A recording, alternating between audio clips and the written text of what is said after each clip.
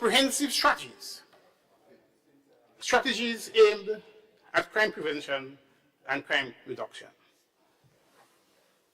And what we're doing today, Mr. Speaker, is simply one such strategy. Other strategies, Mr. Speaker, focus on the education of our youth, letting our youth see the value that exists in themselves, providing them with useful opportunities where they can channel their youthful energies in production.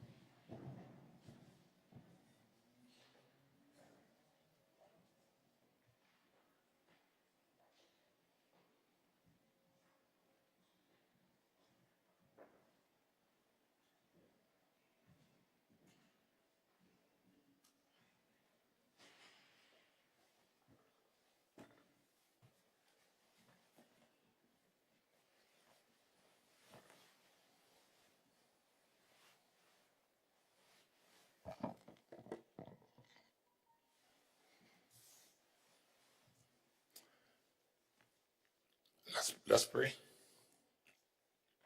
God, we beseech thee, Almighty God, members of this honorable house, that they may wisely deliberate for the good of this country and for the glory of thy holy name. Join me as we say the Lord's Prayer. Our Father, who art in heaven, hallowed be thy name. Thy kingdom come, thy will be done on earth as it is in heaven. Give us this day our daily bread, and forgive us our trespasses as we forgive those who trespass against us. Lead us not into temptation, but deliver us from all evil. For thine is the kingdom, the power, and the glory, forever and ever. Amen. Pray be seated.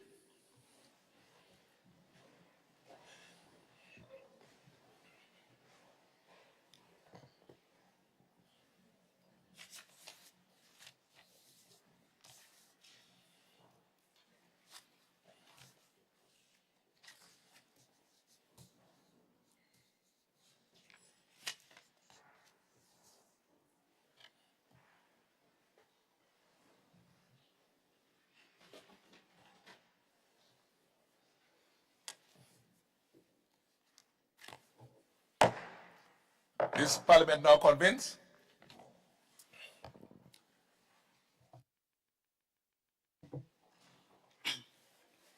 Item 3, oath of allegiance or affirmation of a new member. Item 4, confirmation of minutes. Leader of Government Business. Thank you, Mr. Speaker. Good morning to members of this honorable House. Mr. Speaker, I beg to move that the minutes of the proceedings of a sitting of the House of Representatives held at Parliament Chamber, Mount Weldale, St. George's, on Tuesday, the 26th of November, 2024, at 9 a.m. be taken as read. Honorable members, the question is that the minutes of the proceedings of a sitting of the House of Representatives held at Parliament Chamber, Mount Weldale, St. George's, on Tuesday, 26 November 2024 at 9 a.m. be taken as read. Those of that opinion say aye. Of the contrary opinion say no. The ayes have it. Indeed, the ayes have it. Leader of Government Business. Mr. Speaker, I beg to move that the minutes of the proceedings of a sitting of the House of Representatives held at Parliament Chamber, Mount Weldale, St. George's, on Tuesday, the 26th of November 2024 at 9 a.m. be confirmed. Honorable members, the question is that the minutes of the proceedings of a sitting of the House of Representatives held at Parliament Chamber, Mount Weldale, St. George's on Tuesday, 26 November 2024 at 9 a.m. be confirmed. Those with that opinion say aye. The contrary opinion say no. The ayes have it. Indeed, the ayes have it. The minutes are confirmed.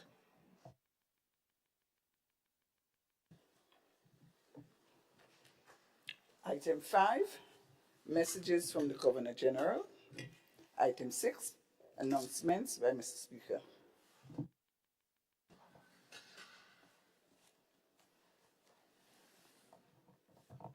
Honorable members,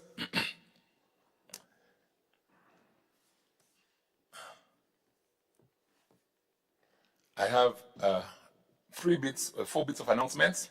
The first being that the Commonwealth Parliamentary Association has invited this Parliament to submit a project that they will be funding in 2025. I think the sum is $40,000, Eastern Caribbean dollars. So we intend as a parliament to submit a project to the CPA. Any parliamentarian who has any project idea in mind can bring it forward to the Speaker for consideration. I use this opportunity as well to announce the tragic death of Lisa Morris Julian, MP of Trinidad and Tobago, who died tragically a few days ago in a house fire in Arima. She lost her life, and so did her 25-year-old daughter and 6-year-old son.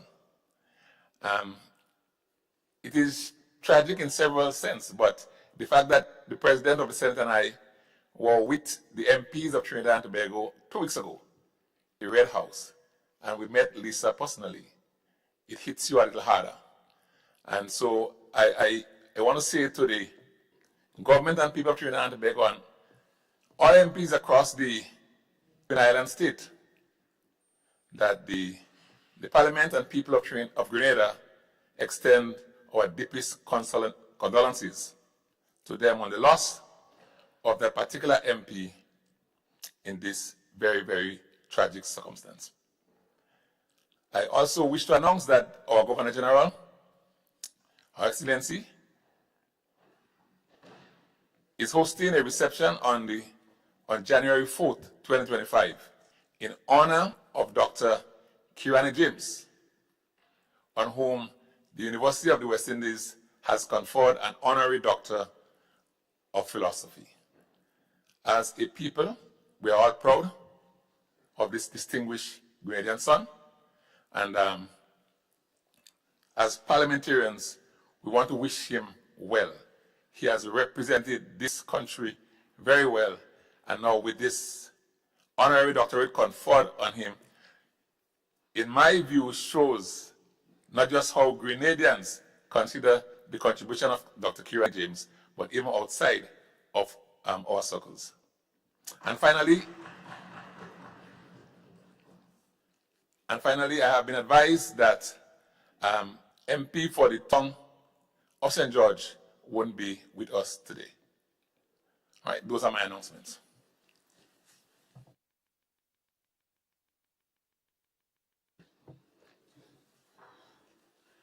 Item 7, presentation of petitions. Item 8, presentation of papers and reports from select committees. Leader of Government Business. Thank you, Mr. Speaker. Mr. Speaker, I beg to lay on the table the report and audit on audited accounts from the Grenada Authority for the Regulation of Financial Institutions, GARFIN, for the year ended 31st December 2023. Thank you. Thank you, Leader of Government Business. Honourable members, this particular document is now laid in Parliament.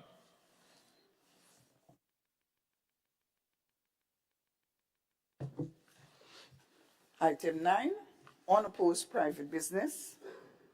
Item 10, questions. Item 11, urgent question under the provisions of Standing Order number 20, subsection 1, notice of questions.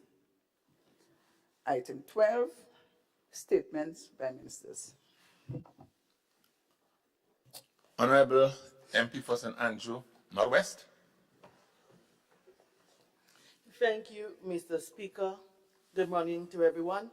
Mr. Speaker, please allow me to update this Honourable House of some of the important initiatives that is taking place in the Ministry of Mental Health, Wellness and Religious Affairs, as well as the Ministry of Youth and Sports.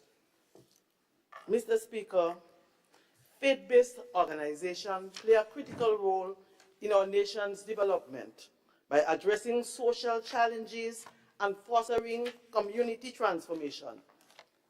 This government, recognizing their importance, Cabinet has approved funding, and the Ministry of Mental Health, Wellness and Religious Affairs issued requests for proposal to enable faith-based organizations to actively contribute to the transformation process through community development and social transformation initiative. Mr. Speaker, the initiative provide grant funding for small, impactful projects aimed at addressing key social issues in communities where faith-based organizations operate or have influence. The areas of focus include education and skill development, youth empowerment, health and wellness, agriculture and nutrition security, disaster management, community development, information and communication technology. To ensure equitable access, one project will be implemented in each constituency with a maximum grant of $10,000. However, constituencies with greater needs like Carriacou and Petite-Martinique, St. David's, St. John's, and South St. George will be allocated $15,500.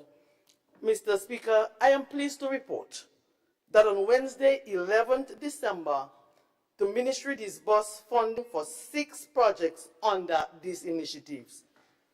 Agape Business Group Development Project, Agape Ministries, Town of St. George, Empowerment Through Counseling and Sewing, Broad Grove New Testament Church, St. Andrew Southwest, Lighthouse Excellence Development Project, Upward Pentecostal Mega Church, St. David's, Poverty Reduction Through Food Security, Franciscan Institute, St. Andrew Northeast, refurbishment of the Monlong Camp, Pawi, St. Andrew Northwest, Sustainable Constantine 2025, Methodist Church, St. George's Northeast. These projects, Mr. Speaker, are designed to create lasting impact in the respective communities by empowering individuals, fostering economic growth, and addressing critical social needs. The ministry will continue to monitor the progress of these projects to ensure accountability and alignment with the initiative's objective. Mr. Speaker, this is a testament to our commitment to building stronger, more resilient communities by partnering with faith-based organizations to drive meaningful change. Mr. Speaker, Cabinet has approved the establishment of a National Sports Council, of the National Sports Council of Grenada, which held its inaugural board meeting on December 10th, 2024 at the Kirani James Athletic Stadium. This marks a significant step in advancing sports development and empowering athletes across the nation.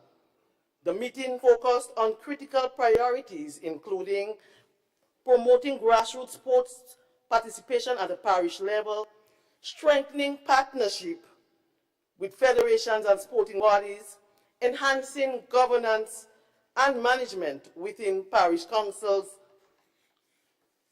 board members, including representatives from all parish councils, and they reaffirmed their commitment to expanding opportunities to Grenadian athletes and driving initiatives that will foster tangible progress.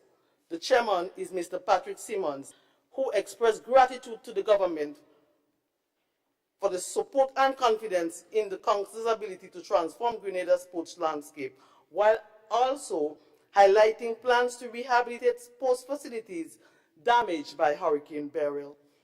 This inaugural meeting, Mr. Speaker, sets the foundation for strategic action to develop a dynamic sport culture with a focus of inclusivity and collaboration among stakeholders, including Carriacou and Petite-Martinique. Mr. Speaker, it is important to note that after the advent of Hurricane Beryl, we had serious devastation in Carriacou, and in 2025, they will be given priority. Mr. Speaker, swearing in of our youth parliamentarian. It is with great pride that I update this Honorable House on the historic election of our first ever National Youth Parliamentarians.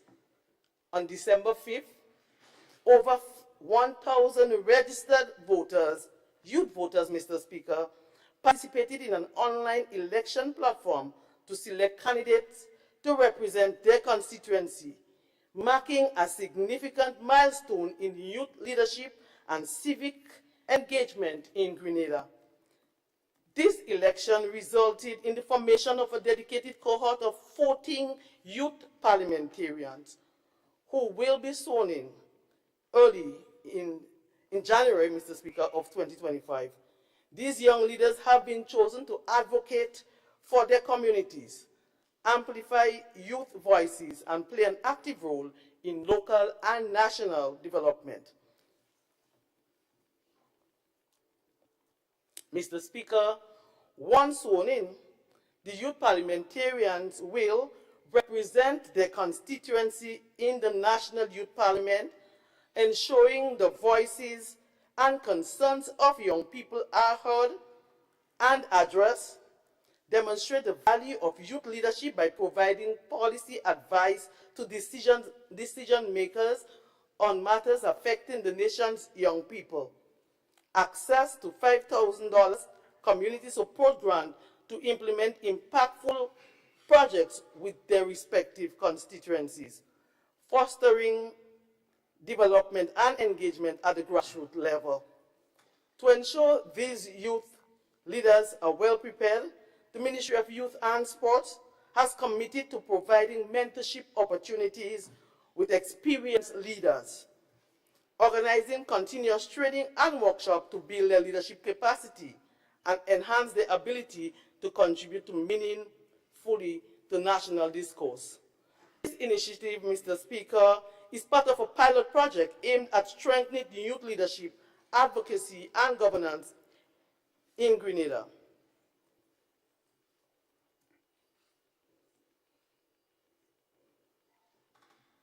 Mr. Speaker, I also would like to update this Honorable House that on the 1st of December, we held our first National Youth Rally and Award Ceremony, appreciating, Mr. Speaker, that our young people need to be recognized by us as a government. And speaking of government's commitment to providing for our young people, our own Afi Fletcher was awarded at that day. We have a young Renel Gilbert who received scholarship from the government of Grenada. Mr. Speaker, this government seriously concerned about our young people. And so we do not only make promises and deliver on our promises, but we also deliver on the promises made by previous government. And that is why, Mr. Speaker, on that day, Lyndon Victor, Anderson Peters, and Coach Paul Philip received the deed and plan, a decision, a promise that was made since 2018. Mr. Speaker, as a government, we'll continue to provide for our young people. And if you believe that we have done a lot in 2024, just wait until 2025. I thank you.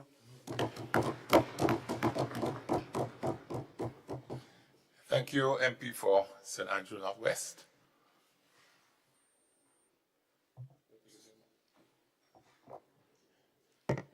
MP for St. Andrew Southwest. So thank you, Mr. Speaker, and a very pleasant good morning to all.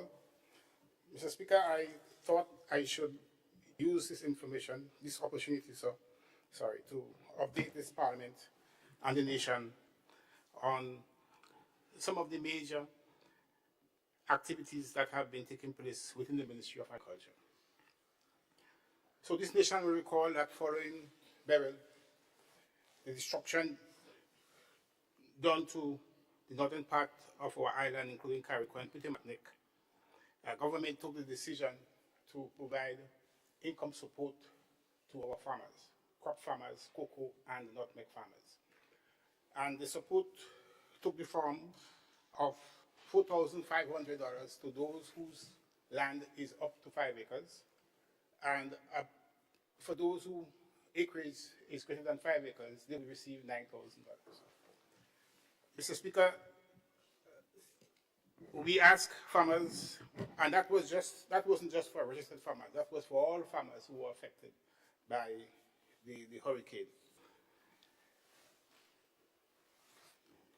I also want to indicate, Mr. Speaker, that just before the hurricane, we took out insurance for our farmers with an insurance credit union company called COPEF of Dominica.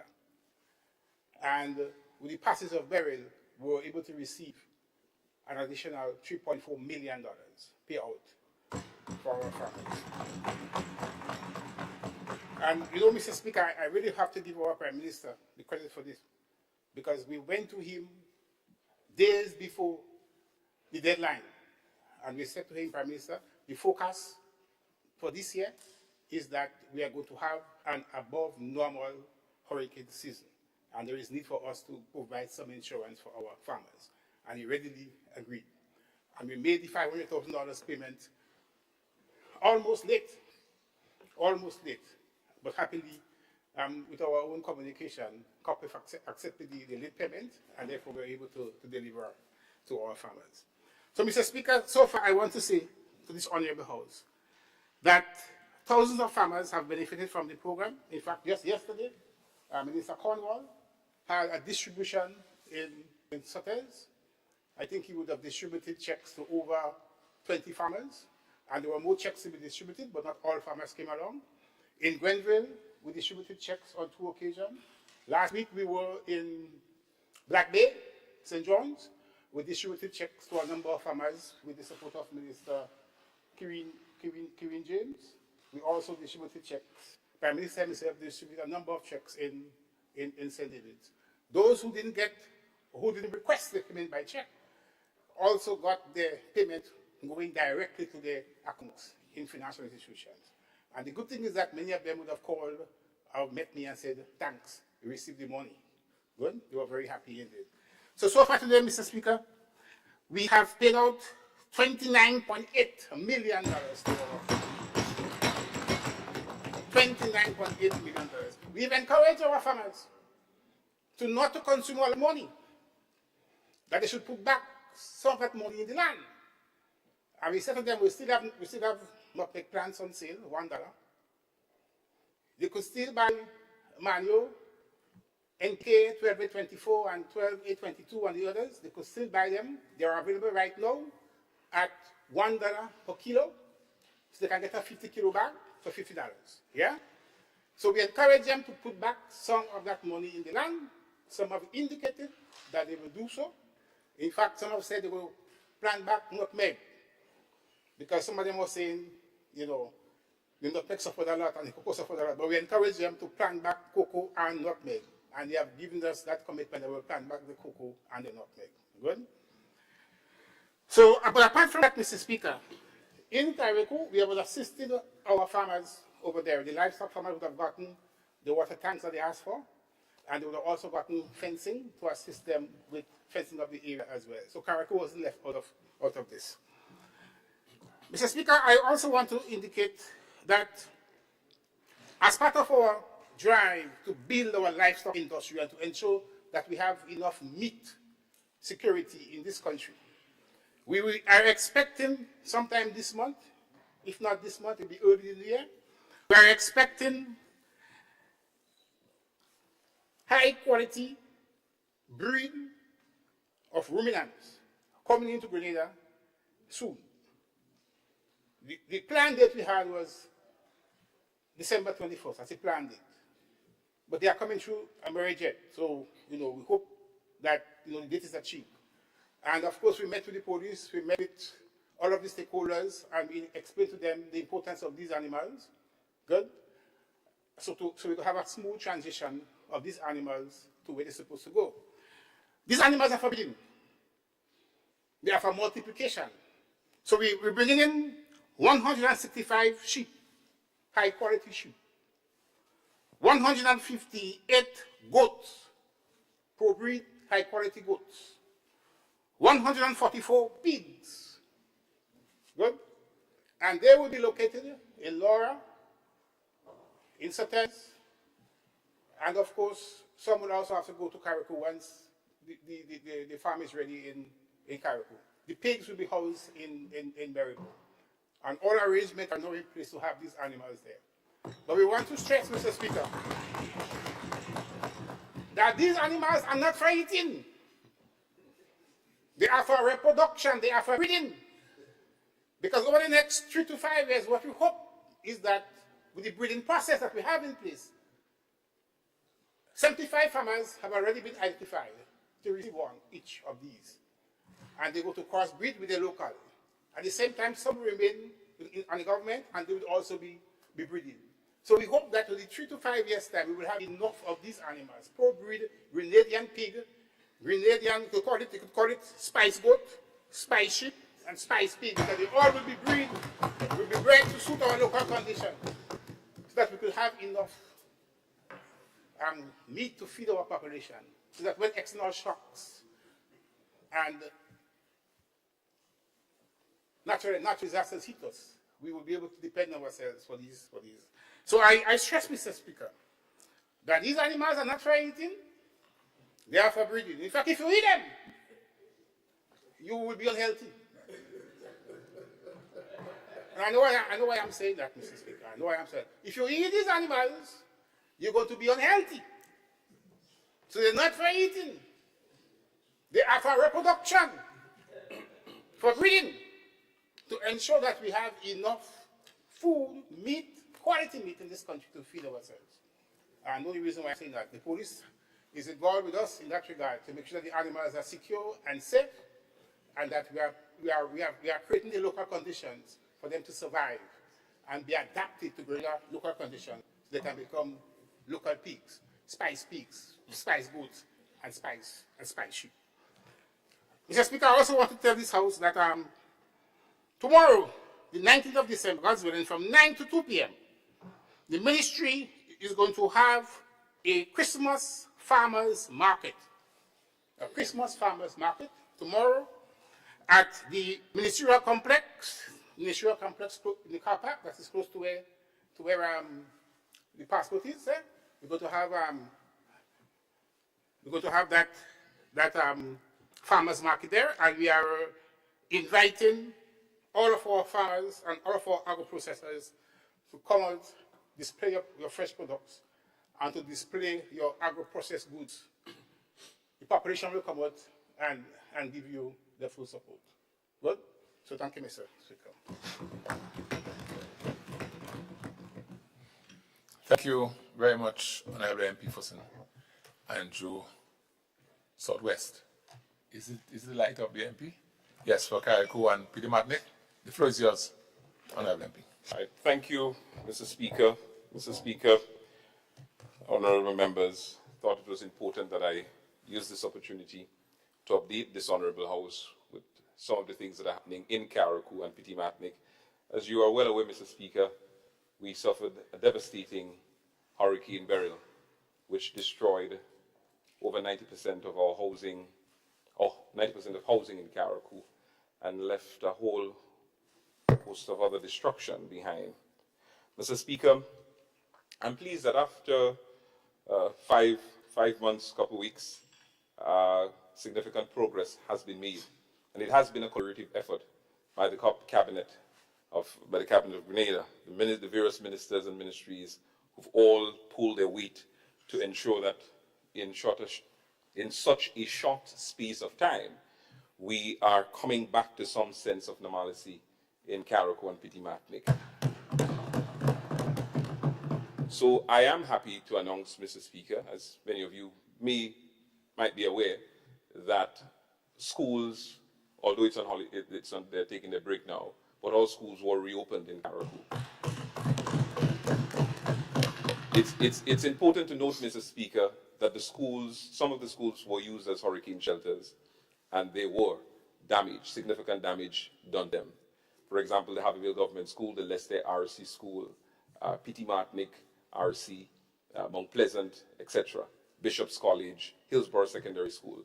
All of those schools, Mr. Speaker, have been repaired, and of course, the schools were accommodated to the students. Of course, Mount Pleasant, Mr. Speaker, which sustained a lot of damage, as we speak, work is taking place there. And again, commendation must be given to the Ministry of Infrastructure Development, although the ministry gets a lot of blows, but I think that the Ministry of Infrastructure really came through for the people of Carrick and Petit-Martinique in getting things done, especially the infrastructural work like our schools and other projects. Of course, for Dover Government School, which was destroyed completely, Mr. Speaker, the Ministry of Education and Infrastructure will be, and of course the Ministry of Carrick and Petit-Martinique will certainly be making an announcement as it relates to the rebuilding efforts that will take place there.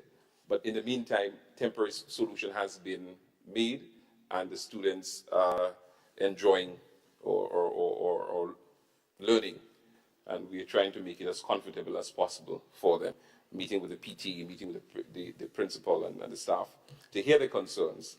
And of course, you know, we are a government that listens, and from listening, we act. So, Mr. Speaker, in addition to schools being reopened, I'm happy to see the men and women of the Royal Grenadier Police Force here. The police station in Carrick who suffered lots of damage. Unlike the history of the past when Hurricane Ivan destroyed many of our state buildings, one of the first buildings to be renovated was the police station. So I'm happy, again, Mr. Speaker, that, and you see, I want us to pay attention to our actions. Action in terms of ensuring that we put our men and women, our workers, etc. You hear more about it in terms of looking at our, paying attention to our action in terms of putting men and women or people first. It's not just a mantra, but we're actually doing it and making it happen. Government buildings, Mr. Speaker, ministry buildings, government offices, etc. The People's Building, which was destroyed or damaged badly, are reopened or in the process of being reopened as a result of the repairs that have taken place. Yesterday was a bittersweet moment, more sweet than bitter, seeing the seniors from Carriacou being relocated back to Carriacou. You know, I'm a big fan of the seniors, and I recall Prime Minister, without even thinking once or thinking twice, said that all seniors in Carriacou and Petit-Martinique that are affected must be moved down to Grenada immediately. And the instruction was given to the Ministry of Social Development, and the Ministry of Social Development and the team worked their magic to ensure that our seniors were accommodated. The Top Hill Senior Citizen Home, Mr. Speaker, was devastated too, was impacted by the hurricane. I'm happy and of course grateful for the Rotary Corps and the Ministry of Social Development, in particular Minister, the Honourable Minister Gloria Thomas and her team at the Ministry of Social Development, at the time P.S. Jeremiah, who moved heaven and earth to work along with the Rotary Corps to get our senior citizen home ready in time for Christmas so our seniors could move back. And yesterday they moved back in, Mr. Speaker. The family and of course the community of Carriacou and Petit-Martinique is grateful. We are continuing to work with mobilization, the Ministry of Housing and the Ministry of Carriacou and Petit-Martinique to provide affordable housing for the rest of seniors that are in Grenada, which will soon be moving back to Carriacou in the not too distant future, Mr. Speaker. Our hospital was also impacted by the devastation caused by Beryl. The roof was blown out, equipment destroyed, etc. I'm happy, Mr. Speaker, that our hospital is now fully operational. A testament of the hard work by this administration, the Ministry of Health, and in particular, the Ministry of Infrastructure Development, must be given full credit for this amazing work in ensuring that this happened. Our clinics, Mr. Speaker, all but one was spared. We have 5 clinics, and the only one that would stand the test of time of Beryl was the Hillsborough Health Center. But I'm happy, Mr. Speaker, to announce that work has started on the repairs of all of the clinics in Carriacou and Petit-Martinique. So that is significant progress being made as a result of the island's infrastructure. Mr. Speaker, significant roofing material support for the people of Carriacou and Petit-Martinique has been given by this administration to the people of Carrick and Petit Martinique. Over $17 million, Mr. Speaker.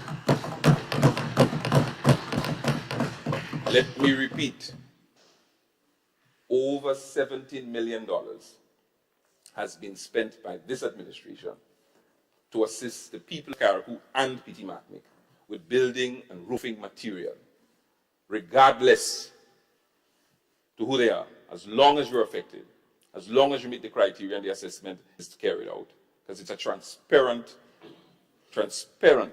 process. And if you went to Carriacou a couple months ago, and you recently visited, you would see, Mr. Speaker, that most people have started back putting their roofs. So you've seen less tarpaulins and more galvanized. And the beauty about this, Mr. Speaker, and again, I must commend the leadership of Mr. Mitchell in ensuring that the planning authority was based in Carriacou and is adequately staffed in Carriacou. So it's not just dishing out monies for building materials, but it's ensuring with the support that the people get through the building materials, that the planning authority is right there to guide them, to ensure that they build back better, stronger, and more sustainable. In addition to the building material support, Mr. Speaker, support with building of homes for vulnerable citizens, build back better. And of course, I want to pause for a minute to say thanks to an organization from Trinidad, Hands That Serve, that gave 27 homes to the people of Carriacou. And as we speak, over 20 Build Back Better homes are being built, and more homes are on the way to Carriacou and Petit Martinique, which are expected to be here mid-January, Mr. Speaker. So those are some significant progress that is being made. I see to the people, Mr. Speaker, I say pay attention to our actions, not what they're saying, pay attention to our actions. Carriacou and Petit Martinique is now 98% debris free.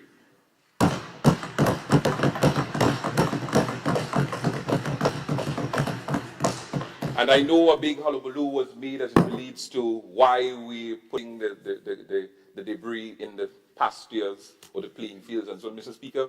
At the time, we had no other choice but to act to try and clean up the place in a record, in the shortest possible time frame. I'm happy that the government of Grenada, who partnered with Solid Waste Management Authority, bought equipment that will ensure that we compact, compile, and should I call it refine, or to, well, to ensure that our playing fields, after the debris is cleared out, that our playing fields get back to a state, to its pristine state.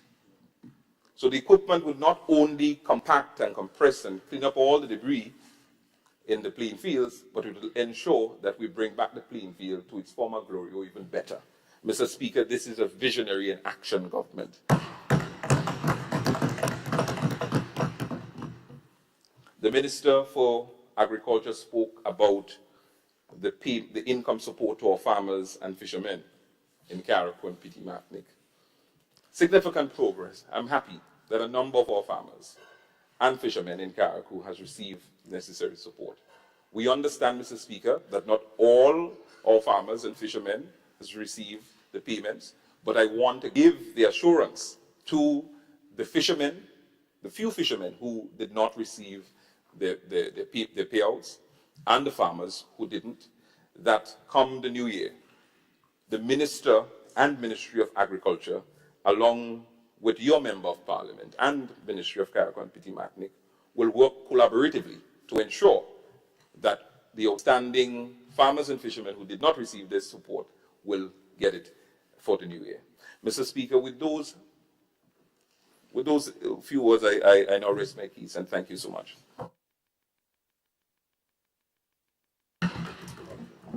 Thank you very much, MP, for Carriacou and Peter Martinic, and I invite the MP for Central South to take the floor. Good morning, Mr. Speaker. Morning to everyone. Mr. Speaker, I just want to commend my colleague from Carriacou and Peter Martinic for job well done. Mr. Speaker, from the onset, we have shown that we do not back from a challenge and we do not back from a hurricane, Mr. Speaker. Mr. Speaker, there's a scene when the going gets tough, the tough gets going.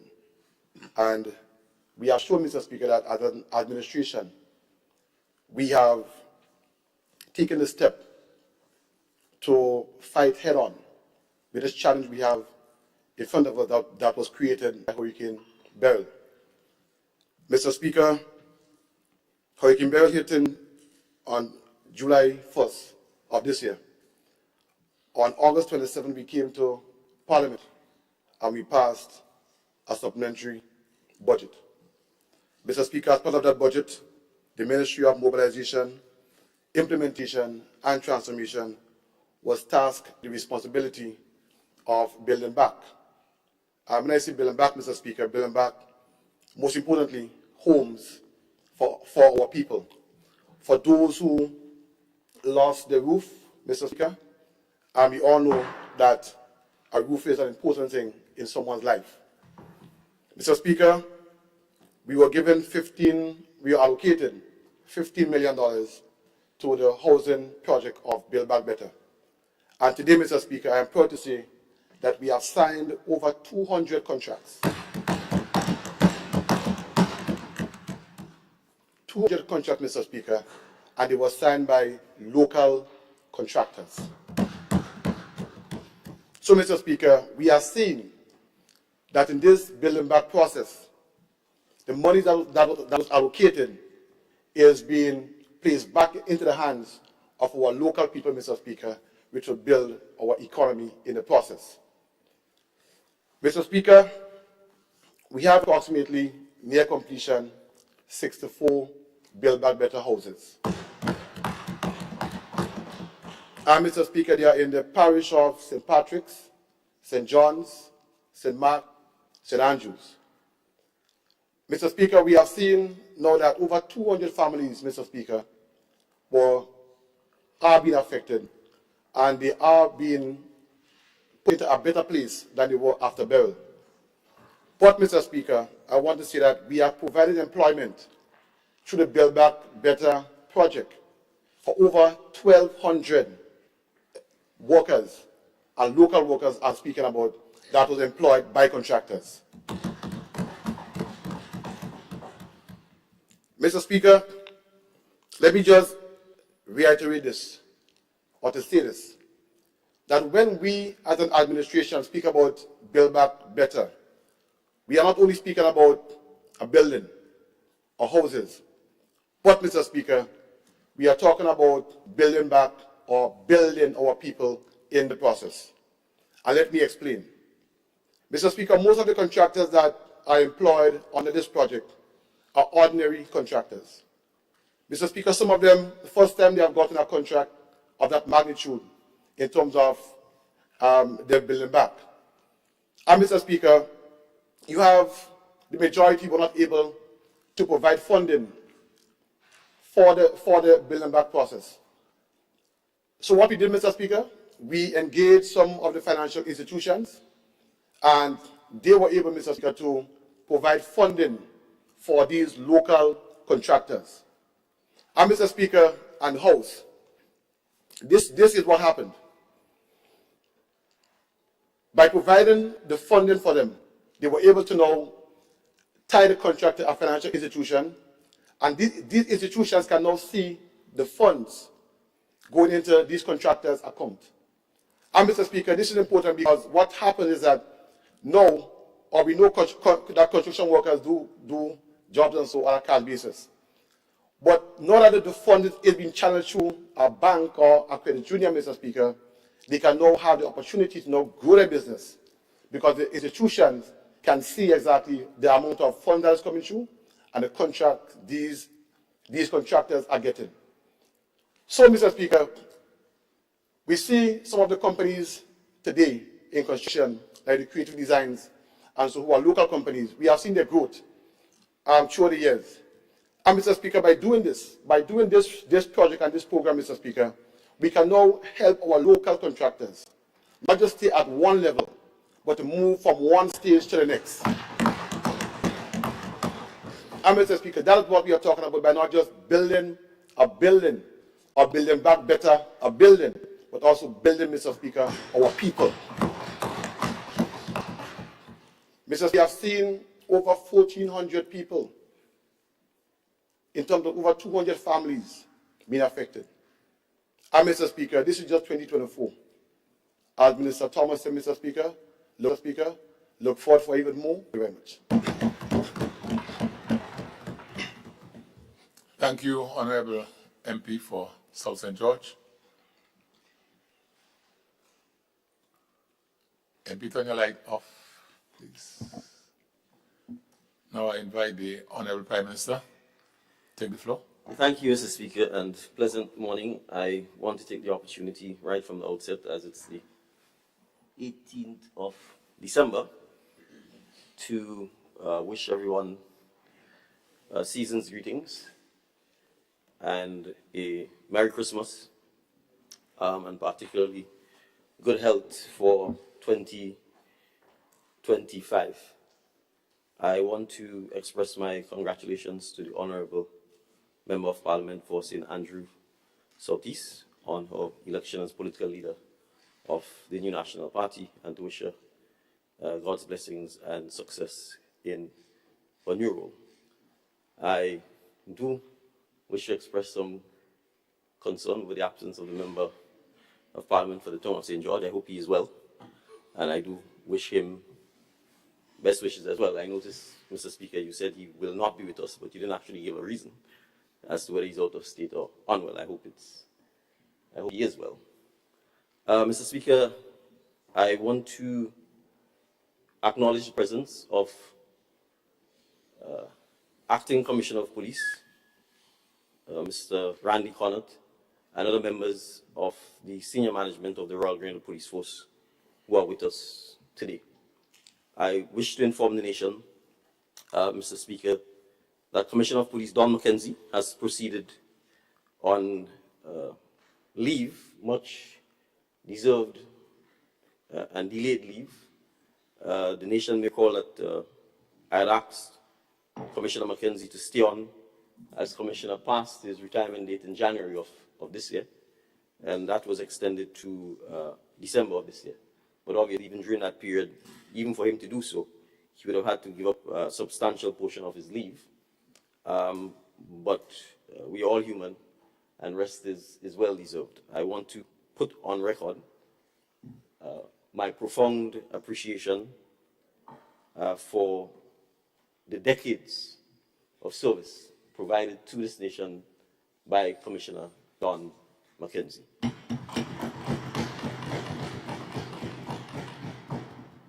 When I assumed office, Commissioner McKenzie had the title of adjunct, a title that was created.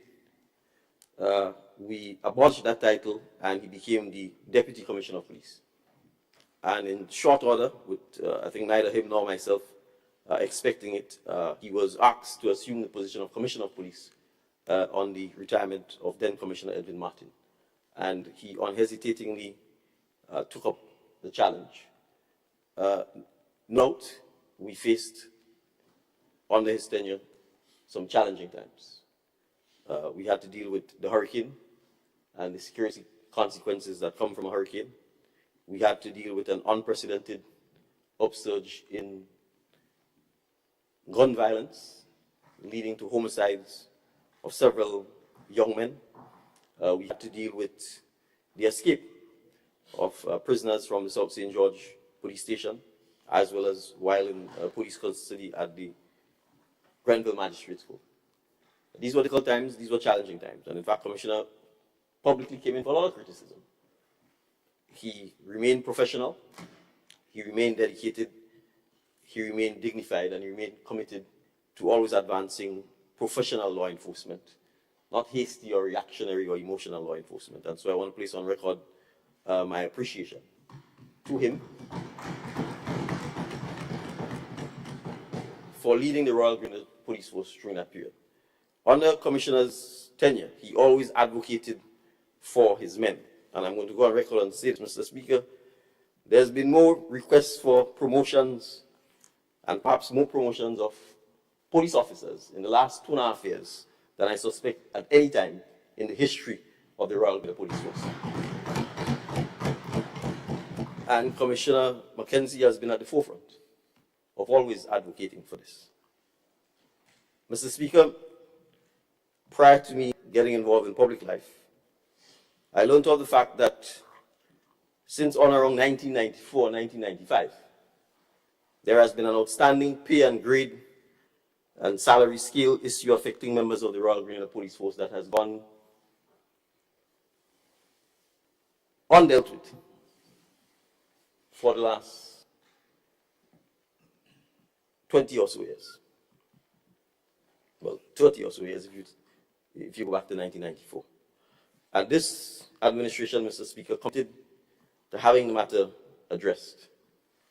I am happy to report that under Commissioner's tenure, after the government negotiating team negotiated with the police welfare and the other unions that represented public sector workers, that led to the conclusion of negotiations and led to the signing of a collective bargaining agreement to cover the 3-year period. We gave a commitment to the Police Welfare Association that we will address this pay and grade issue. As a result, a committee, and I want to name the committee because I think it's important for the public to appreciate that when things happen, there are people who are working hard behind the scenes to make sure that it is a success. The committee consisted of Joseph Lane, who in fact is a representative of the Police Welfare Association, Mr. Tyrone Greenwich, Ms. Shanae Dikoto, Ms. Rachel Brizan, Ms. Alicia Durant, Ms. Deborah Kado, and Ms. Everil Bonaparte. And they have done substantial work over the last year on this matter. And we believe we are now in a position where early in the new year, we will be able to, once and for all, address this matter of pay and grade for members of the Royal Grenada. And I just want to give context so people understand what I mean by this. Ernst & Young had been commissioned to do a study to assess the terms and conditions of police officers contrasted with other public sector workers. And the police had raised a number of issues: their working hours, the patterns, the long hours, the danger, the risk, the adverse working environment, and I'll come to this in a while, Mr. Speaker, the range of roles that and mission creep that has been burdening the RGPF, leave entitlements and loss of public holidays, impact on pension allowances, and inconsistent treatment compared to other public sector service groups. Now, after Ernst & Young did their assessment, the key conclusions noted that the salary structure implemented in 1995 and 1996 undervalued police roles, especially at ranks PO and P3, or PO2, P3, and that's constables, corporals, and sergeants. And that there were significant inconsistencies between police and public officers, and in particular, when compared to the teachers' scale. And it resulted in police officers being at a disadvantage in terms of salary progression relative to other public officers and teachers at equivalent levels. And so, Mr. Speaker, those are the issues that we have sought to address over the last year, and we have the recommendations in by the committee. We believe the Police Welfare Association, with some further discussions, will agree to the recommendations, and we look forward to, in fact, having those implemented so that we can address this matter. So I raise this, Mr. Speaker, to point to it again, in keeping with what the Honourable Member of Parliament for Carrick-on, P.T. Martinique, said. judge us by our actions, not by our talk. We don't engage in megawatts of talk, we engage in megawatts of action.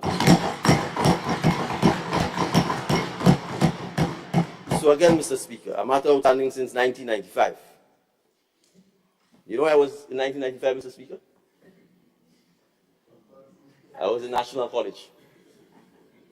I was in Theophilus Albert Marshall Community College at Tantine since 1995. So it tells you how long this matter is outstanding. Mr. Speaker, by way of information, I wish to advise that, as I said, Acting Commissioner of Police Randy Connaught will act as Commissioner of Police until the leave entitlement of Commissioner Don McKenzie expires. Deputy Commissioner of Police Prince, who is also here, Mr. Speaker, also has been extending service to the Royal Grenada Police Force and the good people of Grenada beyond his call of duty. And we've asked him to stay on, Mr. Speaker, until the middle of 2025. And we want to, again, place on record our appreciation for his commitment and his willingness to work beyond retirement age in the interest of the Royal Grenada Police Force. Mr. Speaker, further announcements will be made pertaining to the management of the Royal Grenada Police Force. I also wish to place on record, Mr. Speaker, that we have moved speedily to commence work on a building in Grenville, and we expect that the work will be concluded shortly in the new year, so that the Grenville Police Station can be relocated, and so that the men and women who are housed and who have to do business and serve the public at the Grenville Police Station will be doing so in significantly enhanced premises in Grenville. As you are aware, Mr. Speaker, we are drawing down to the conclusion of work on the police headquarters, which is being relocated at what was once in those days, Grenville, and then Cable and Wireless, and then Flow headquarters building, which also for a short period of time housed the Supreme Court buildings. The work is ongoing, it is near completion, and I just say anyone who drives by, it will be hard-pressed not to be impressed by the significant transformation of the building. So, Mr. Speaker, we are not just committed to improving the physical infrastructure under which our law enforcement officers serve, but as I said, we are also committed to addressing the terms and conditions by which they work and improving the terms and conditions under which they serve the public. So there are obviously several other buildings that need urgent attention, but I think, as highlighted by the Member of Parliament for Carriacou and Petite Martinique, the Ministry for Infrastructure has enormous responsibilities stretching across the entire country and the entire government service. And so for those who are currently in circumstances that are less than ideal, obviously your request would be to ask them to exercise patience. I hope a hurricane every year doesn't become a norm, but you'd appreciate, Mr. Speaker, obviously with a hurricane there's been significant disruption, not just hurricanes, but the storms, the heavy rains, have led to a significant flooding and damage to public infrastructure as well as private homes as well, and that's the added challenge that the Ministry of Infrastructure has to treat with. But notwithstanding that, I think we can demonstrate that the ministry has taken on and has delivered in significant ways on many infrastructure projects, both pre and post Hurricane Beryl. And so I want to go on record to thank the staff at the Ministry of Infrastructure, the current acting PS Alva Brown, PS Sylvia Thomas, the Chief Technical Officer, Mr. Kevin Blash, and other senior persons, Ms. Ray Goddard, the Senior Administrative Officer, and others there, who have worked tirelessly to address a lot of the physical challenges that we face in Grenada. Mr. Speaker, in the interest of time, I will conclude. The next time I get an opportunity to make statements on the Minister's statement, I will address the prison service. Oftentimes, the prisons, rightfully so, state that they feel like the outside child, because very little appreciation is shown to them.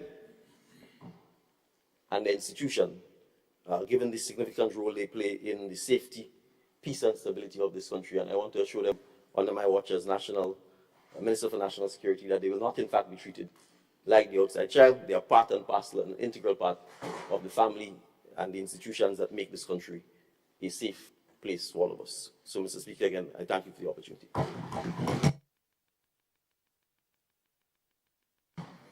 Thank you, Honorable Prime Minister.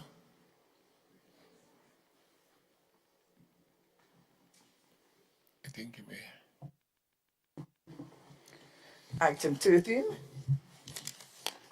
personal explanations. Item 14, motions. Leader of Government Business. Thank you, Mr. Speaker.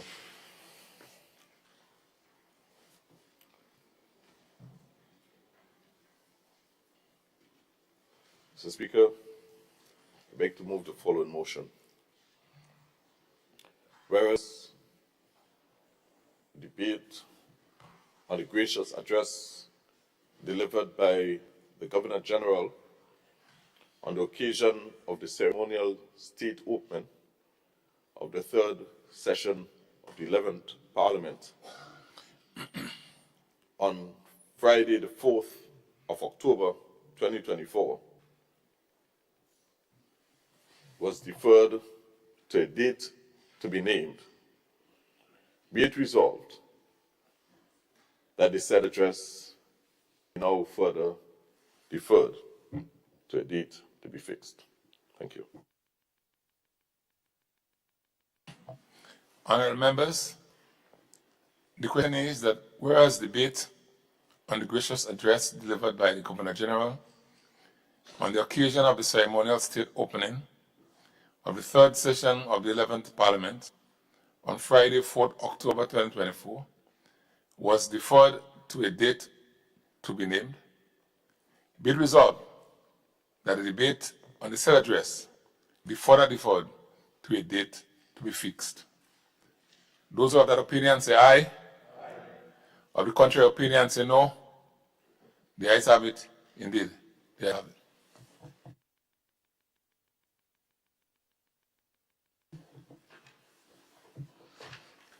Item 15, bills.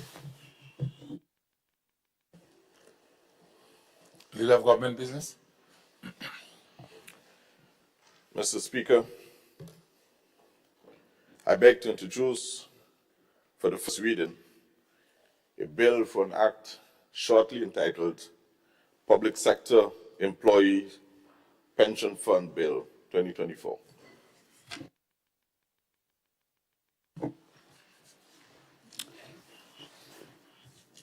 A bill which seeks to establish a contributory pension scheme for public sector employees, shortly entitled Public Sector Employees Pension Fund Bill 2024.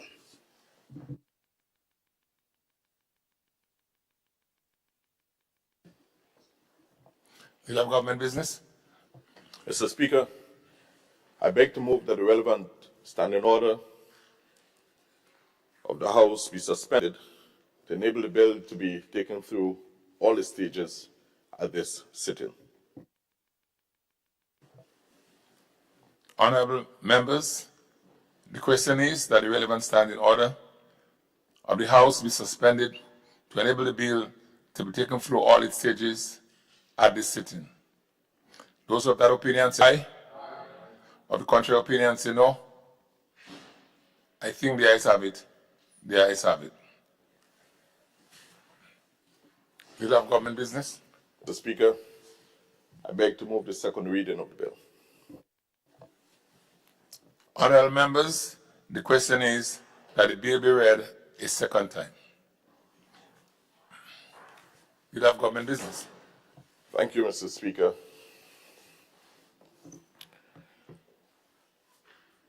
Mr. Speaker, the Public Sector Employees Pension Fund Bill 2024 seeks to establish a contributory pension scheme for public sector employees, to provide for the establishment of a fund from which the payment of pensions, gratuities, and allowances are to be paid to such employees. Also, Mr. Speaker, to provide for the establishment of a board of trustees to manage and administer the said fund, and to provide for other relevant matters. Mr. Speaker, this bill in question consists of 8 parts and 79 clauses. And due to the sheer length of this bill, Mr. Speaker, I will attempt to discuss what I consider some of the more pertinent aspects of the bill. And I imagine my colleagues would assist and support in other areas. But this bill, Mr. Speaker, if, as Grenadians, we are to recall our history, we would recall a very stirring campaign of 2018 in which, Mr. Speaker, pensions, as it were on the ballot. And disappointingly so, Mr. Speaker, the said pension, so spoken of eloquently and so well promised, was never delivered. It took, Mr. Speaker, a new, young, brilliant, and dynamic team, led by our excellent Prime Minister, Mr. Speaker, to introduce today this bill, responding to the needs of our public servants. So this bill, Mr. Speaker, and this day, the 18th day of December, 2024, must go down as part of history making.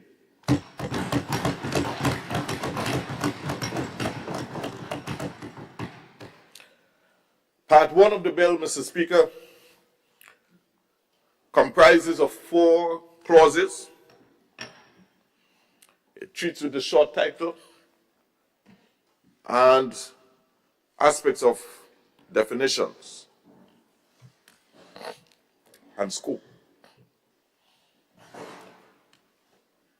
The scope application of this act, Mr. Speaker, section 3, subsection 1,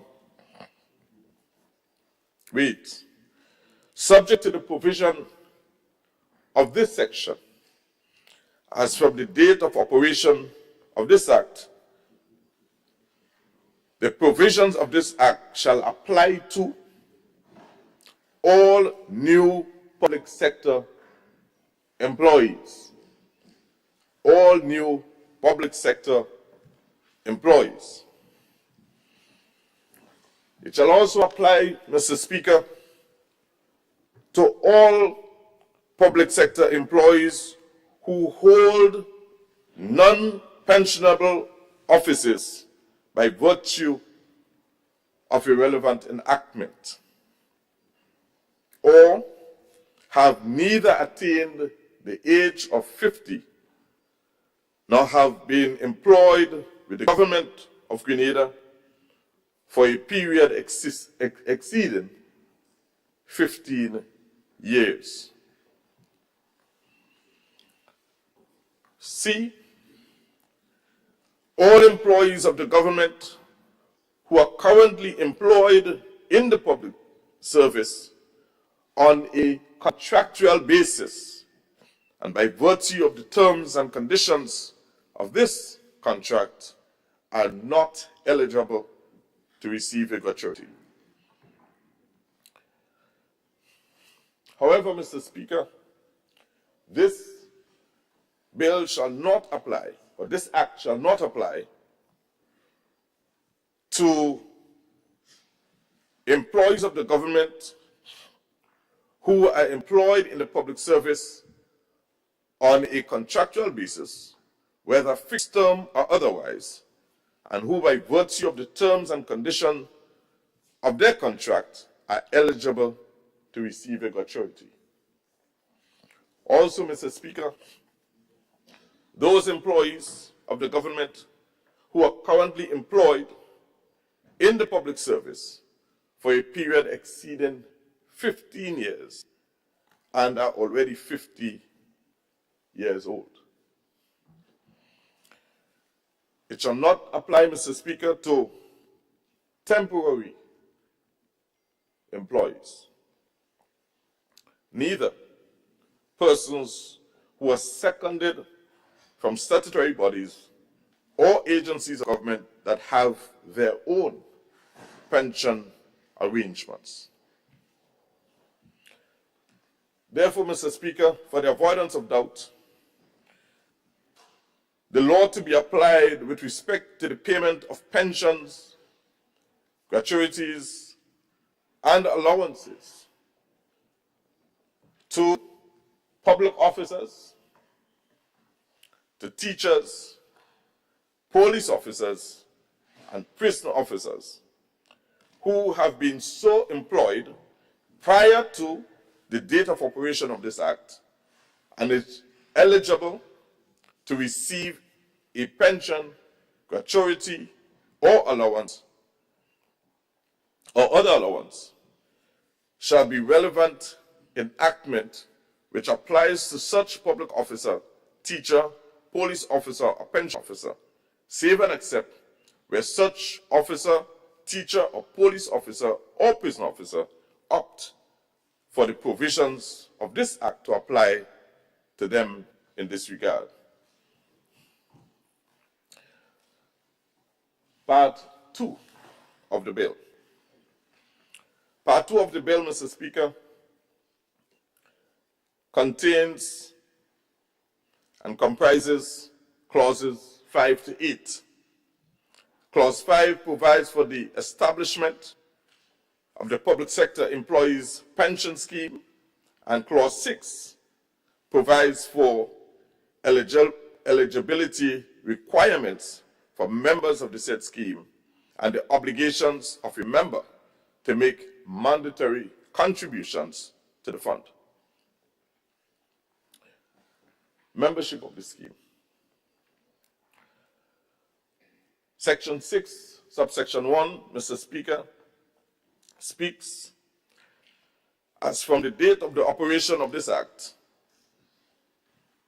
a public sector employee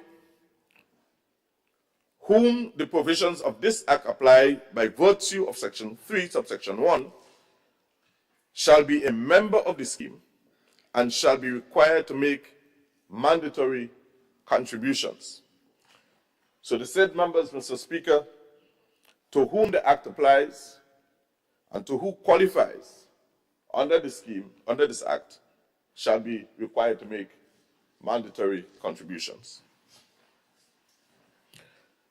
Mr. Speaker, in like manner, the employer is also required to make mandatory contributions.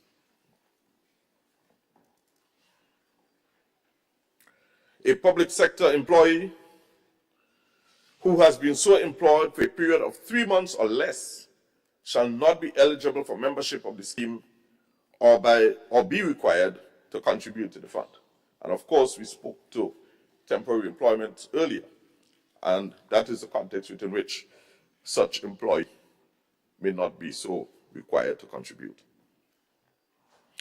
However, Mr. Speaker, a public officer, teacher, police officer, or prison officer who is so employed on the date of operation of this Act and eligible to receive a pension, gratuity, or other allowances in accordance with the provisions of any of the relevant enactment may, in the prescribed manner, within 12 months after the date of operation of this Act, may now opt to become a member of this scheme by completing the relevant registration, documentation, and thereafter being accepted by the scheme by virtue of approval of the Board of Trustees. Thereafter, Mr. Speaker, the Act will now apply, and the said member will now have to make their mandatory contributions into the scheme. We now move to Part 4, Mr. Speaker, that speaks to the establishment of the Board of Trustees. So the Board of Trustees, Mr. Speaker, shall consist of the following appointed trustees who are so appointed by the Governor General, acting on the advice of the relevant minister.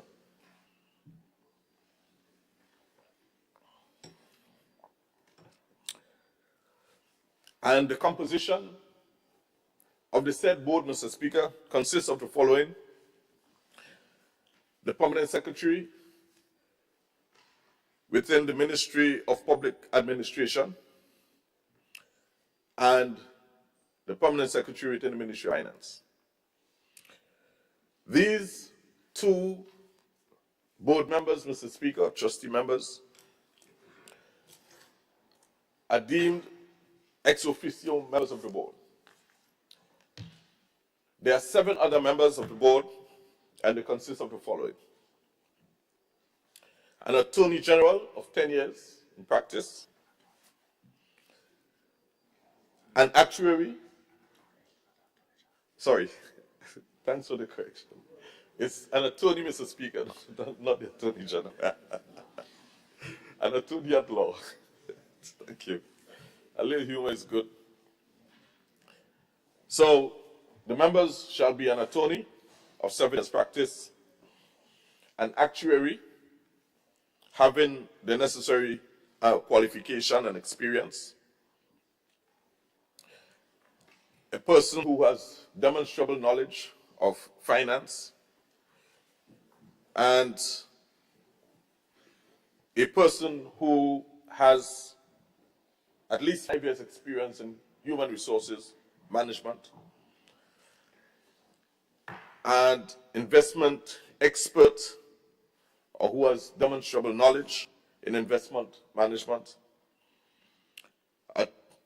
as someone appointed or so named by a trade union representing public sector employees, and one person representing statutory bodies.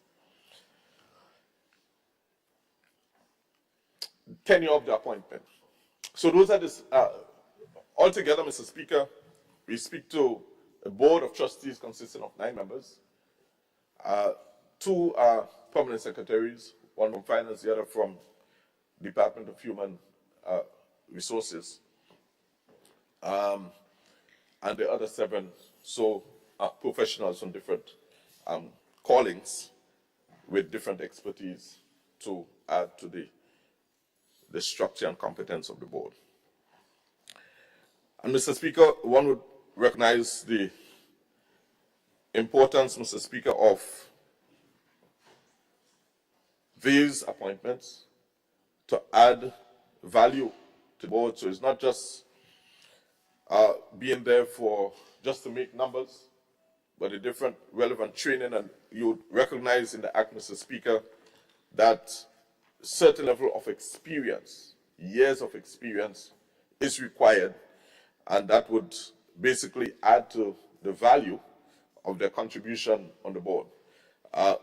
Contributory schemes, Mr. Speaker, are not necessarily very easy schemes to manage, and therefore the presence of somebody with actuarial knowledge, as stated earlier, is also important, because in actuarial as well as investment and so on, all of these skill sets are absolutely necessary in building a strong framework for the management of the scheme.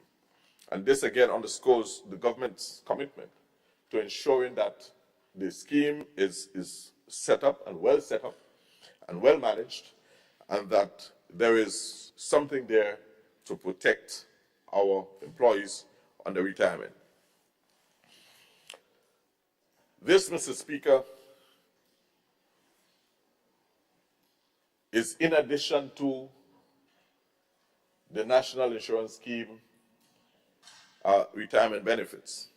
And I make this point because one must appreciate that the NIS serves its good purpose.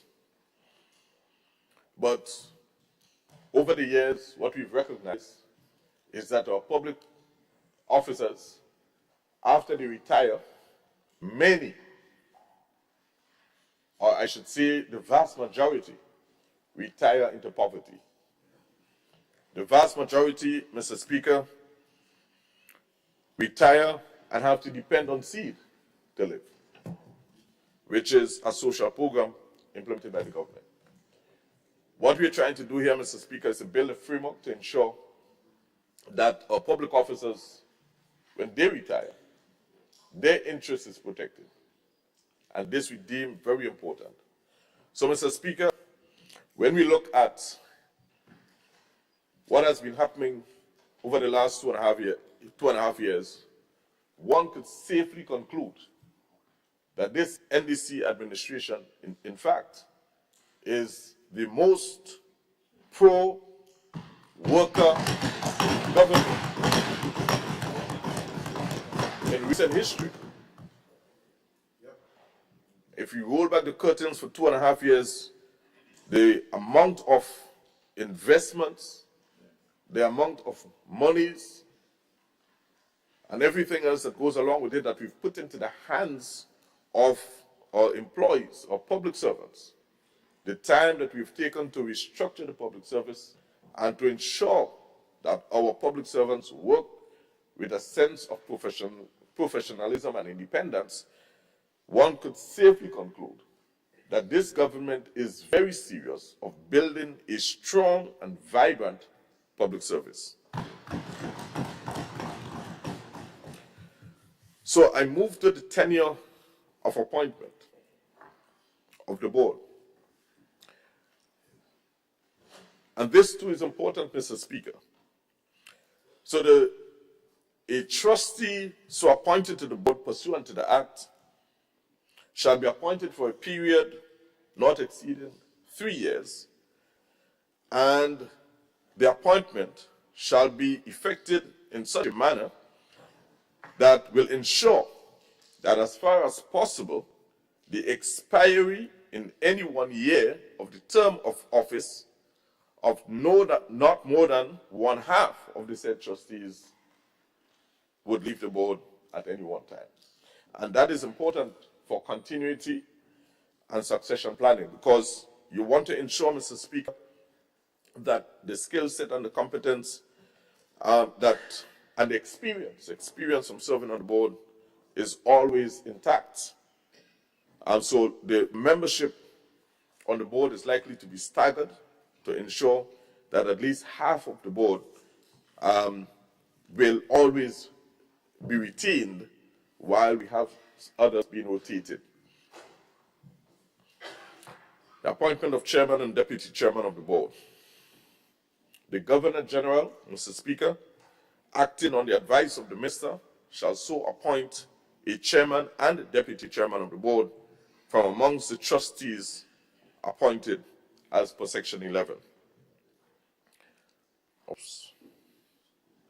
So in the case where the chairman is unable to act, the deputy chairman, Mr. Speaker, will so act in his stead, his or her stead. Mr. Speaker, we now move to Section 25 of the Act, where we take a look at the general rules relating to investment transactions of the fund. And again, this is very important because the idea behind all of this is to ensure that the fund remains strong, that the fund lasts into perpetuity as much as is humanly possible, and that the pensions remains relevant to the employees, and that they are motivated to continue to contribute to the scheme. If built out properly from the onset, it is likely to succeed. So here are some of the general rules as per Section 25 of the Act. No investment, Mr. Speaker, shall be made without the prior approval of the board. And this too is important because the overall governance of the fund is a critical component in ensuring that the fund actually lasts. 2, Mr. Speaker, all investment transactions shall be undertaken at arm's length and at all price comparable in the market for similar investment transactions shall be so made. So the price comparisons, the market analysis, and all of these are critical things for decision making must happen, Mr. Speaker, at an arm's length transactions and inquiries. All investment transactions shall have the authorization of the board, all, and be consistent with the investment policies, standards, and procedures as established pursuant to Section 23. So, Mr. Speaker, the policies, the standards, and procedures, and all of these things that are set up within the framework of the management of the fund, the investments shall be in line with all of this to ensure that the proper governance and management of the fund actually happens. So, Mr. Speaker, what we are trying to do is to ensure that all of our public officers who qualify under this fund actually get the pension on retirement. So we set this in such a way, Mr. Speaker, that the fund, by law, must be governed properly. So you ask the question, who is it that are really seeking the best interests of public servants? Who is it that is guaranteeing that when public officers give up their lives for decades, sometimes 30 and 40 years, some of them work, Mr. Speaker, and having to retire after, who is it that really stands with the employee? Who is it, as we put in inverted commas, like poor people? This, Mr. Speaker, guarantees, I'm not even talking about all the actions that we've taken to ensure that minimum wage of employees are protected and that the salary adjustments has been made and so on and so on. Who is it, Mr. Speaker, that really seeks the interests of our public officers and really seeks the interests of the small man and poor people, as we put it? Mr. Speaker, this day, Mr. Speaker, must be considered as a day of history making in Grenada. We are not simply talking and making empty promises. And yes, in fact, that we made this promise, that we are going to implement pension. Today, Mr. Speaker, is yet another fulfillment of the promise that we've made. Today marks, Mr. Speaker, another commitment to the working people of this country. And I hope, Mr. Speaker, that the private sector also take note of this, and they too should put their own pension fund in place. Let's move, Mr. Speaker, to the actuarial valuation of the fund. Section 27.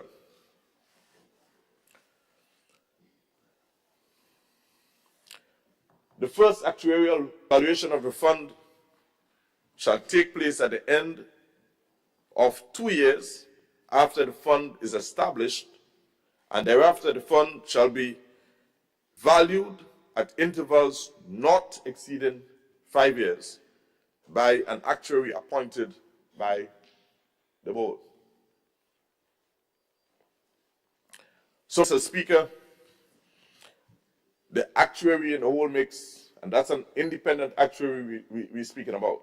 Remember, Mr. Speaker, when we spoke about the composition of the board, we spoke of someone who had actuarial experience and knowledge to sit on the board. This actuarial valuation we're speaking about is an independent actuary who, after the first 2 years, shall evaluate the fund and make recommendations to the board for implementation. And thereafter, every 5 years at minimum, the actuary shall again continue to evaluate the fund and ensure that the growth of the fund is in line with what is expected in order to secure the life of the fund, to ensure that it remains a viable fund.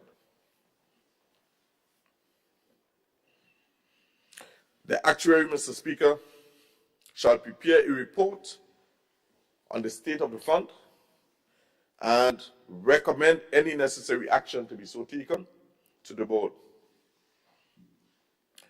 Thereafter, Mr. Speaker, a report submitted pursuant to Section 2 shall be submitted by the actuary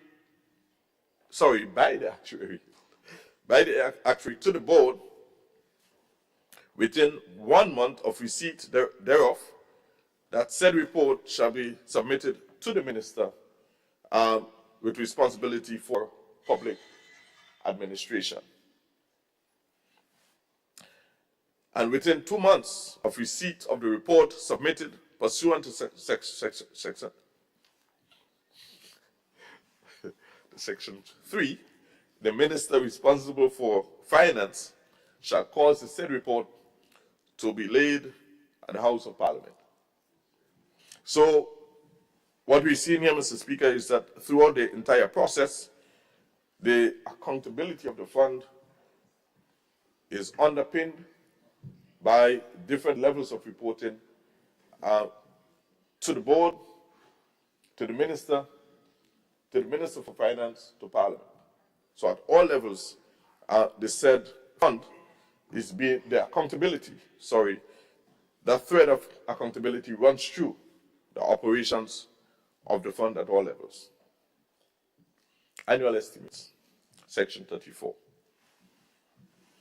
No later than 3 months before the end of each financial year, the board shall cause to be prepared estimates of revenue and expenditure of the fund for the next financial year. And so, Mr. Speaker, the budgeting and preparation and forecasting of information for the consideration of the board is also a critical component, so that at least expenses can be properly managed and monitored in accordance with the budgets.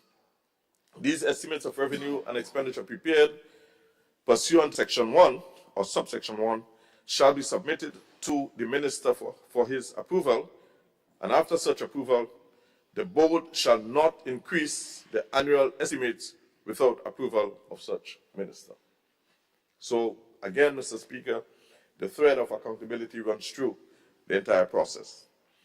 The annual estimates shall make provisions for the estimates of expenditure of the fund for the financial year, and in particular, shall provide for the payment of salaries and other allowances in respect of the trustees and the members of the committee, and such other persons contracted by the Board of Trustees, and also any other administrative costs or expenses. The audit of the fund, Section 35. The accounts of the fund shall be audited by an auditor appointed by the board and approved by the Director of Audit. So this allows, Mr. Speaker, that, of course, an independent audit be conducted each year, an auditor of the choosing of the board. However, approval must be given from the Director of Audit, and that is normal. The board shall, within 6 months after the end of each financial year, cause to be made and transmitted to the minister. Also, a statement, 6 months after, let me just take this again, just not to confuse anybody. Maybe I should do it in layman terms, that 6 months following the end of the financial year, the following statements shall be submitted, or audited statements shall be submitted to the minister. A statement of accounts of the fund, a report regarding the state of affairs of the fund, the business and the financial position of the fund, which includes the financial position, the statement of accounts, cash flows.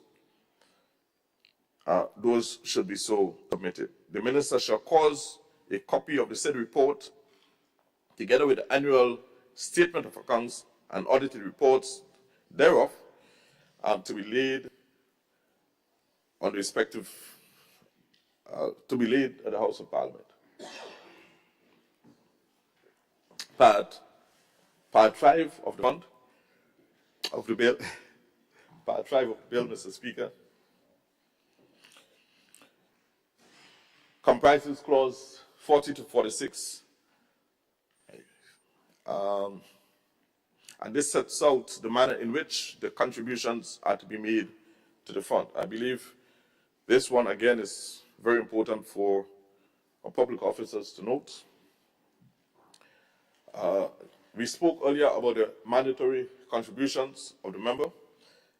We're also going to speak a little about the mandatory contribution by the employer. All right, so just a few more minutes and we should be able to wrap up. Excuse me.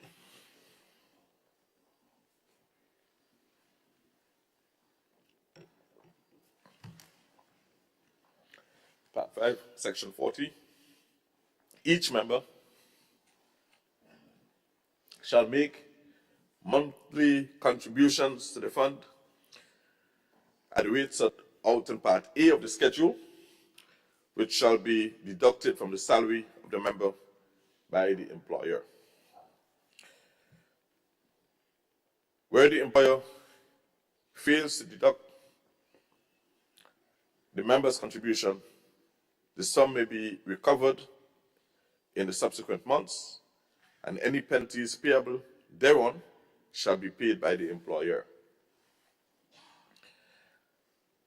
So, Part A, Schedule 2, speaks to the contributions that members may make into the scheme, or shall make into the scheme. I think we're talking also how to speak properly. The members shall make the following contributions.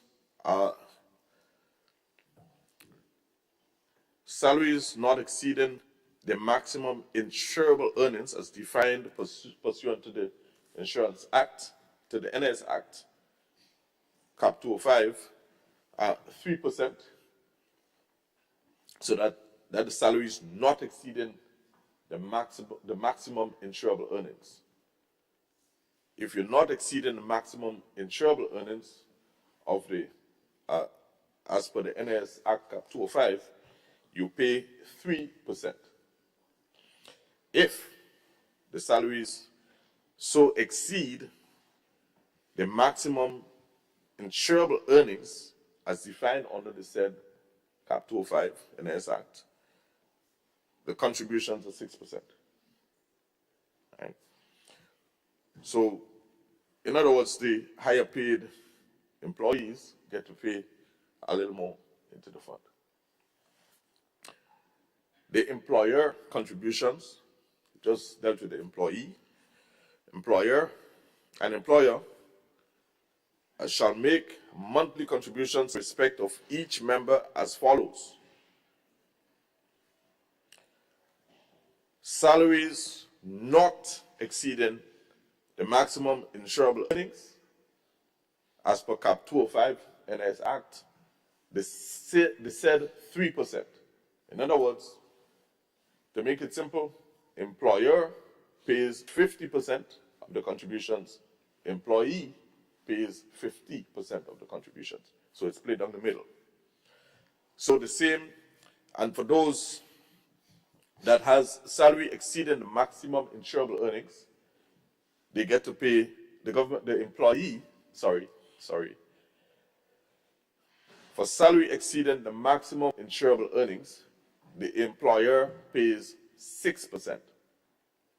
All right, so it's an exact replica of the employee contribution. So it's basically 50-50. Think we got that? Where the employer is a statutory body, that is, one that receives a government subvention. Because there is a distinction, Mr. Speaker, where the employer, because as indicated earlier, statutory bodies, may be able to join the scheme. However, where the employer is a statutory body, there is a distinction between those that receive a government subvention versus those that does not receive a government subvention. So where the employer is a statutory body that does not receive a government subvention from the government, contributions may be made at rates to be determined upon agreement of the statutory body and the member, which shall not be lower than the rates applicable to as per subparagraph I above. And in other words, what this is saying, that if it's a statutory body that does not receive a government subvention, the contributions may be made at a rate that will be decided or determined upon agreement of the statutory body and the member. In other words, because you know these statutory bodies have the separate arrangements of employment, of the unions and all of that. So they will negotiate what those rates are. However, those rates shall not be lower than the rates stipulated earlier in the Act. You can be higher, but not lower.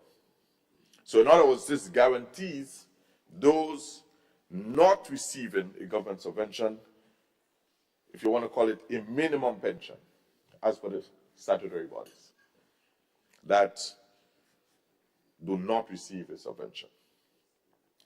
Those that receive, Mr. Speaker, a subvention, those that receive a subvention from the government, contributions shall be made at the rate set out as per the schedule just spoken of, Schedule B, Part B, Schedule 2, just spoken of, which is the 3% and the 6% in accordance with the Cap 205 of the NIS Act. So, Mr. Speaker, I took the time to speak to this because I believe it is important for us to understand how the contributions are to be made and the rate at which those contributions are to be made. I want to pause and inject into the conversation, Mr. Speaker, the importance of these contributions. What is this doing, Mr. Speaker? This is actually setting aside compulsory savings towards retirement. That is what a contributor scheme is. But the government or the employer and the employee makes equal contributions into a fund that guarantees a set amount at the end of your retirement, or a calculable amount based on a formula at the end of the retirement, at the end of your service, commencement of retirement. So, Mr. Speaker, we got to be careful about these things and understand that, yes, a 3%, or in other cases 6%, one might say, well, I'm actually going to be taking home less money. And I'm putting forward this here to say this is not about taking home less money. This is your money. This employee that is making that contribution into this fund has an account, just as how you have an account into the bank. You have an account in your fund. And this account guarantees you a financial returns at the end of your working life. The money is yours. Nobody is taking this money away from you. You're not paying an additional tax. This is not a tax. If we wanted to introduce a tax, we are going to introduce a tax. So let us not be fooled about this. And I use this respectfully, Mr. Speaker. Let us not be fooled about this. This does not look like a tax, it doesn't smell like a tax, and it is not a tax. This is an investment that an employee makes into securing his future, securing his retirement. And this is the wise thing to do. And you're not making it alone. Your government is making an equal contribution with you to ensure that your retirement is protected. So that is what this is seeking to do. And that's why it is called a contributory fund. And that's why there is an independent board. That's why an actuary is in the mix. And that is why there's accountability running all the way through up to the Parliament of Grenada to ensure that what we say is yours, that your account is maintained throughout the process and that you're able to receive your money at the end of your employment with the government or its own named statutory body. Excuse me.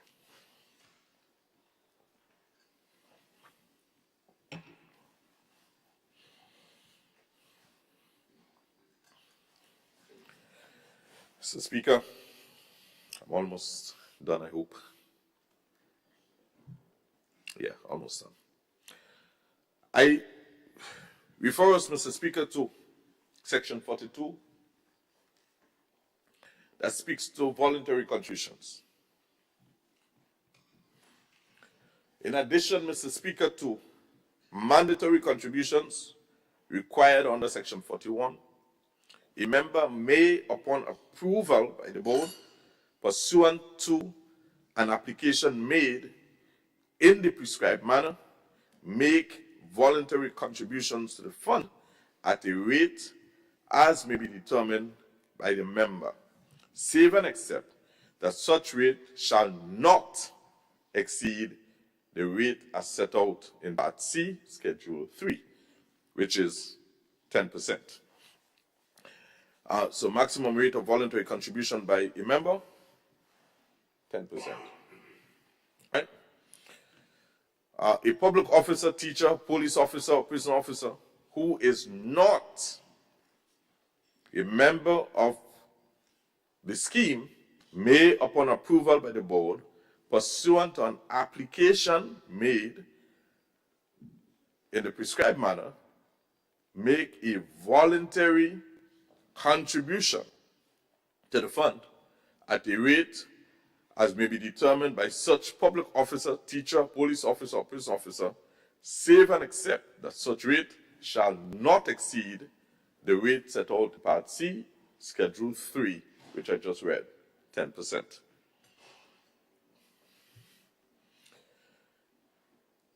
Just deal with this last penultimate section, Section 43, past service contributions. Subject to the provisions of this section, Mr. Speaker, an employer shall pay into the fund in respect of an employee who is a member of the scheme at the date of operation of this Act by virtue of Section 3, subsection 1B or C, past service credit contributions calculated in accordance with Schedule D, Part D, Schedule 2, which is the 3 and the 6% according to Cap 205 of the NIS Act, just for referencing. Part or subsection 2 of Section 43 of the Act, the payment of any past service credit contributions into the fund by an employer pursuant to subsection 1, just read, may be phased in over a period of 5 years. So past service contributions may be phased in over a period of 5 years after the date of operations of this Act, in such manner as may be specified by the employer until the amount is fully paid or liquidated. Change of employer.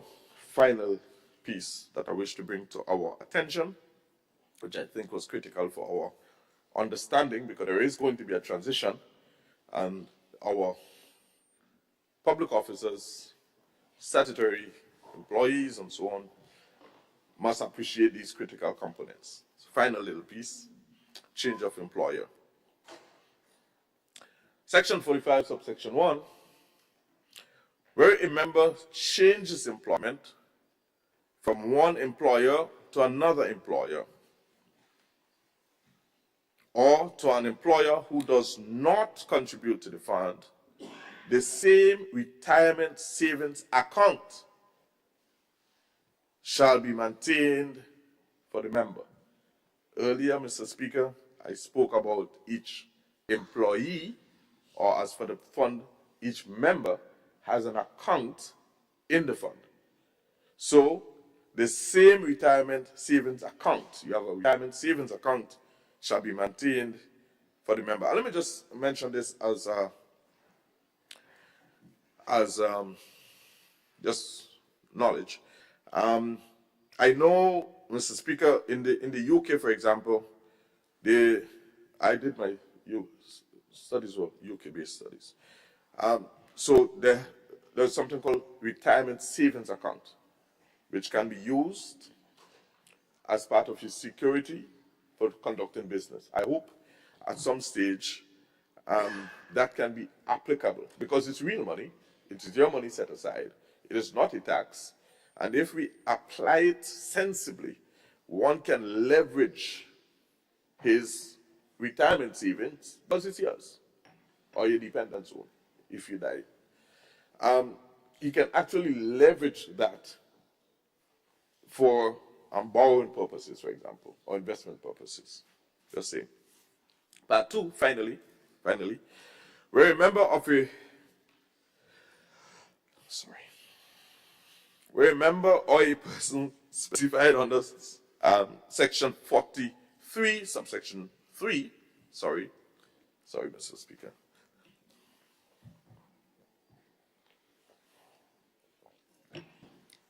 Just take this again. I guess I'm a bit tired. I don't usually talk for this long. So where a member or a person specified under section 42, subsection 3, is no longer employed by a participating employer, the member shall be eligible to make voluntary contributions to the fund in accordance with the provisions of this Act. And Mr. Speaker, this brings me to the end of my notes that I wanted to share with the House. I think this particular bill is one that was long in coming. I know we've been working on it for, I would say, maybe close to 2 years that we've been working on this bill. And we have the privilege of presenting it this morning to this Parliament. I want to commend Department of Public Administration, Legal Affairs, Ministry of Finance, and all the other ministries, departments, staff, and the leadership of our Prime Minister, of course, to really take this bill to where it is this morning and to be able to present to the Parliament of Grenada. I think it's a well thought out bill. I had pleasure of reading through all of it, and I thought it was well crafted. So I want to commend the drafters and the crafters and the workers, employees, and the leaders who led this process through. I now commend this bill to the House for debate, and I ask, please, on both sides of the House, we need your support, we need your endorsement of this bill. This is not about us, this is about the employees who've worked for many, many years in the system and in fact and indeed deserving of a pension. Thank you, Mr. Speaker.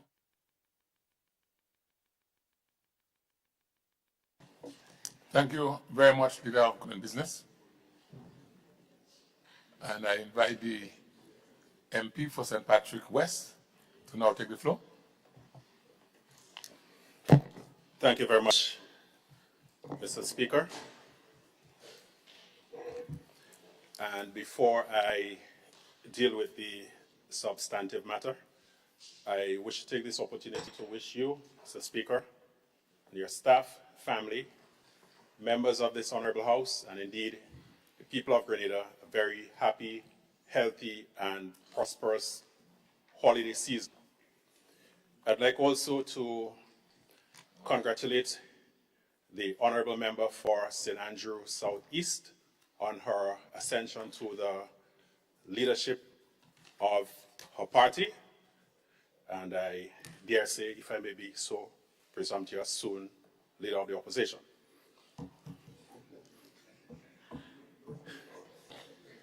That's why I said presumptuous. Mr. Speaker, I rise in support of this bill. I've been a member of this House for about 2.5 years. And whenever I have consultations with my constituents, one of the things that always comes up is the question of monetary assistance for people who have no pension or who have an NIS pension but can barely make ends meet. I've come across people, Mr. Speaker, who have worked in the public service for over 30 years, but who, because of the vagaries of their terms of employment, are not entitled to a pension, having done the exact same job as other people who fortunately were classified as established workers. This, Mr. Speaker, is really an unfair and an unfortunate situation. It is therefore incumbent upon us as a caring nation, and particularly as a government, that we take steps to address this anomalous situation. And that is why we bring this bill before the Parliament, and I give it my 100% support. Mr. Speaker, what this bill does is to give people who otherwise would not have had the opportunity to get a pension the chance for them to invest in their own future. And moreover, to have the government or their employer contribute a matching sum at minimum. It is as if you established a savings account for yourself. And every time you make a deposit into your account, the government decides to give you an equivalent amount. Therefore, you are a winner on both counts. One, you're contributing towards your future upkeep and maintenance. And two, at no further cost to yourself, the government is also contributing. And Mr. Speaker, I do not believe that any reasonable person can argue against a setup like that, because the alternative to it is what currently exists. You retire and you get nothing. Some of those who are seeking or who may be seeking to incite workers to not support this measure have the pension and gratuity secured. And so workers have to be aware of their situation and of what is in their best interest. Do you wish to continue pensionless, going to a parliamentary office, begging, please put me on seat? Or do you want the independence and the certainty of knowing that you have something that you have invested in and that your government has also contributed to? So, Mr. Speaker, we believe that this is the right way to go. We believe that after having served the country for a number of years, that in one's golden years, one ought not to be reduced to the status of a beggar or a pauper, but instead have the comfort and the security of knowing that you have something to look forward to at the end of every fortnight. The older we get, the more our needs increase. Health is a concern. The cost of food, cost of medication, even the cost of caregivers in some cases. And therefore, I call upon my colleagues on this side, as well as those on the other side, to give unreserved support to this bill so that our people, after having worked their years, can retire with a level of dignity and material comfort which otherwise they would not have had access to. I thank you, Mr. Speaker. Thank you, Honorable MP for St. Patrick West. So I now see the light of MP for St. Andrew Southwest. I invite you to take the floor. Thank you. Thank you, Mr. Speaker. Mr. Speaker, I stand in full support of this bill.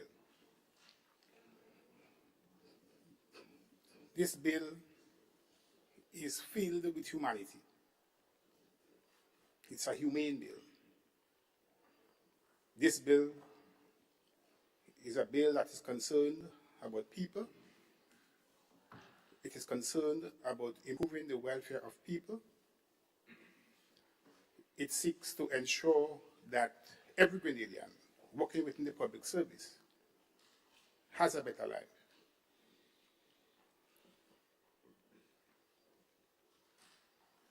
So this bill, Mr. Speaker, is a bill, in my opinion, really and truly, which should not be debated. It's a bill that really should be accepted by all of us, because all of us are concerned about improving the lives of our people in this country. Mr. Speaker, when we examine this bill and what it intends to do, and the manner in which it was framed, it really brought out the intelligence of this government. But it also signaled the depth and the strength of our desire to help to improve the lives of people in this country.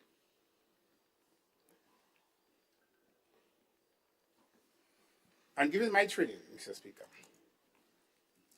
I do believe that poverty is something that can be eliminated.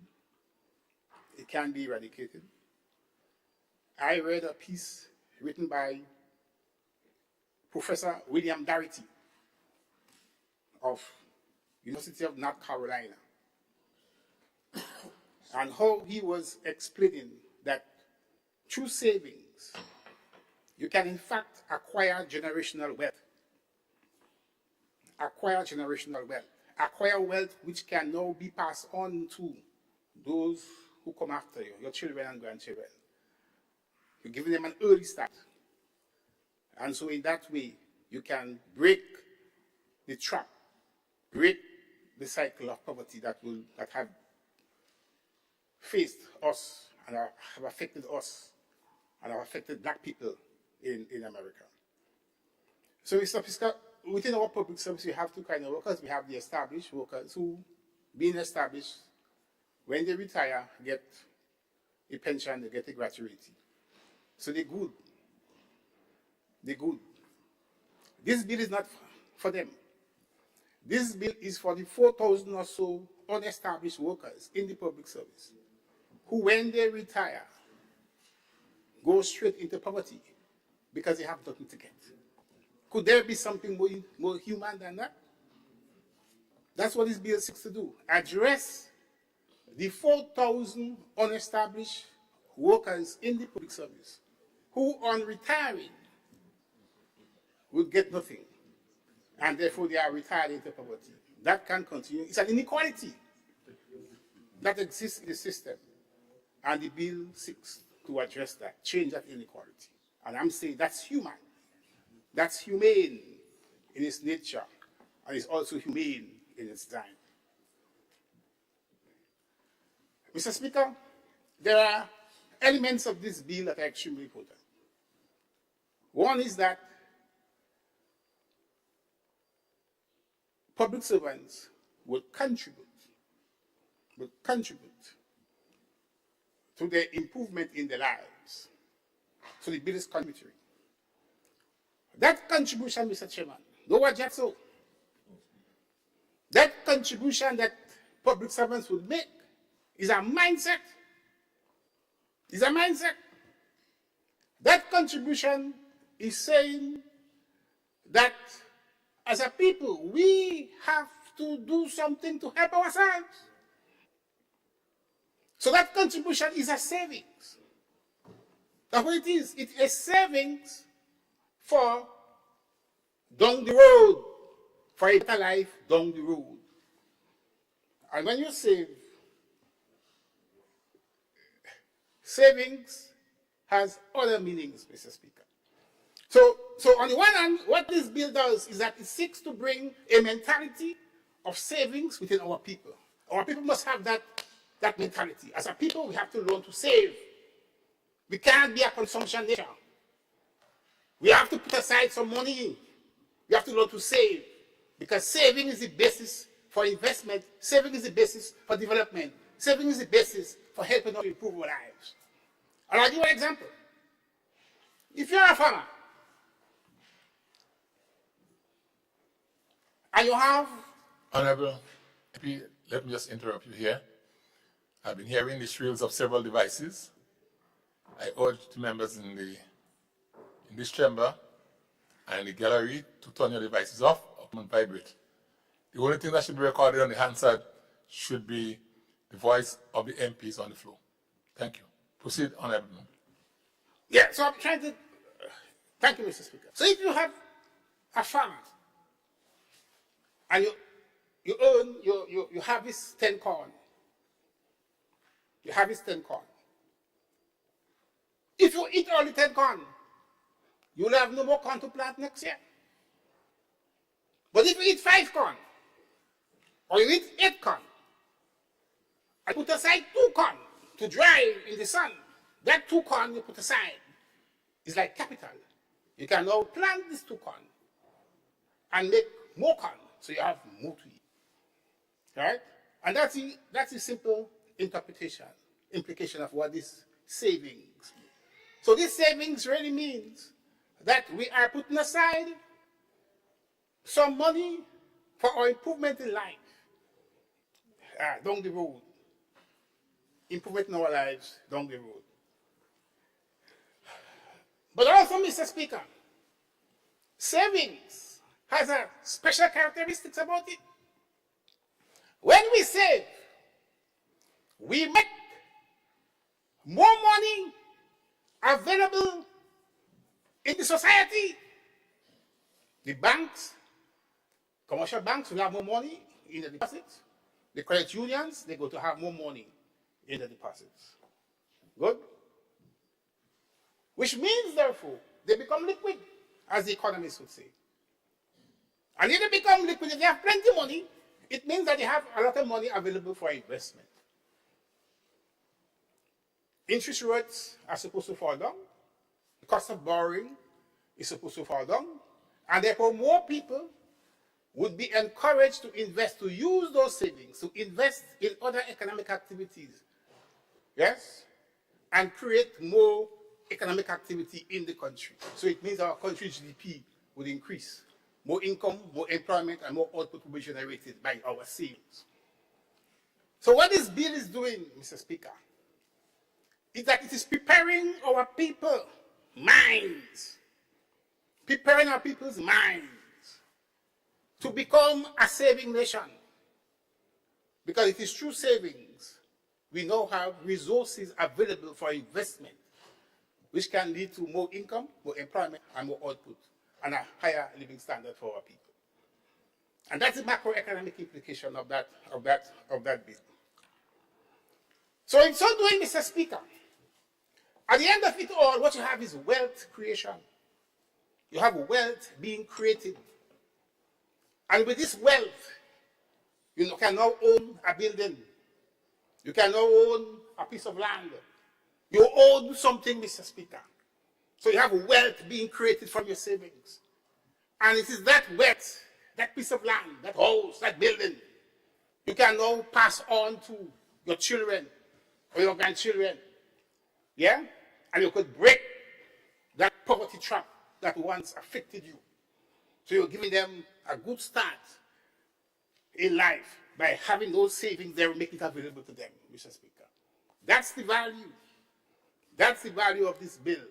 It could help transform our nation, not just the mind of our people, but it could help to build a stronger economy and a much stronger economy and ensure that our future generations can live a much better and a much happier life.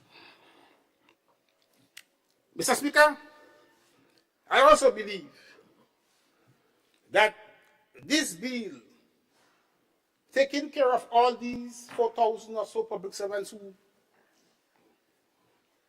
do not have a pension, what it does, it could help to build a much better public service. It could help to improve the quality of the service that public servants provide. Now that you know as a public servant, now that you know as a public servant, that you have something tangible available for you down the road, obviously you will feel more comfortable and you'll feel more relaxed in your workplace, and you'll be prepared to give out your best and make the public service more efficient and more effective. So in the end, what we're in fact doing is building a much better public service and making public service far more efficient than what it is now. So, Mr. Speaker, in summary, I am saying that this bill is a paradigm shift in the way in which we think and how we will do things. This bill, Mr. Speaker, is creating the base for a society that is more equitable, a society where social justice exists, a society where, as a nation, we become more proud of ourselves, where we look to ourselves and we say to ourselves that as a people, we can do something and we have to do something to better improve our lives. Because we are taking action through our savings, our individual savings, which through the invisible hand, as Adam Smith said, will redound to the benefit of all of our society. So, Mr. Speaker, we have to support this bill. It will bring generational wealth. It will break the trap of poverty, and it will create a new mindset for our people, and bring to us an understanding that there is no social justice, there is no equality. As a people, we can be united and work together to transform our nation and to make others look at us and want to emulate us and be proud of us, of what we are doing. Thank you, Mr. Speaker.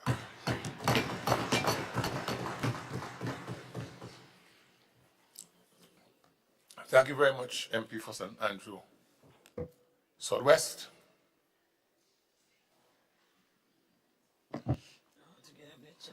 MP for the constituency of St. Mark. Thank you very much, Mr. Speaker. Mr. Speaker, as we are so close to Christmas, 25th, I am not sure we will have any sitting before then, so I just want to start off with your permission, in this season of cheer and goodwill, to just wish you, Mr. Speaker, and the staff and everyone who has served us here, and all the members of this honorable house on both sides, and everyone in the gallery as well, and throughout our country, trial and state, the very best, God's blessings, and I wish them a very Merry Christmas. Mr. Speaker, while glancing through the bill for the first time, I thought that there might be areas of concern to the members of the public, to the public servants, as I saw it, and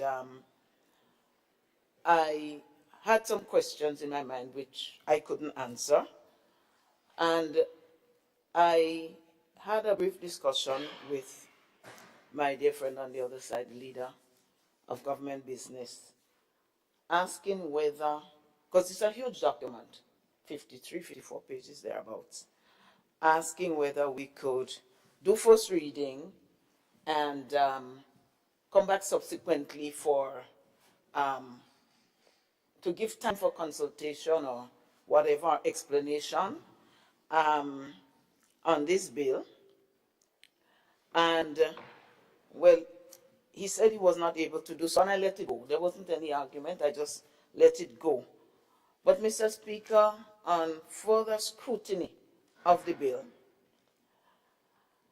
I have some concerns which I must voice, and I cannot leave here without doing so. To start off with, I am not aware that there has been serious engagement of the public as a whole, so that they could know what it entails and what is in it for them, or with the persons who are directly involved or affected by the bill. Neither have I heard anything from the unions that say, well, they have been consulted and they understand. Mr. Speaker, this in no way is meant to take away from the fact that something needs to be done about the pension issue and the whole issue of the public servants. But my concern here is that there has not been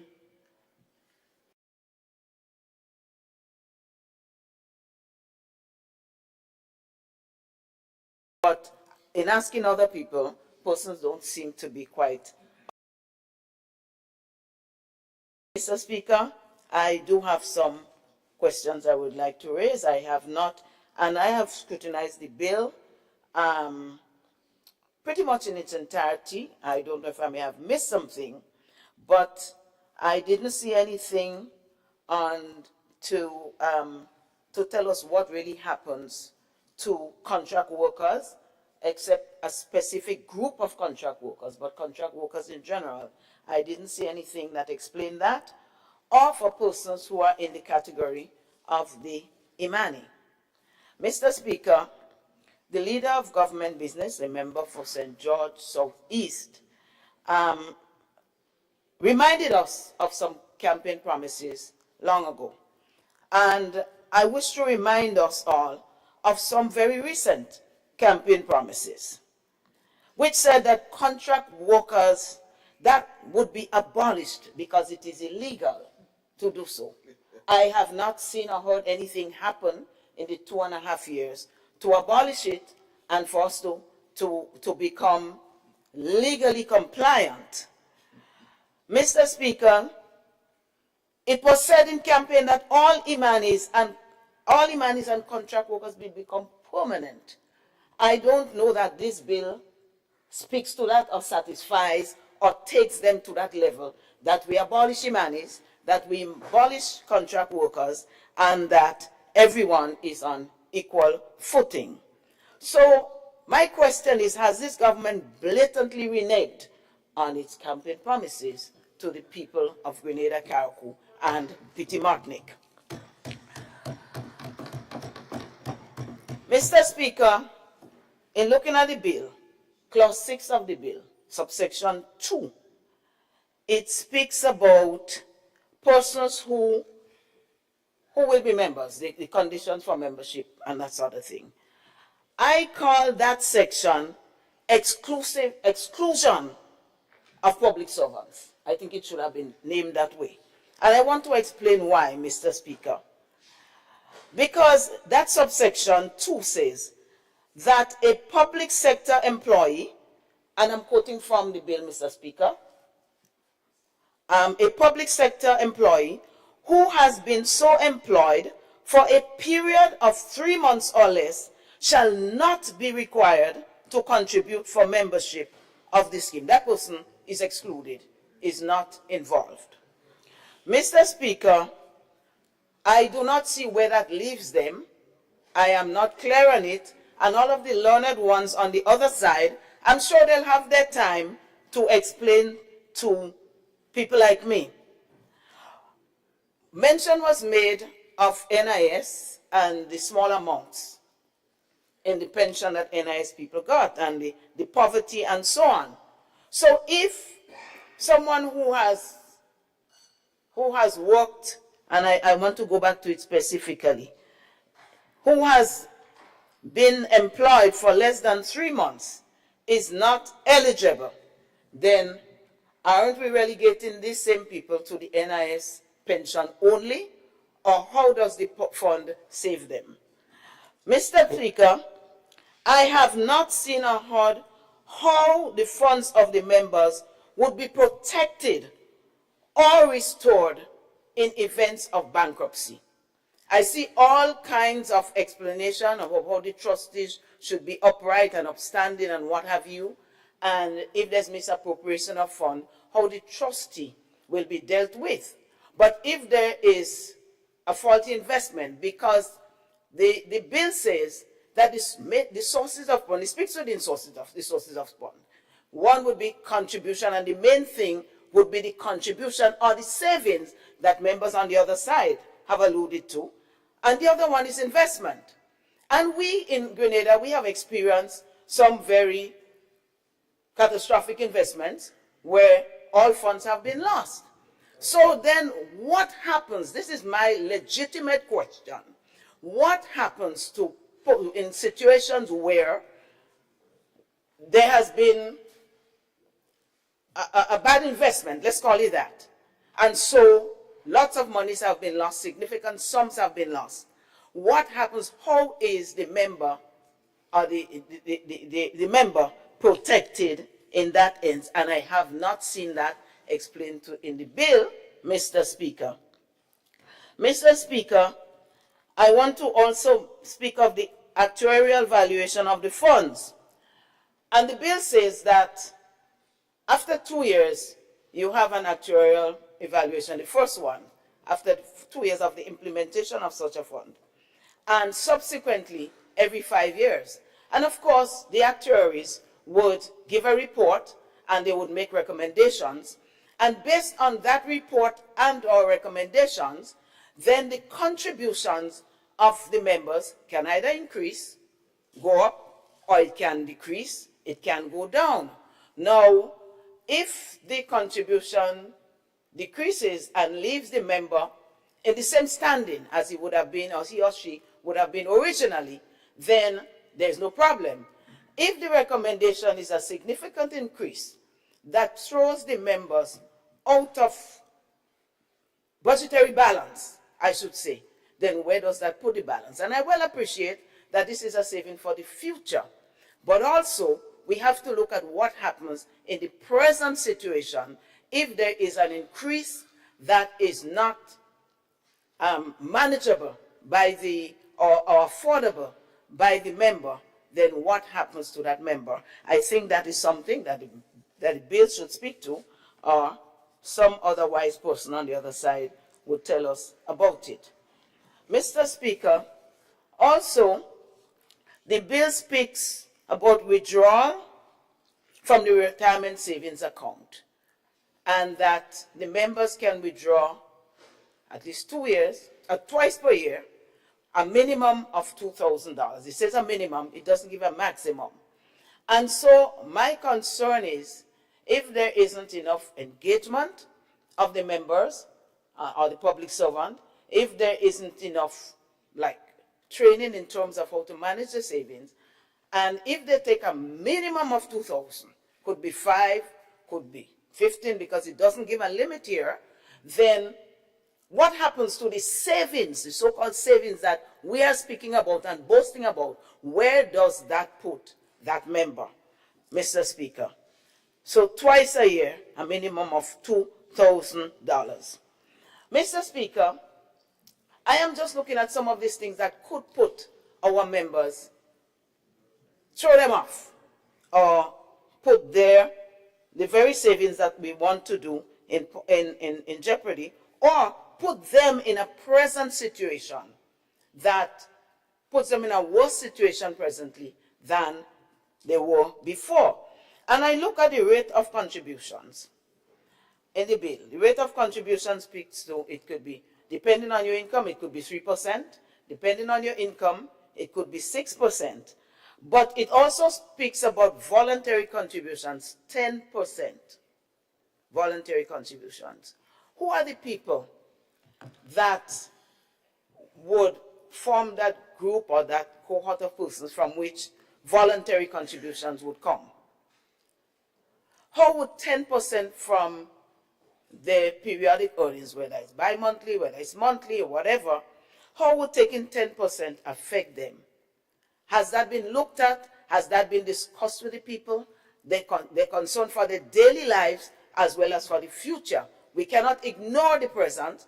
With the cost of living going up, we must remember that NIS dues are already increased.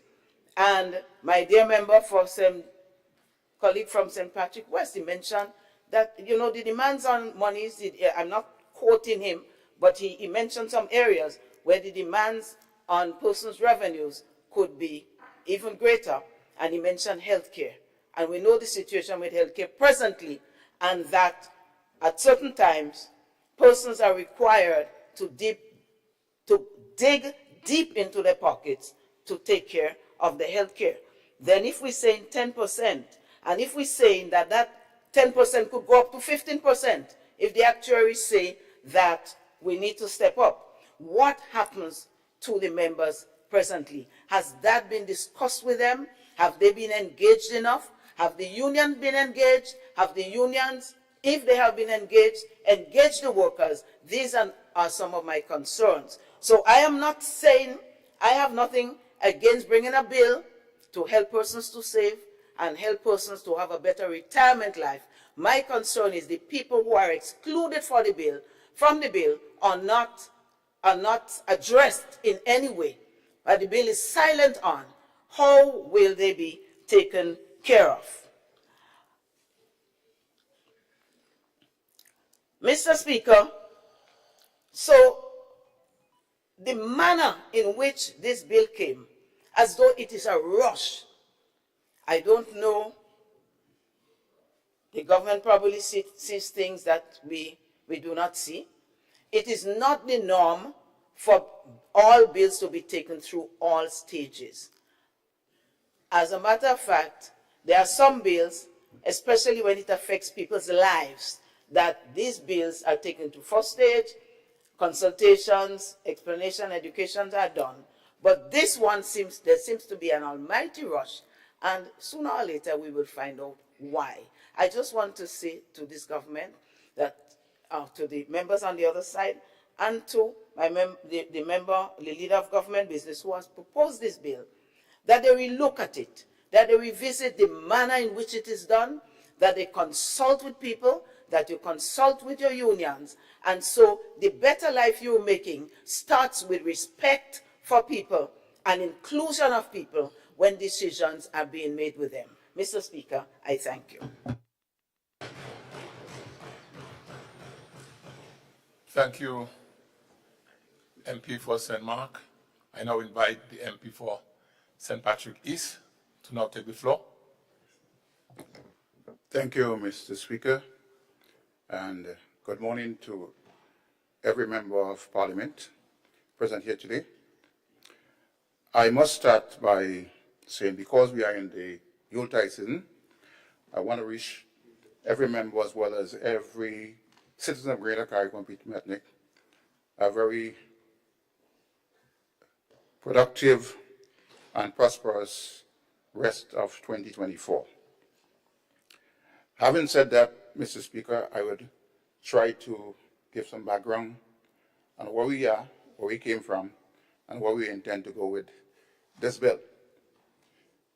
You may recall, Mr. Speaker, that as we speak currently, there are two types of public servants. We have established public servants, which is about 4,000 plus, that benefit under the 1958 Pension Act. In fact, as recently as 2022, the government would have paid in excess of 500 persons their pensions who would have left the public service without a pension in their hand. In fact, they would have been reverted to poverty because they were not paid a pension. So the government of Grenada would have paid in excess of $75.1 million to those type of workers. The member on the other side who just spoke, the parliamentary representative for St. Mark's, said she does not see in the bill where we cater for the Imanis, the contract workers, and all those things. The unestablished workers include all those persons, the Imanis, those who are contracted service, and all the other types of contracts that exist in the service. Now let me say that, as we speak, these persons were not entitled to any pension under the 1958 Pension Act. And so they would have been retiring sometime down the road without a pension. So this is the purpose of this particular bill, to make sure at the end of the years of service of these persons, they can benefit from a pension also. Albeit, the pension is going to be a contributory type of pension where the employee is required to pay 3% of his salary to the pension fund. The government is required to also do that. And so at the end of the work life, they would be entitled to a pension to take home at the end of the day. Again, people have to understand this thing in context. We have a lot of problems in our country whereby we have to basically provide for the persons who are underprivileged, and it keeps growing and growing. This pension bill will stem the tide of that, because some persons would have gone into poverty and come back to the same government for seed and for housing and for other activities and so on. We are saying that we are putting you in the driver's seat to save someone's while you're working, and at the end of the day, you can benefit something. Yes, the NIS pension may be small, but if you top that up with this pension, I am going to guarantee you that you'll have a better day down the road. Mr. Speaker, there's an element in the bill which talks about the past service costs. There are currently many workers on contract or in the temporary or an established sector that right now they don't have a solution to the problem where what happens to my years of service. This pension bill has taken on board the past service costs of those persons and would contribute that to the pension plan so that at the end of the day, those persons would not lose their years of service or work benefit. Mr. Speaker, I also want to speak to something called the vesting of the beneficiaries in this pension plan. Now, the vesting period takes a 5-year period. In year 1, you may not be benefiting from anything. Sorry, year 0, nothing. Year 1, you will benefit from 25% of the government funds that is placed in the fund for you. Year 2, you benefit from 50%. Year 3, you benefit from 75%. And by the end of year 5, you will have 100% benefit in that fund as your defined contribution that government made.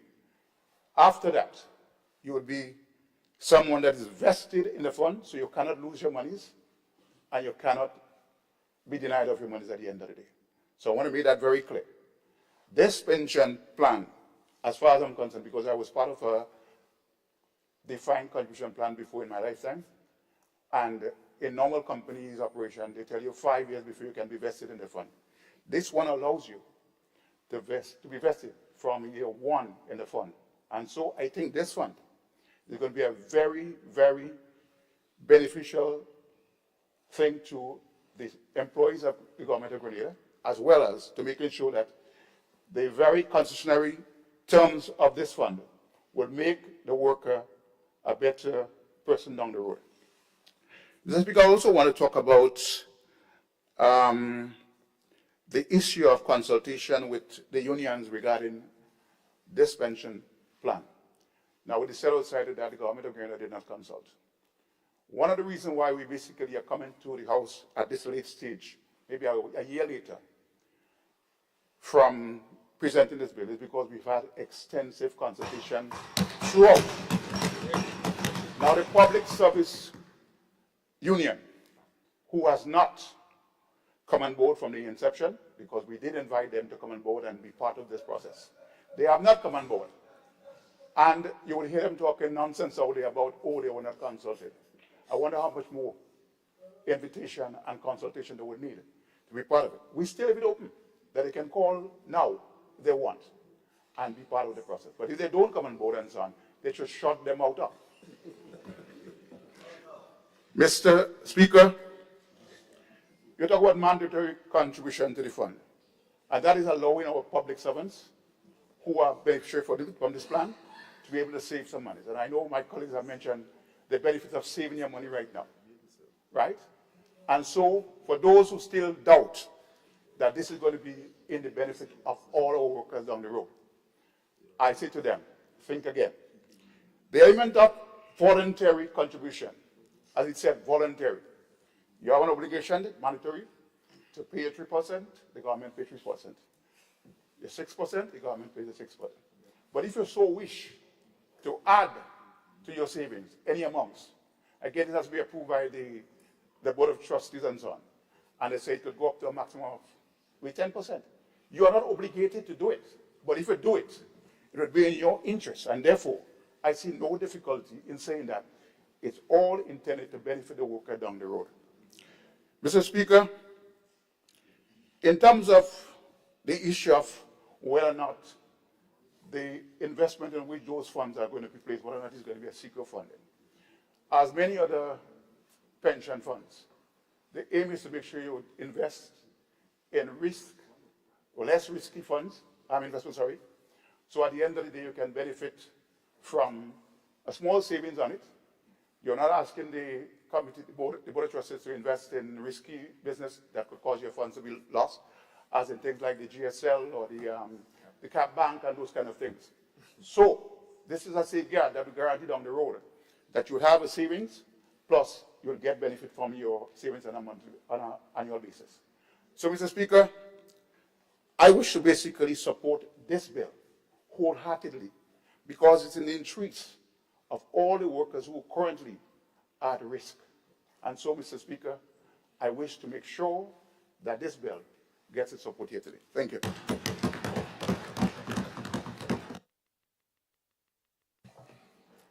Thank you, MP for St. Patrick East.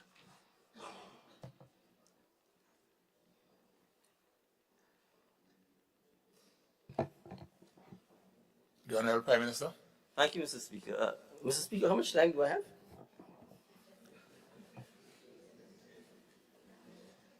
1-5. Mr. Speaker, might I ask for your indulgence to permit me an additional 15 minutes? I say so, Mr. Speaker, on the basis that I'm the line minister for the Department of Public Administration. And it is largely the work of the Department of Public Administration together with the Pension Reform Committee that we are here today. So I think it's important that I crave your indulgence to be given some additional time so that I can speak to the process as well as the context and the reason and importance of this bill, Mr. Speaker, because the leader of government business, I don't think, was speaking or exaggerating when he talked about the significant importance and the history of this bill as it relates to addressing workers who have been treated unfairly. And this government's... It's a request to me. Yes, Mr. Speaker. I can't grant you an additional 15 minutes. I cannot. I will grant you an additional 5 minutes. I'm in your hands, Mr. Speaker. All right. Thank you. Mr. Speaker, first I want to start off by actually commending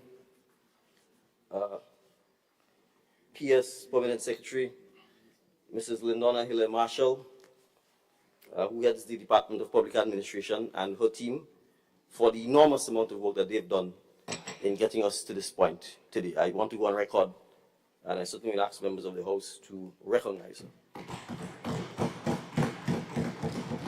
I also want to thank Dr. Cullen Gilchrist, who led the Pension Reform Committee, and the committee, the members of the committee, for, again, the enormous work done on getting us to this point where we have a pension reform bill before us. And I want to thank Mr. Derek Osborne, the consultant, that was retained by the Pension Reform Committee to get us to this point. And I wish to emphasize what the Minister of Finance has said by indicating, in fact, Mr. Speaker, that we were aiming to have this bill in Parliament as early as December or last year or January of this year. And in fact, we pushed it back numerous times to facilitate the consultations within government, within statutory bodies, and with other stakeholders. So we are satisfied, Mr. Speaker. This is no rush process. This is a process, if you ask me, took too long. And it is not just about the 2.5 years of this administration. We have to understand the context, and I will go, Mr. Speaker, to why we are here, and I'll seek to address a lot of the whys. Mr. Speaker, if we peruse the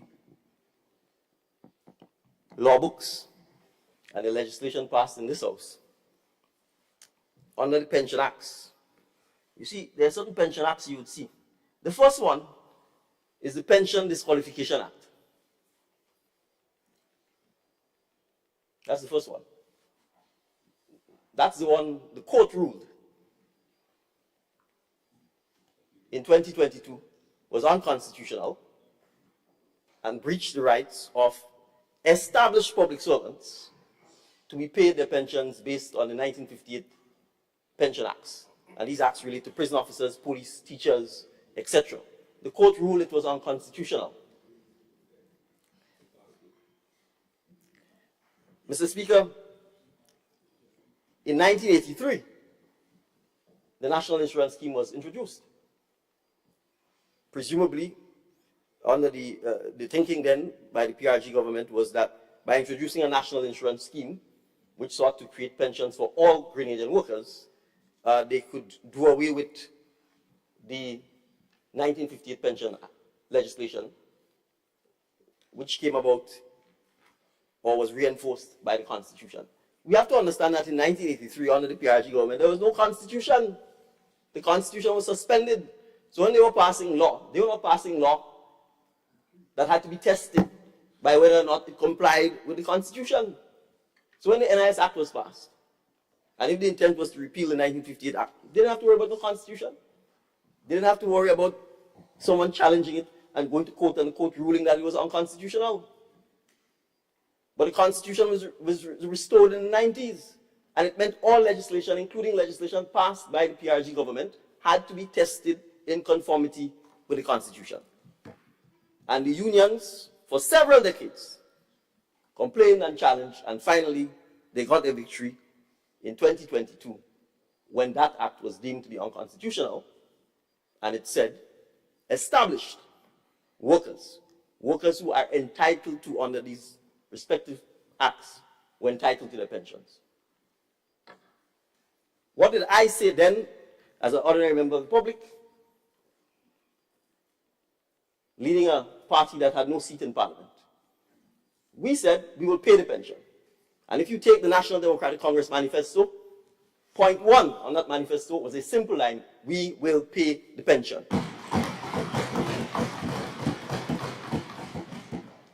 And as the Minister of Finance said, we paid the retroactive pension, $75 million plus. What did the then Prime Minister say? He corralled the public to come down at the Trade Center. Gloom and doom. All kind of machinations. Thunderstorm and lightning if you pay the people their pension. But you see, fool me once, shame on you. Fool me twice, shame on me. You see, the same kind of gallery was made in 2018. And some people fell for it. So one side had all 15 seats in parliament. But a new day was dawning. A day where people actually do the things they say they will do. So Mr. Speaker, we pay the pensions. And we have emphasized that for established public officers who are entitled to their pensions under the respective legislations, we will continue, as long as this administration is in office, to honor it and to pay it. So let me emphasize, this bill is reinforcing that the pensions guaranteed to established public officers under the Constitution and under the respective 1958 pieces of legislation remains in force. Because we go further in this act. You see, some of us don't like to read. Read down to the end of the act, and you would see that the act repeals the Pension Disqualification Act.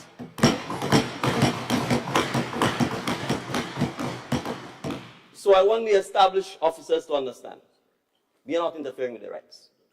And I will go on record to say it was extremely disappointing that when we invited the Trades Unions Council to nominate a representative to serve on the Pension Reform Committee, they refused to do so. They refused to be part of the process of shaping a bill for other workers who do not have a pension. For other workers who do not have a pension. And this bill has ramifications for even people who work for unions. Because they know, and we know, that many of the workers of the unions themselves do not benefit from a pension plan. So an opportunity is presented to people who should be representing workers. Mr. Speaker, there are approximately 4,500 government employees who do not have any entitlement to a pension as we speak. Let me repeat that. There are approximately 4,500 Government of Grenada employees employed under all kinds of modes, largely by an NNP administration, who do not have any entitlement to a pension. How did that come about? The NNP administration undertook a structural adjustment program in 2013.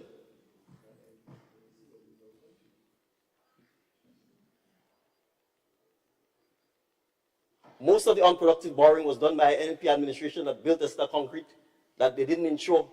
And when the hurricane hit us in 2004, it put the country's fiscal and economic circumstances in a challenging situation.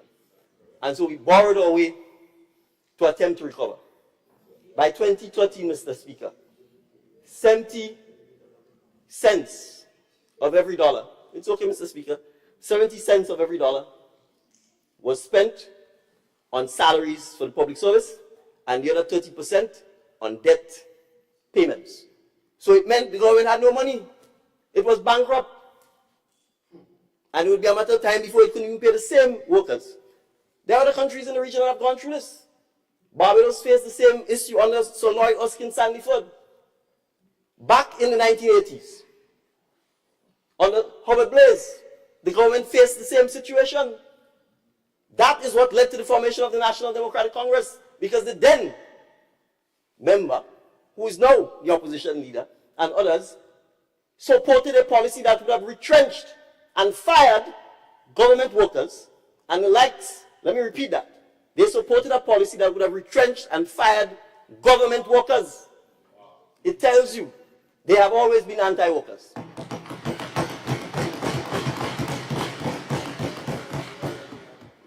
That is what led to the formation of the National Democratic Congress.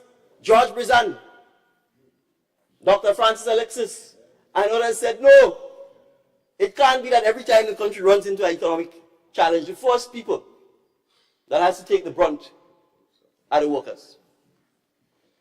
And that is what led to the formation of the National Democratic Congress. So, when we talk about an administration that is pro-workers, this is not some fly-by-night something that happens. That has always been in the DNA of the National Democratic Congress. And you could look to all of the things that have happened in the last 2.5 years in relation to protecting and promoting the progress of the working class throughout Grenada, Carriacou, and Petite Marque. So, Mr. Speaker, this is simply a continuation of this. So this bill, hence the reason it is called pension reform, seeks to do a number of things. One, provide a pension or a retirement savings for public officers who currently do not have any entitlement to pension. All public officers who do not have any entitlement to pension, except the listed exceptions here. One, people who are temporary. If someone is on sick leave and someone is calling just to hold on for the period when you're on sick leave, clearly you can't be entitled to a pension. If you just start to work on your probation, obviously during the probation period, you'd not be entitled to pension. I wouldn't have thought that I would actually have to come here and explain that in the House of Parliament.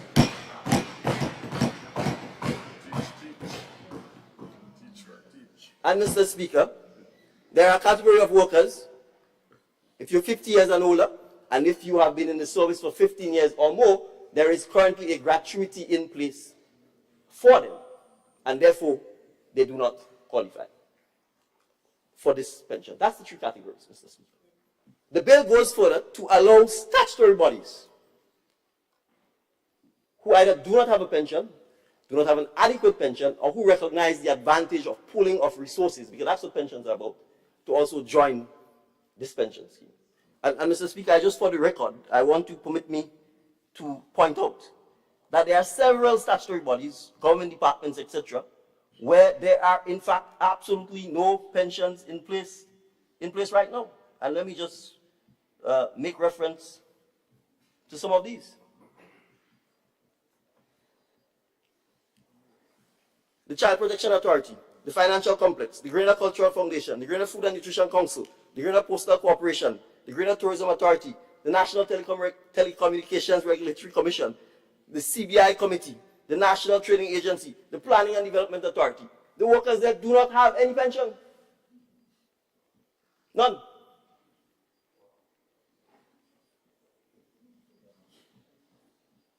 They're all working for the public. They're all working in one way, shape, or form to serve the public, and they don't have. So, Mr. Speaker, this pension is designed to allow statutory bodies to come on board. And eventually, Mr. Speaker, we envisage that it will allow private sector employers and employees to be part of this process once they are prepared to have a defined contributory scheme and to abide by the rules of the pension. Mr. Speaker, we have to be honest. We have to understand that when we talk about regularization, I heard the member for St. Mark talking about promises made and not kept. You see, you may want to think people are simple or simplistic or that they're stupid. Grenadians are not stupid.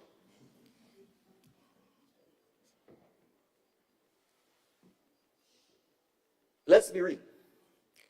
For 40 years, public servants didn't get a pension yet. They were not paid a pension. The Constitution said they were entitled to one. You have laws, legislation that says you're entitled to one, and you're still going home and the government not paying you. And you're fighting in court. And had it not been for the election, I'm saying it here, had it not been for the election, we know the then NNP administration were going to appeal that judgment.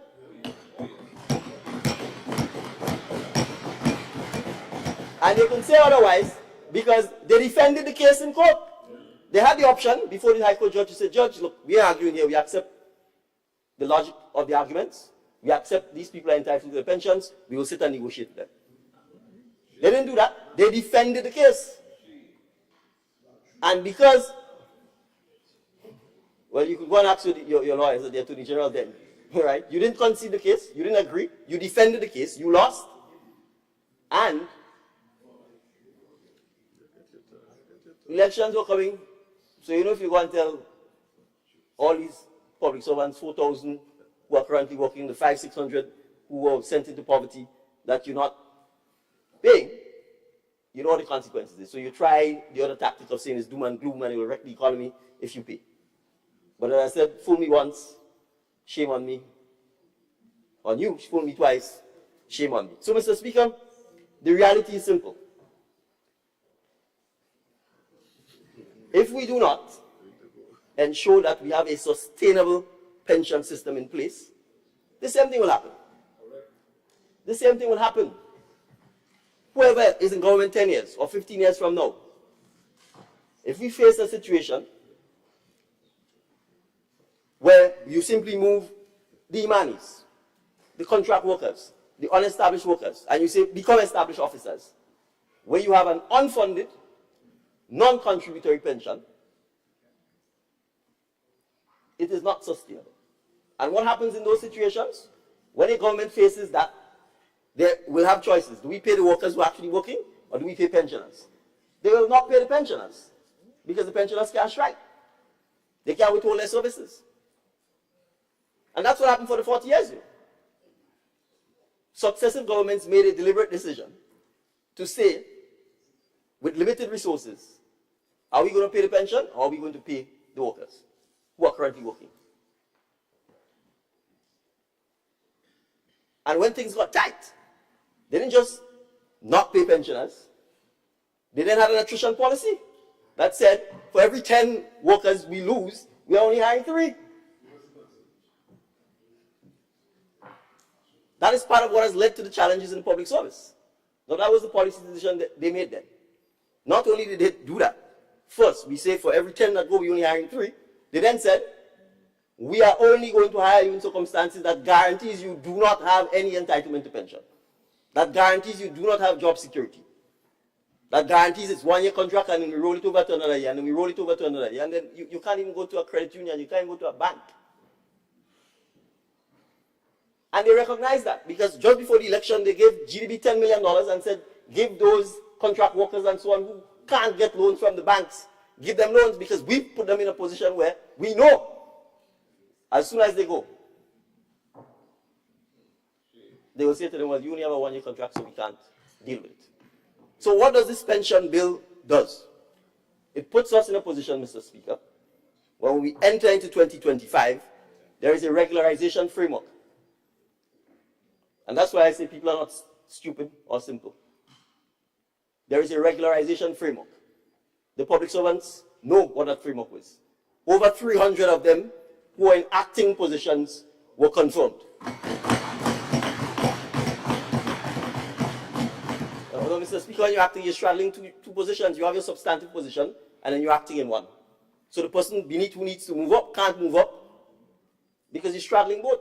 So when we confirm those who move up to a high acting position, it frees up the post for those who have been it to come up. When this process is finished, we then have the 2,000, 3,000 plus people who are either on contract, off for, in between, up, down. We then put them in a position, Mr. Speaker, to start eliminating the discrepancies between them and the established officers. And the single biggest discrepancy is, one, the lack of a pension. The second one would be the lack of job security and tenure. And we will be addressing that in 2025, so the reference to these fixed term one-year contracts are eliminated. So, on the one hand, you're saying immediately, and then you come here and rush and say, well, why are we rushing the pension bill? So, we appreciate you don't want us to do anything for the workers. We understand what this is about, right? And so to you, it's rushing. But it is 40 years of waiting. It is 40 years of waiting. So, Mr. Speaker, we don't intend to wait. Right? And I will conclude because I think this is important for the beneficiaries of this.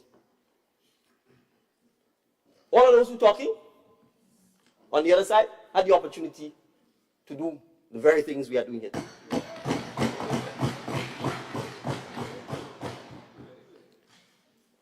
Instead, they hired you on a one-year contract. They hired you as Imani, making you work, masquerading as training. They refused to pay the pensions for the established workers. They have never addressed the minimum wage in their entire existence as a political organization. They've existed for 40 years. They have never sought to address the minimum wage orders in the entire 40 years. So, Mr. Speaker, I will quote the mantra that I think has guided this process, and I will thank the Permanent Secretary for the wise quote. I don't know who's the author of it. And it says the secret to change is focus.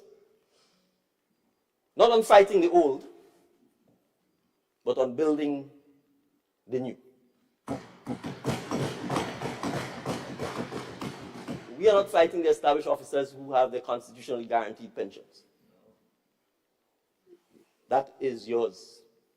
If you're an established officer as of today's date, it is yours, it is constitutionally guaranteed. We've paid it in the past, we will continue to pay it.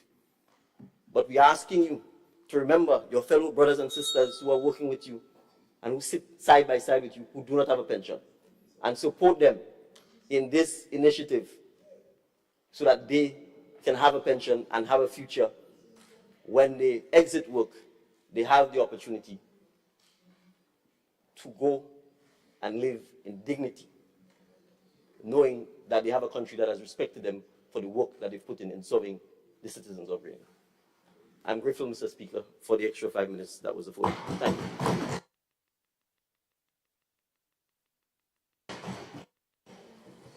Thank you, Honorable Prime Minister, and I now invite the Honorable Leader of His Majesty Opposition to take the floor.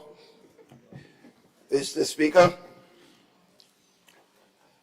of course, I sat here and I hope my watch is not incorrect. I hope it's understood that the opposition leader requires the same time to respond to what was just said, in many cases, not true statements. Mr. Speaker, let me make this point. Some people could talk about 1983 and 1984 because they might have read it in a book or somebody told them a secondary story. I was there.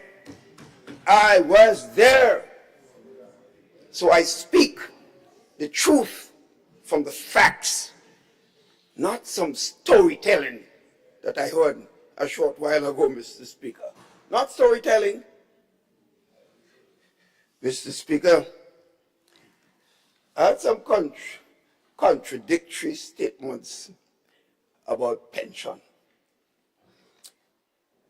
the leader of government business said that NMP, we never delivered on pension. The Minister of Finance said that certain amount of money was paid on pension in 2022.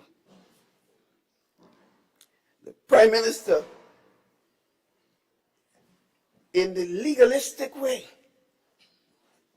said that he didn't say pension, retroactive. So he was very legally on the right track. So he wasn't contradictory as the other two were. But that is the gymnastics that you see. Mr. Speaker, I hear about this bill is history making. History making. It doesn't talk about the 2,200 workers whose pension was being paid. Even before the Glasgow arrangement, the Glasgow decision. And in fact, Mr. Speaker, there is a section that is now being proposed in the bill that talks about repayment for overpayments. Well, where were the overpayments made and when? You're not hearing about that. Why was there an overpayment? Because there was a rush to play games with the public purse for political purposes when this government was elected. Because monies were paid to people, and because the data was not researched appropriately, people received monies more than what was required. So they are now talking about these people must repay those monies, Mr. Speaker. But you're not hearing anything from those who listen to stories and talking about George Brizan and so on. They're not talking about it. I was there. And I challenged the then minister. And it is false, Mr. Speaker, to say the formation of the National Democratic Congress was because of these wages and pensions, workers. This is nonsense. It was far from the truth. It was far from the truth. The history and the data will show there were other issues that were involved. And at the right time, in fact, I'll use a special piece to explain, because I'm the one that's there, was there and is still here. So I could speak to it from facts, not what I read in a book or somebody tell me. Some of us were just 5 and 6 years old at the time. Yeah? I was there. I talked about George Brizan. Recall when I spent about 2 days literally tearing apart the Minister of Finance presentation and had the whole country on edge, Mr. Speaker, and that's not a boast. But, Mr. Speaker, I heard this statement, how come some public servants, you know, how they were so unhappy and how they should be overjoying. They should be so overjoyed now. The stories are there. If the workers of the public service chose the leadership, and the leadership is having problems with the actions of a government that affects the workers, you telling me you want to dismiss that? We don't necessarily agree, as we did with the union representation on issue, but we never refuse to finalize any major agreements without ensuring that we had some level of consultation, even when, and in fact, it is well known that the union leadership played a major part in this government being in office. That's a fact. cannot be denied. And talking about fool me once, fool me twice. They fooled me 5 times and 6 times. Is that what it said? We fooled the government and the people of the country 5 times and 6 times? Only a young mind that was not there and was maybe asleep in 83 and 84 will talk those language. But I was not asleep. I was right here in this house, Mr. Speaker. I was right here. Fool me once, fool me twice, and then fool me again. You are yet to know whether you're fooling the people or not. The time will come. Sooner than later, it will come. I passed through it 5 times. We passed through it 6 times. So don't talk yet, Mr. Speaker. Don't talk yet, through you, Mr. Speaker. When you pass that stage, and then they give you a re-endorsement, then you have a right to speak. But you cannot speak like that now. I can't speak, Mr. Speaker.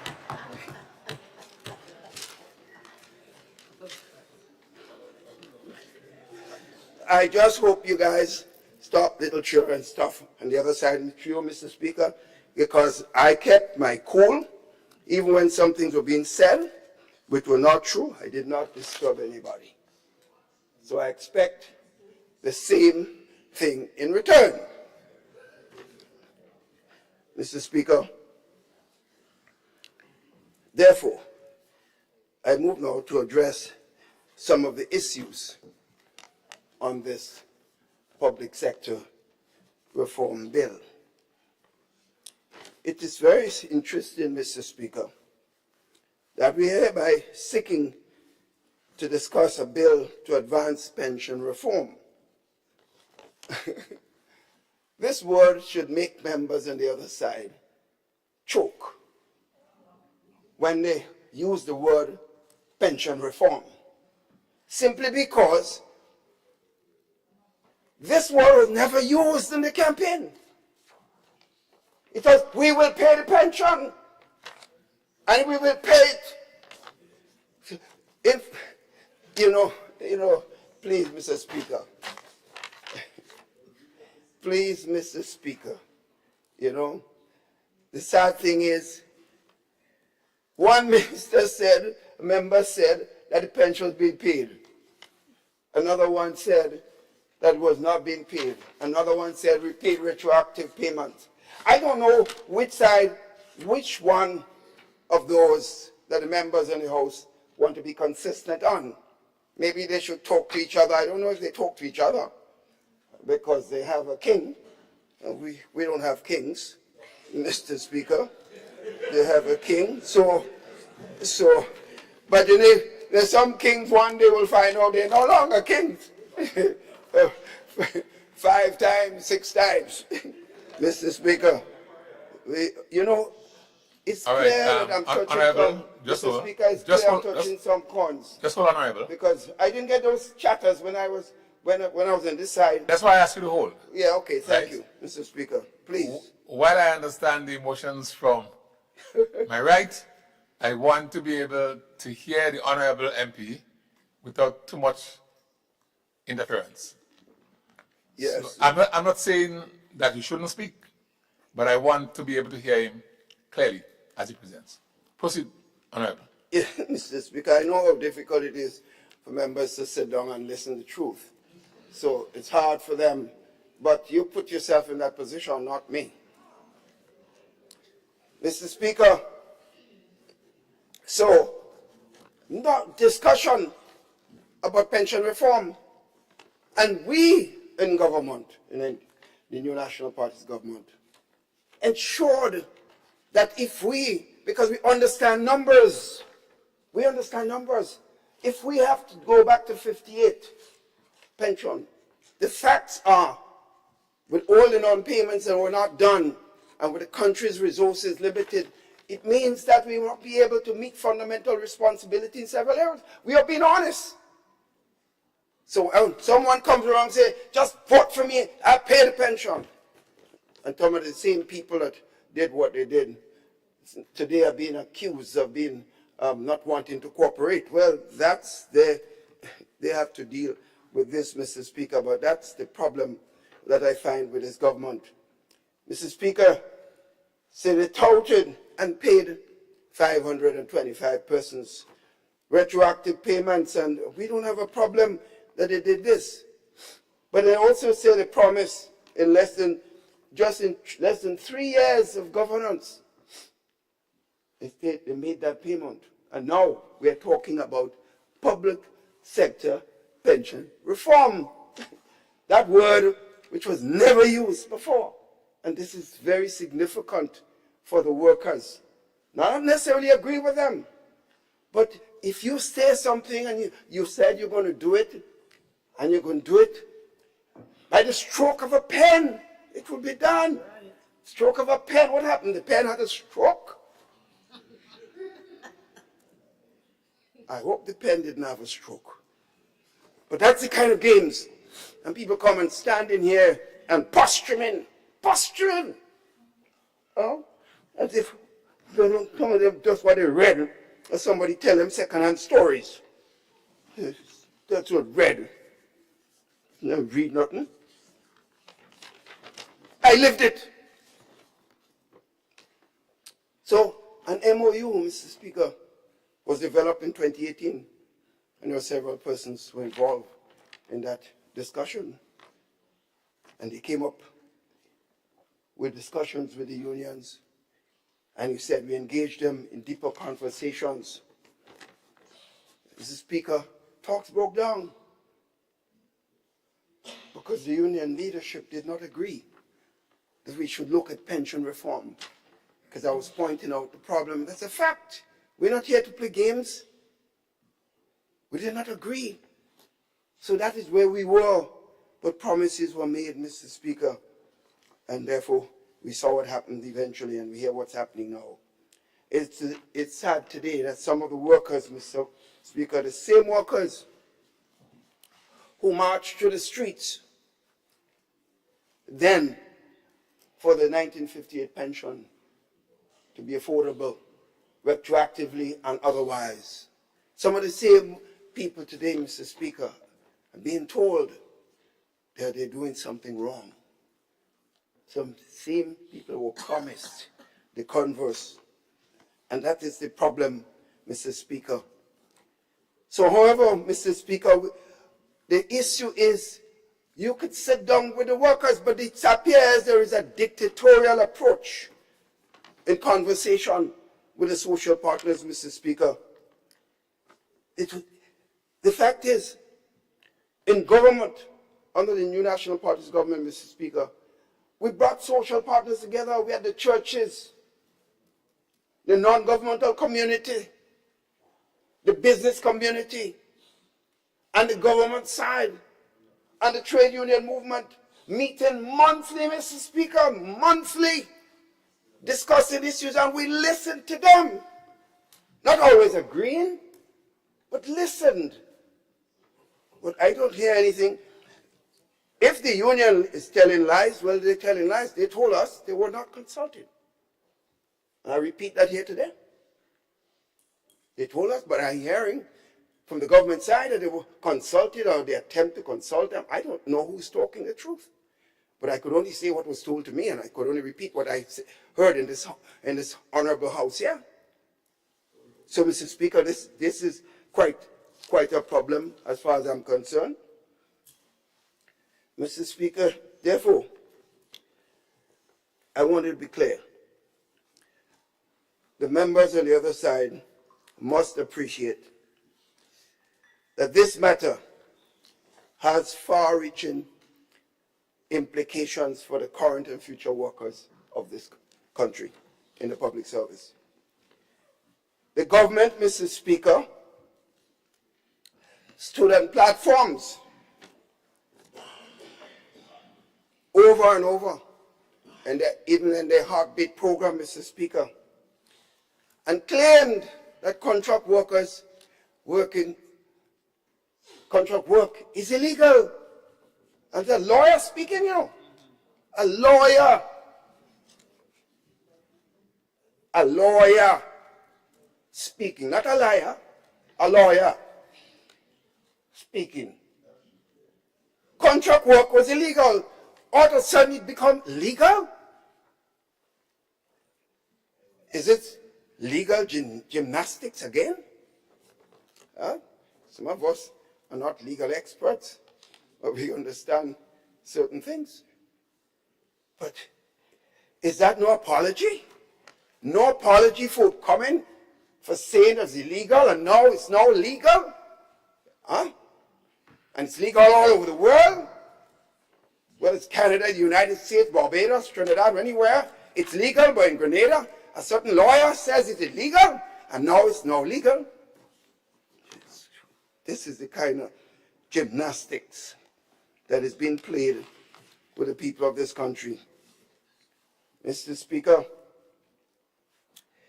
given the view then,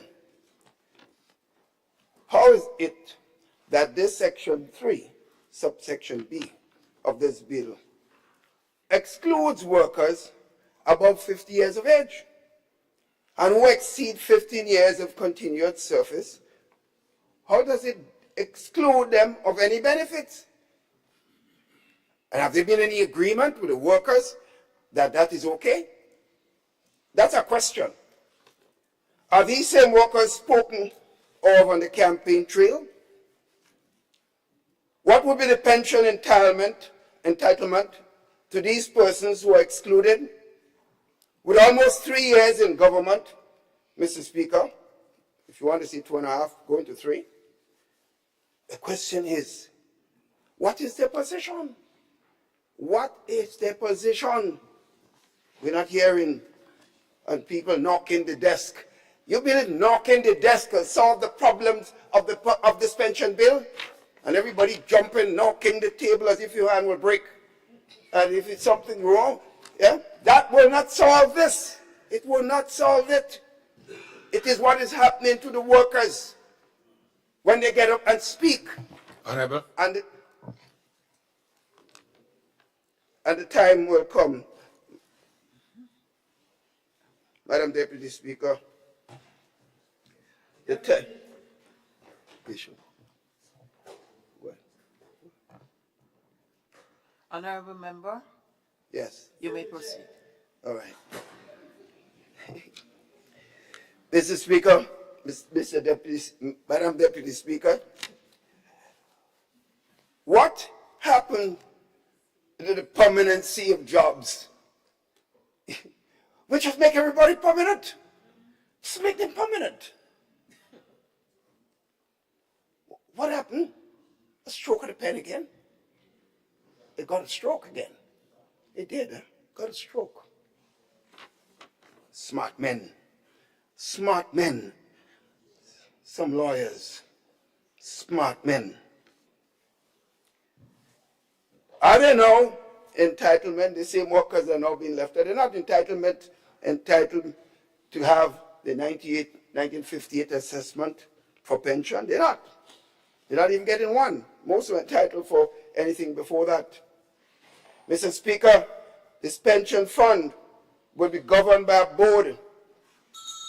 Mr. Speaker, Madam Speaker, I saw 23 minutes of the former presenter. So I expect to get, there's equal time in this parliament for presentation. Okay? Or if you want me to end now, you all want to end now because the heat's getting hot, huh? Yes. Honorable member Yes. for St. George Northwest. Yes. According to the count of the clerk, the Prime Minister, the member from St. David, spoke for 20 minutes and a few seconds, and by this clock, you have spoken for 20 minutes. 20 minutes already? Yes. Oh, wait. Mrs. Madam Speaker, I have a feeling that clock had a stroke. That clock had a stroke, Madam Speaker. So I was checking, but Madam I do take your Speaker, point, so I will give you 1 minute to wrap up. Thank you. Madam Deputy Speaker, I saw you were the one in the chair.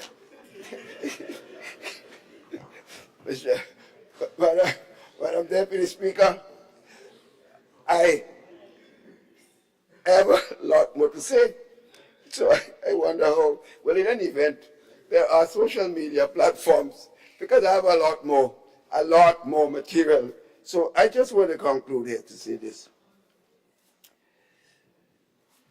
This issue of pension is a serious matter. And it's something that requires, I would have assumed, both government and opposition working together, but we never get no initiative on part of this government to be part of anything, So I understand what's taking place. So I just want to say this. The workers, the union work leadership needs to do something appropriately to ensure that some of the promises that were made to them have in fact been kept, because they are not being kept. So on that note, Madam Deputy Speaker, I just want to say this. It's a tough time of the year to bring a bill of this nature. With the Xmas season on and people's businesses are concentrated a lot with respect to this Christmas season, I thought this was an unfortunate time that such a bill would have been brought. But I want to take this opportunity, though, to wish everyone the best Christmas you can have in this very difficult time. Because I heard it being said about have a prosperous Christmas. I don't know how many, maybe for members on the other side, because the 6,000 plus salary increase would have done them well. But I don't know most workers will have a prosperous time, Madam Deputy Speaker. So, but I'll take this opportunity to wish you the best that you can have at this time, and hopefully 2025 can be a better year than 2024 and 2023 have been. And to say that because of what was done previously, the government itself announced in the last point I'm making that they had over $500 million in cash saving, while workers were receiving, 6,000 plus workers were receiving work during the Christmas season. Wish on that note to say thank you, Madam Deputy Speaker, for giving me the extra couple of minutes to make this point. Thank you. Thank you.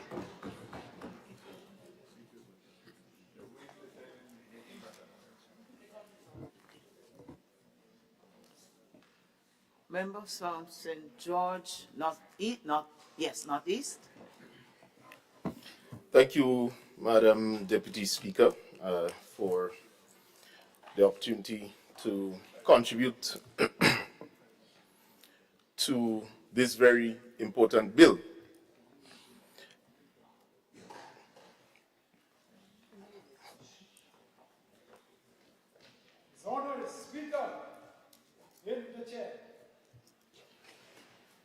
Thank you, Mr. Speaker, for the opportunity to contribute to this very important bill.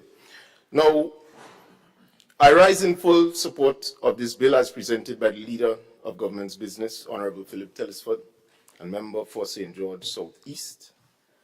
And to say, Mr. Speaker, that after listening to the outgoing Leader of His Majesty's opposition,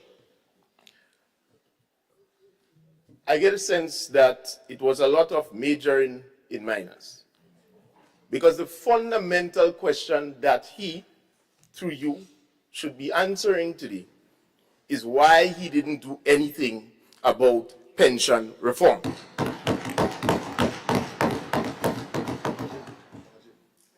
Dodging.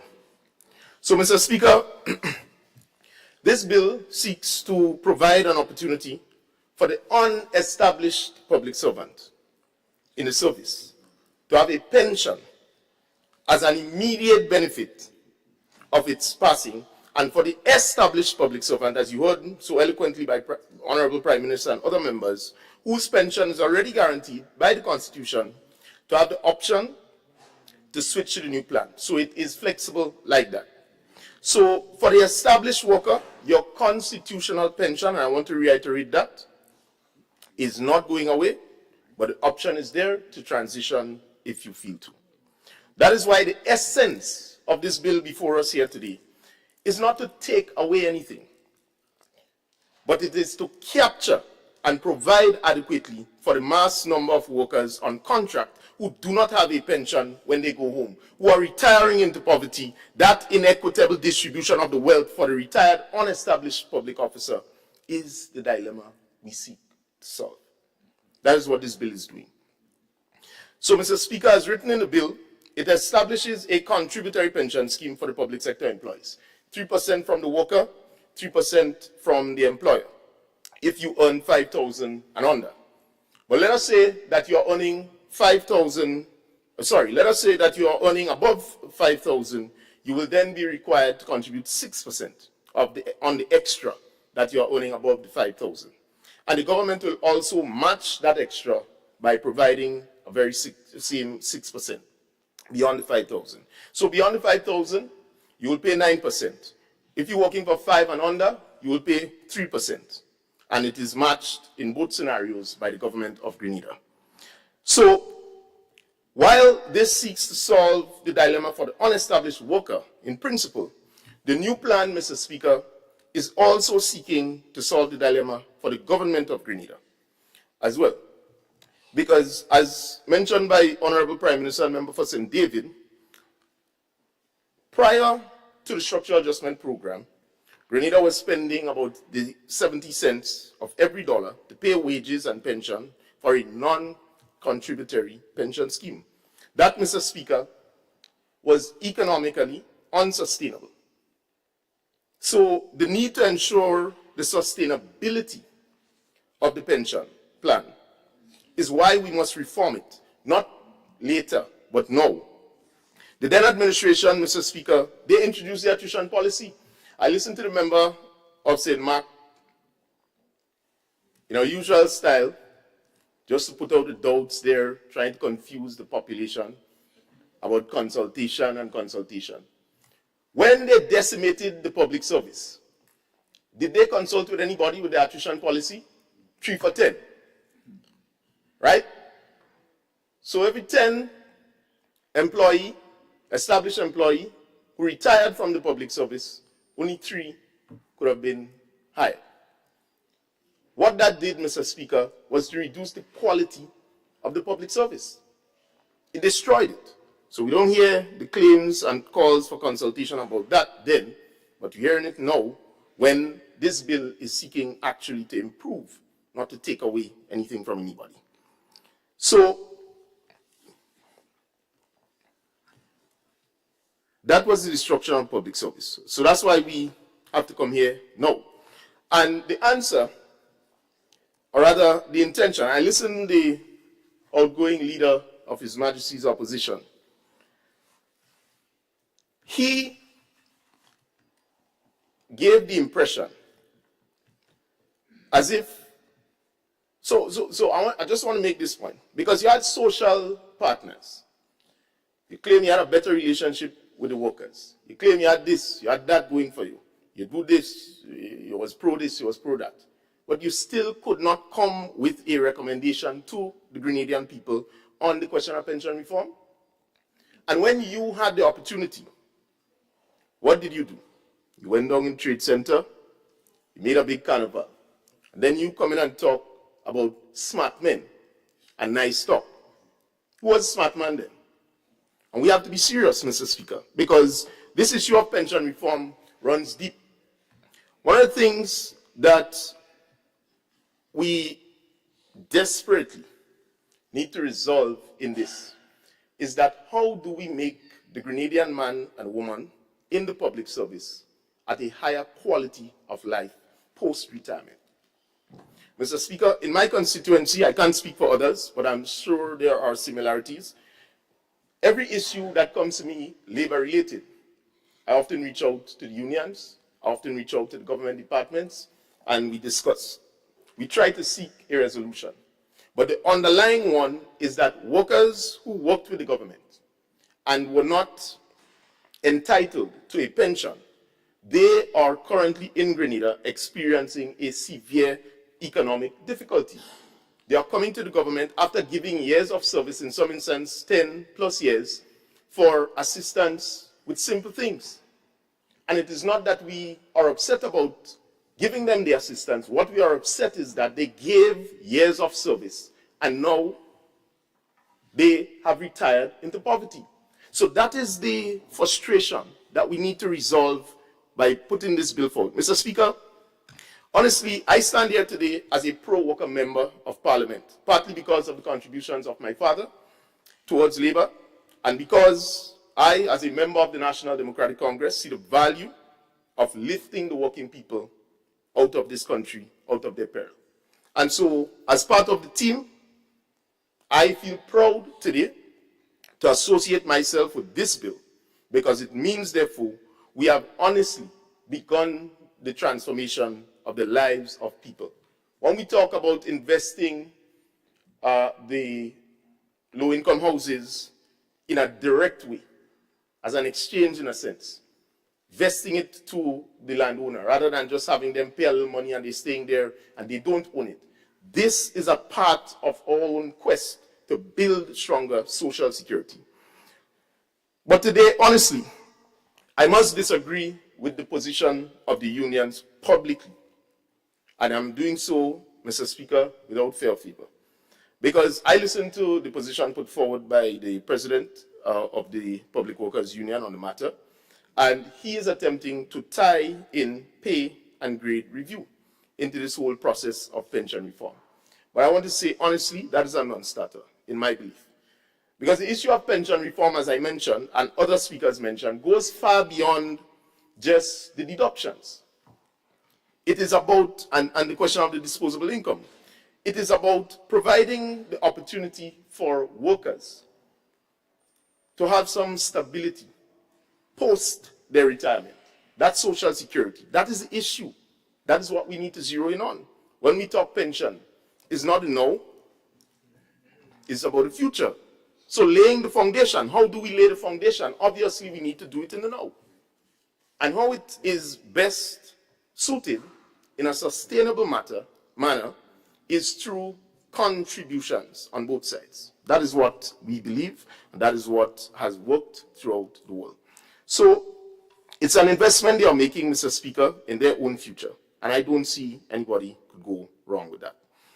Additionally, Mr. Speaker, you heard it mentioned, workers have been regularized, and therefore the regularization process is going to be taking care of all of these discrepancies that is within the system. In other words, you wouldn't put that it covers an Imani trainee, because the expectation is when that trainee over 12, how much years have been promised, is now regularized under this administration, they will no longer be called an Imani. They will be a worker with guaranteed rights for what they are doing. So that's the difference. That's why it's not listed. And it's not rocket science. We have to see this thing for what it is. It is about the future and building for it. So when the Department of Public Administration announced that the process had commenced, these were the elements that were being taken into account. But the final one, which we must sort out, is that the large amount of workers unestablished can't just automatically go on the established system. You know what will happen? It will bust the fund, right? That constitutional pension.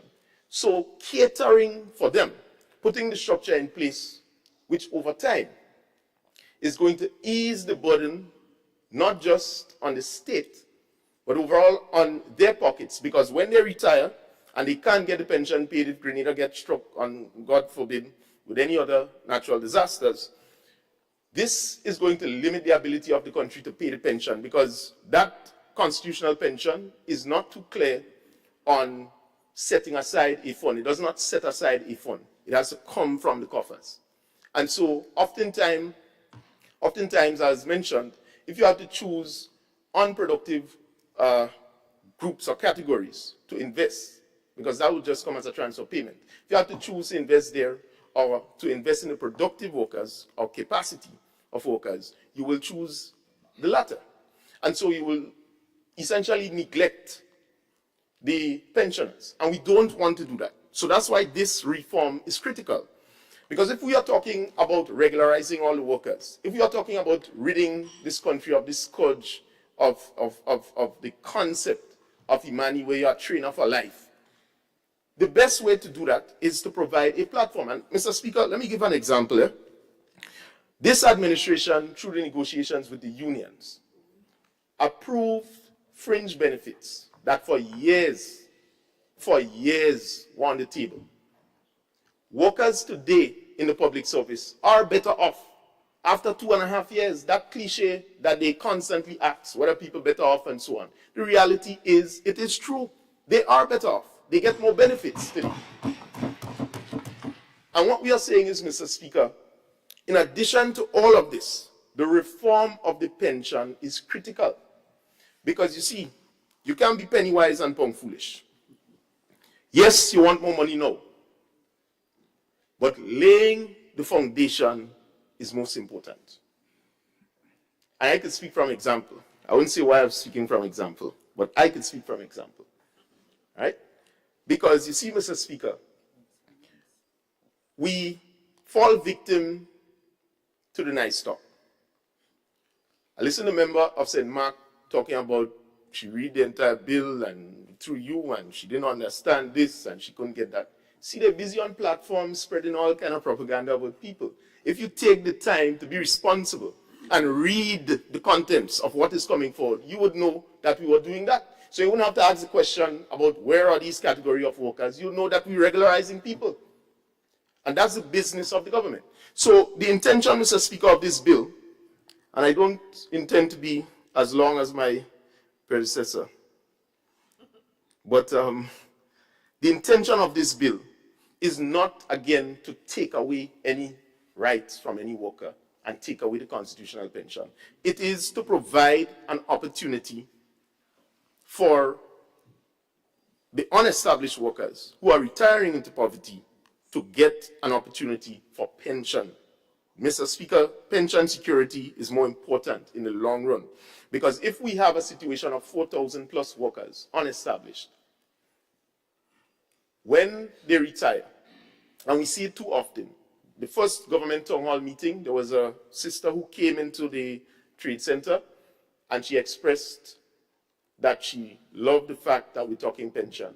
She said that she worked with the government, but on contract for X amount of years. I can't remember the exact amount. And the shocking answer to her then was that no, based on the current situation, you would not be entitled to a pension. What happens to that worker? And that is what this is seeking to do, to fight for that. So there's no need to frustrate the process. I'm saying to the unions, come to the table. I have the greatest respect for trade unions. I think they serve a genuine purpose, which is to guarantee the rights of all workers, whether public or private sector. And so what they need to do is to be responsible and do not follow the whims and fancies or tunes of political opponents or adversaries to the government just because you want to now help create this environment that you're anti-worker, anti-this, anti-that, when the record shows totally different. So honestly, come to the table. This is my request to Brother Brian Grimes. Come and have a gentleman's conversation. Don't get into this table, and let us work this out for the best interest of all of the workers of the public service. So, Mr. Speaker, if I could just get, I wouldn't take 5, but if I could just get 1 minute just to wrap up. So, in the interest of time, I just want to touch on part 4 of clause 11, which is the... Honorable, you have 1 minute to wrap up? Right. Yeah, so thanks, Mr. Speaker. So I just want to touch on that because the composition of the board. Now, 2 things that comes to mind. 1, the current fund is non-contributory.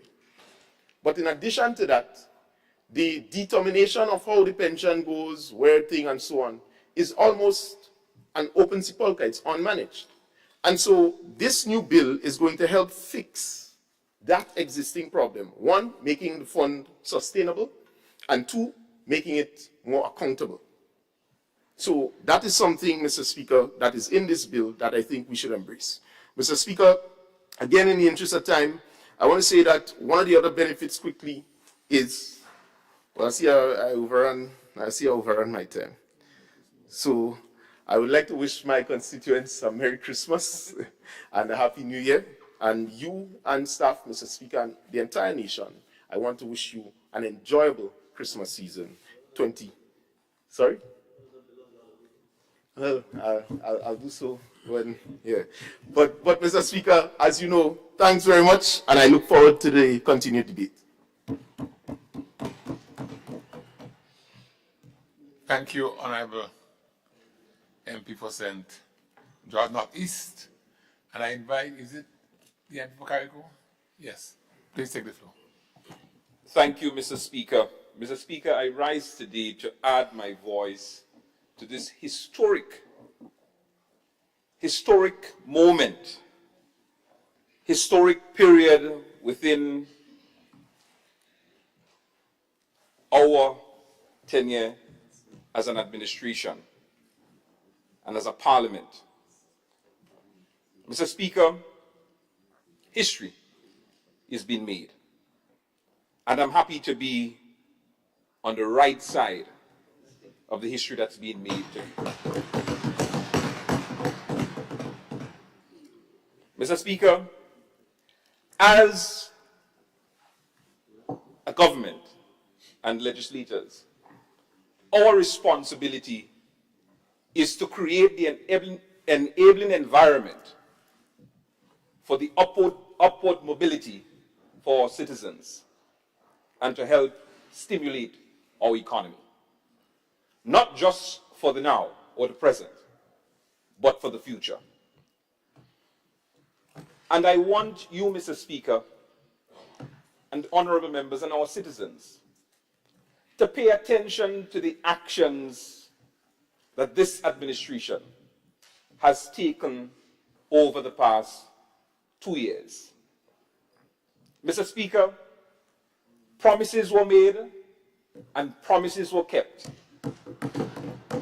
all in the interests of the citizens of this country, all in the interests for the workers of this country, and all in the interests of the future generation of this country. And I am proud to be standing on the right side of history, Mr. Speaker. So yes, the pension bill, everyone may not agree with, but no one here, Mr. Speaker, can deny that it is the best decision to make at this point in time for the sustainability of the country and to ensure that workers, not just the established workers, but all workers within the service who are unestablished, who does not have a pension, when they attain the retirement age, will be able to go home with something. I am happy that this administration has made and has taken this bold step, and I am going to support this bill 100%. Decisions like paying the pension when we got in, bold decisions, life-altering and changing decisions that has positively impacted the lives of our pensioners, positively impacted our economy, positively impacted all of us. Decisions like the minimum wage, which the other side, Mr. Speaker, failed to address under their watch. We made it our duty because we care about the working class. We care about the workers of this country. And therefore our decisions, our actions reflect this passion for workers. And I could list all the other policies and bills and decisions and actions that we have taken for workers. Clearly, Mr. Speaker, this team is pro-working class. I am proud of that. But Mr. Speaker, I don't intend to stay long. What I want to say, it might be a little bit controversial, but it is important to note it. The workers of this country must understand that we are serious and we genuinely care about them. And our actions demonstrate it. We also want the same from the workers, understanding the need for productivity in this country. So we are backing up what we said by making sure that we create the enabling environment for the working class, for our workers, to ensure that they have the necessary pay increase, to ensure that the pay and grade situation is sorted out, to ensure that they're regularized and ensure that they have pension and all of that. But equally so, Mr. Speaker, we have to recognize that we have a serious problem in this country when it comes to productivity. When you call the ministries, some ministries, wee hours in the morning or in the afternoon, you can't get to some ministries. Some workers not producing. It's a fact. Let's not hide or shy away from it. And yes, I may get blows for it for making that statement, but it is a reality. So therefore, I hope that the workers can see how genuine we are by making these decisions that will benefit them and the future generations of this country. I'm hoping that they would do the same by producing more, by becoming more productive for the sake of the economy and more so the future of this great nation called Grenada. Thank you, Mr. Speaker. Thank you, Honorable MP for Carriacou and Pidi Martinique. I now invite the MP for St. Andrew North East to make a contribution. Thank you, Mr. Speaker. Mr. Speaker, this afternoon, I rise to make my contribution on this pension fund reform bill that is put forward before us, Mr. Speaker. Mr. Speaker, today is a historic day. As stated by members of the government. However, Mr. Speaker, it seems like they are the only ones realizing how historic this day is. They are the only ones touting and beating their chests about this day being historic. How does the workers feel about this day, Mr. Speaker? I'm not seeing them celebrating. I'm not hearing them thanking the government for this bill that is put forward here today. Doesn't that say something to you, Mr. Speaker? It clearly means that the workers do not fully accept this bill in its current construct. So to come and beat your chest about you on the right side of history, you should hold for a bit and just listen to the workers. Because the workers are now thinking about the impact this bill will be having on their livelihoods, the immediate livelihoods.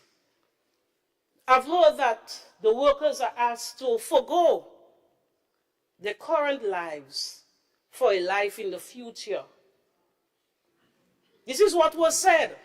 Here, Mr. Speaker, I'm not quoting. This is what was interpreted. It means, Mr. Speaker, that all of the challenges confronting the worker today should be put aside simply because later on things might be better. So if things not better today, how is it that it's going to be better in many years to come if the worker survives the turbulent times in the present period? Let us look at this bill, which is a contributory pension scheme put forward here, asking the workers to contribute 3% and in some cases 6% based on the salary. However, does this rate considers the rise in the cost of living? Does this rate consider the fact that NIS will be increasing from 12 to 16% by 2031? How will you factor in any increase in salary where this worker has to be paying another 3% to secure a pension in the future, understanding that they're already paying a percentage to secure an NIS pension? And while it is touted to make people believe that there is no pension for workers after several years of working, the NIS pension is there.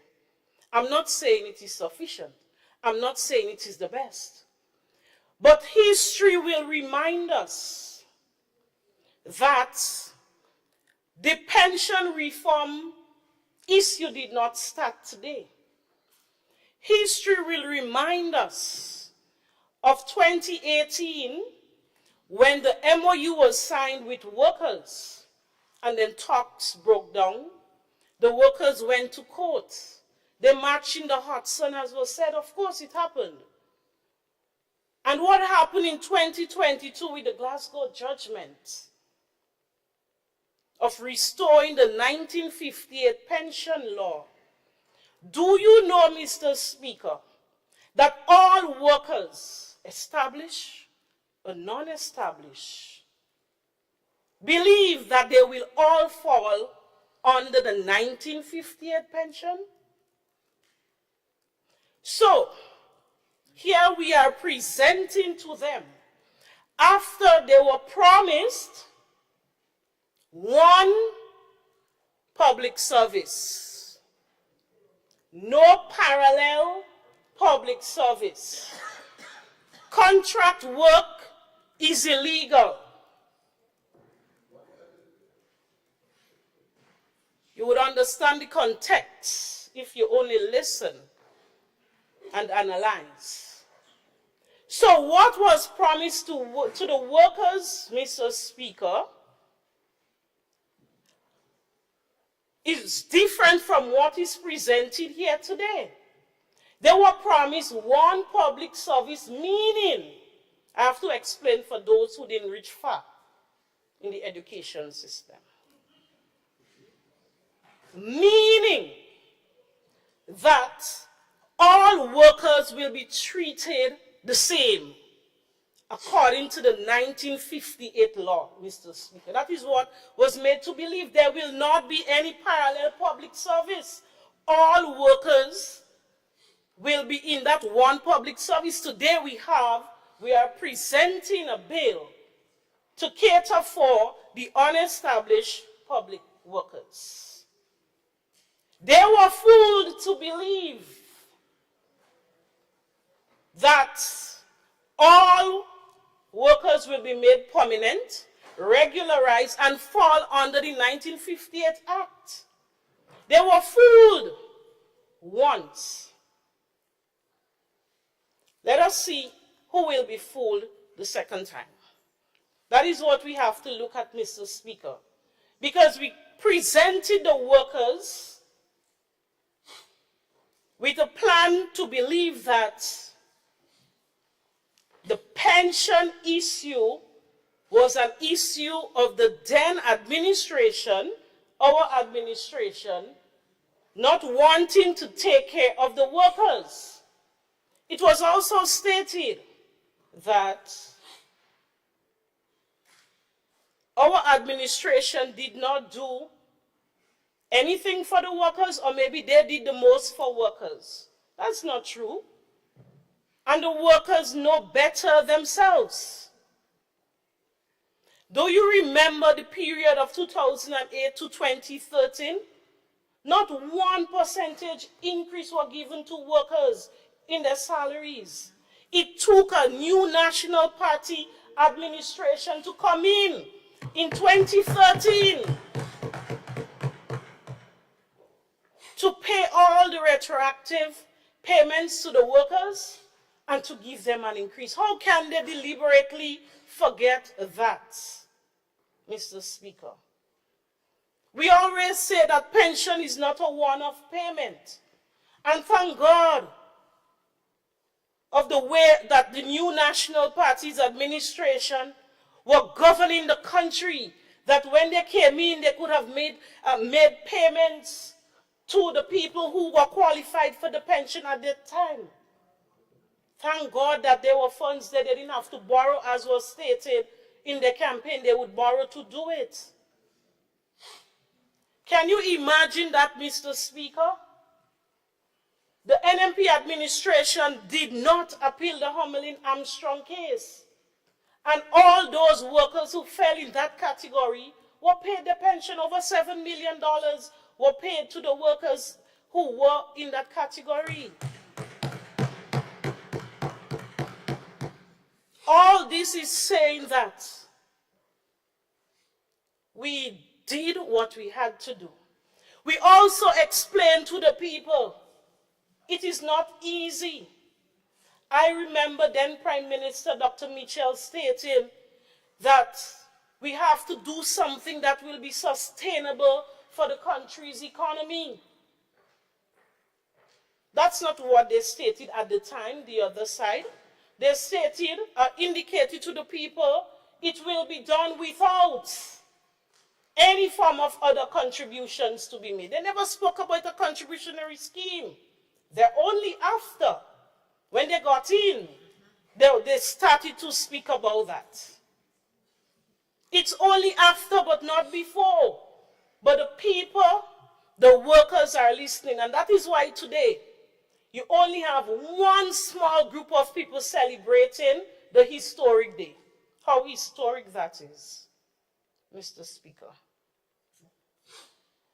It was also mentioned that this bill repeals the Pension Disqualification Act. This is not true. Parts of the act in section 7, part 7 of this bill will be repealed, but not the Pension Disqualifications Act, Mr. Speaker. We must not continue to mislead our people deliberately like that. That is enough. Let's think about the workers and why they are not happy today. Because they are looking at how difficult it will be for them to manage the current living expenses. Government has not done anything to reduce or to offset the cost in inflation that people are faced with now. So there was an increase in NIS last year. A further increase is expected next year. Together with the NIS contribution they have been making, with this new contribution on the backs of the workers, Mr. Speaker, I want to say that we understand that there is a need for pension reform because we spoke about it before, but not in this current construct. And if you're going to discuss or put forward a bill, all stakeholders, all those who will be impacted, should feel comfortable with what is put forward. No wonder the president of a particular union is unhappy at this time, because he represents the workers and feels that the consultation process was flawed. It was inadequate and insufficient. It means that this bill needs to go back to the drawing board. Thank you, Mr. Speaker. Thank you, Honorable MP for St. Andrew North East. And I now invite the Honorable MP for St. Andrew Southeast to take the floor. Honourable Member. Thank you very much, Mr. Speaker. Mr. Speaker, I rise and I feel that I'm continuing from where my colleague, representative for St. Andrew Northeast, would have ended her presentation. Mr. Speaker, the bill that is presented before us today is very difficult to support it in its current construct. So, Speaker, as a matter of fact, I really wished that the government representative who presented this bill would have presented it for first reading only. And so, Mr. Speaker, given an opportunity for proper consultation on such a significant matter, something that is so deep, something that requires proper consultation. And I listened, Mr. Speaker, over and over, it was said that there was consultation. But the question is, what is consultation? What is it? Mr. Speaker, if I consult with you, there must be some kind of feedback from you in the process.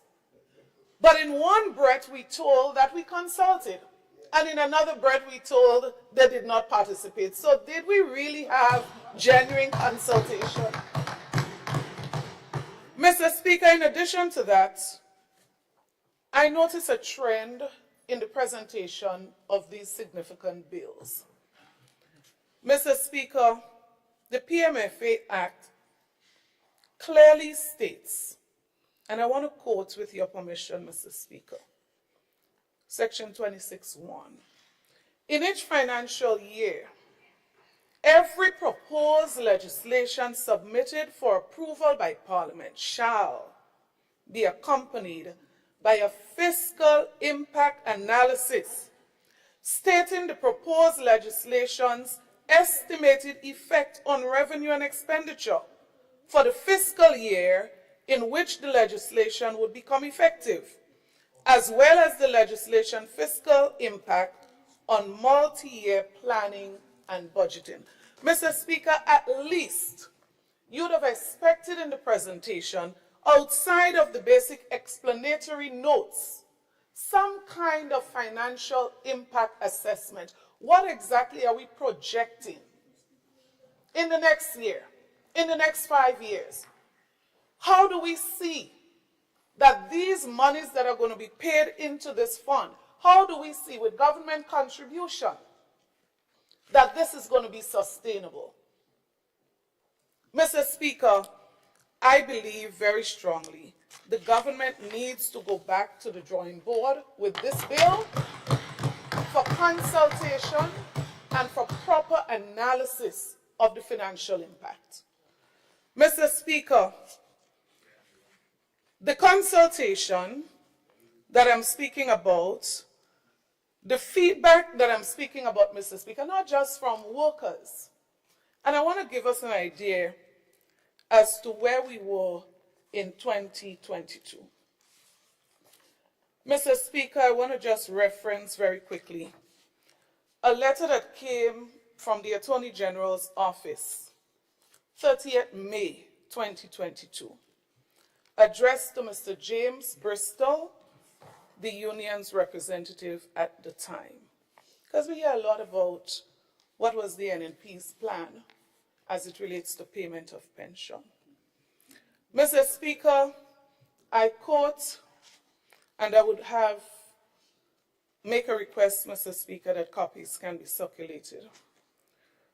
Mr. Speaker, it says, your letter dated 25th May and 18th May.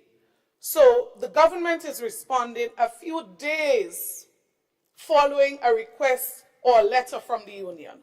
The union's letters, 25th and 18th of May. The government responds on the 30th of May.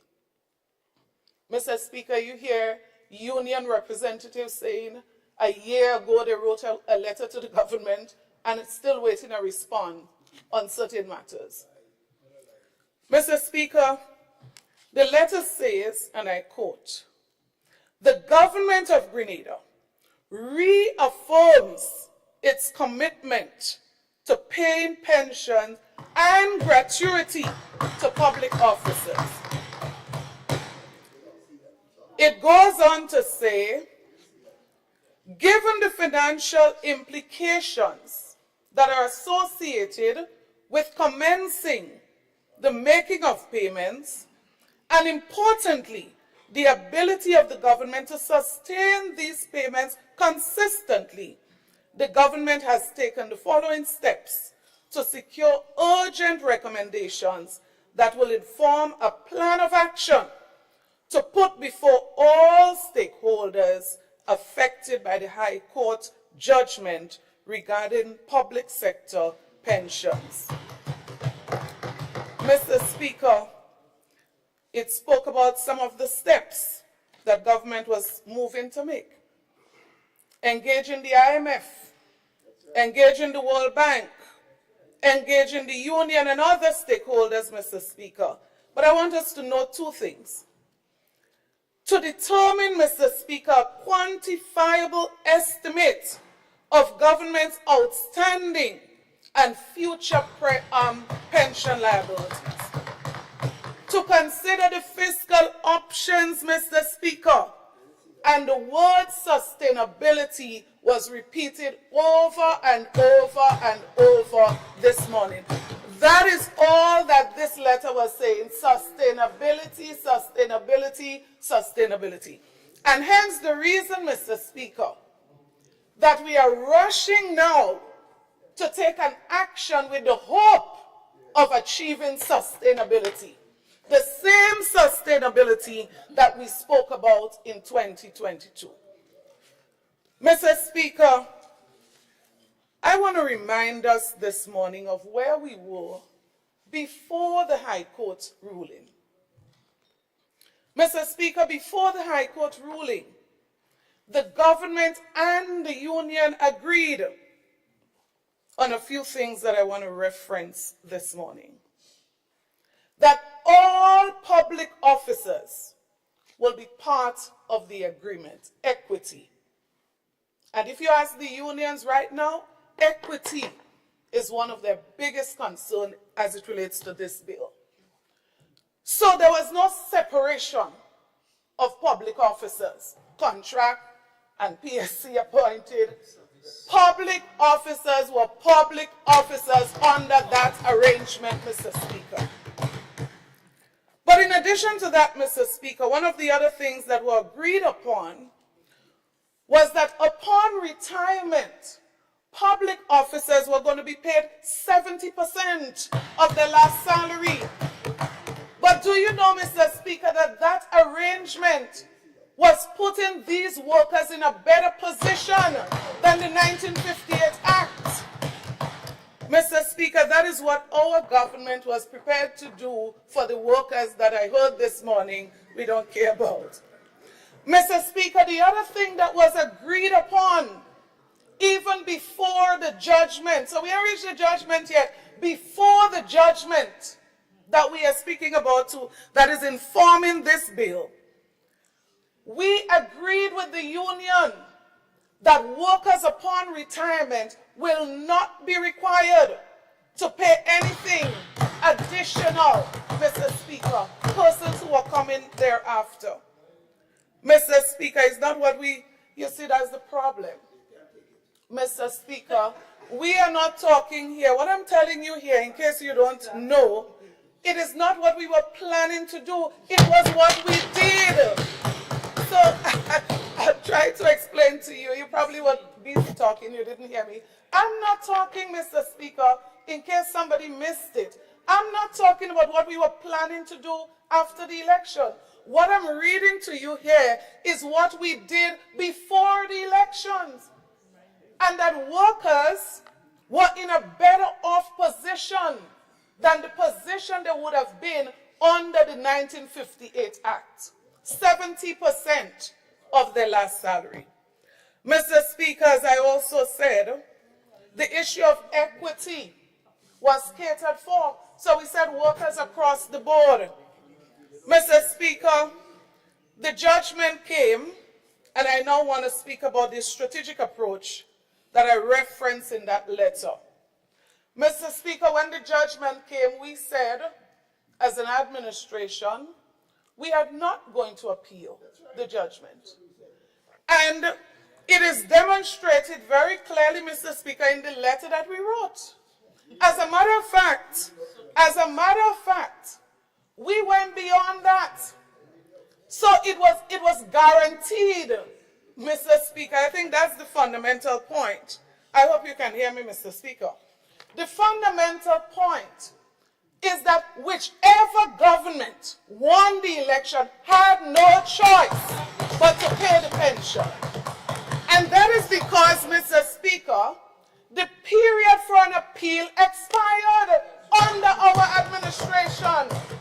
And so whether you are NNP, NDC, GULP, TNP, whatever you are, you had an obligation to pay. But you know what is also fundamental, Mr. Speaker? You couldn't pay it if the money was not there. That is the fundamental point. So when the National Democratic Congress government speaks and boasts about payment of pension, there's one thing that we must remember in that boast, that it was the funds left under the NNP administration that paid the pension. So no problem. You chose a model that was different to our model. Honorable MP, just hold. I'm having too much mutterings coming to my right. I know where they're coming from, but I encourage you to keep them down. Proceed, Honorable MP. Thank you, Mr. Speaker. So I'm making the point, and I don't know if the objective is to throw me off track, but Mr. Speaker, it won't happen. Mr. Speaker, following the judgment, we made a request to the union to sit and talk. And you know what I believe this morning? Had the union sit and talk with us, we wouldn't be having this conversation this morning. Mr. Speaker, I say to us this morning, there is no government that has sought the interest and has done for workers of this country as the new National County Government.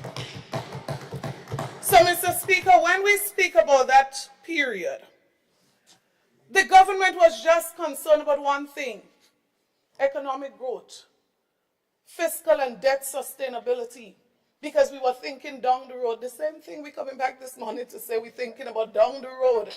That is what we were thinking about when we proposed what we proposed. But I heard this morning, Mr. Speaker, that we introduced pension. Mr. Speaker, are we really serious?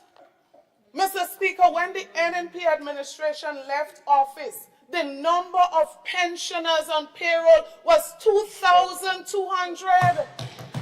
Mr. Speaker, so the payment of pension is not something that started after the last general elections. Mr. Speaker, as a matter of fact, the other thing that we need to note is that when this court, the first court ruling came out, I'm not talking about the one that came out just before the elections.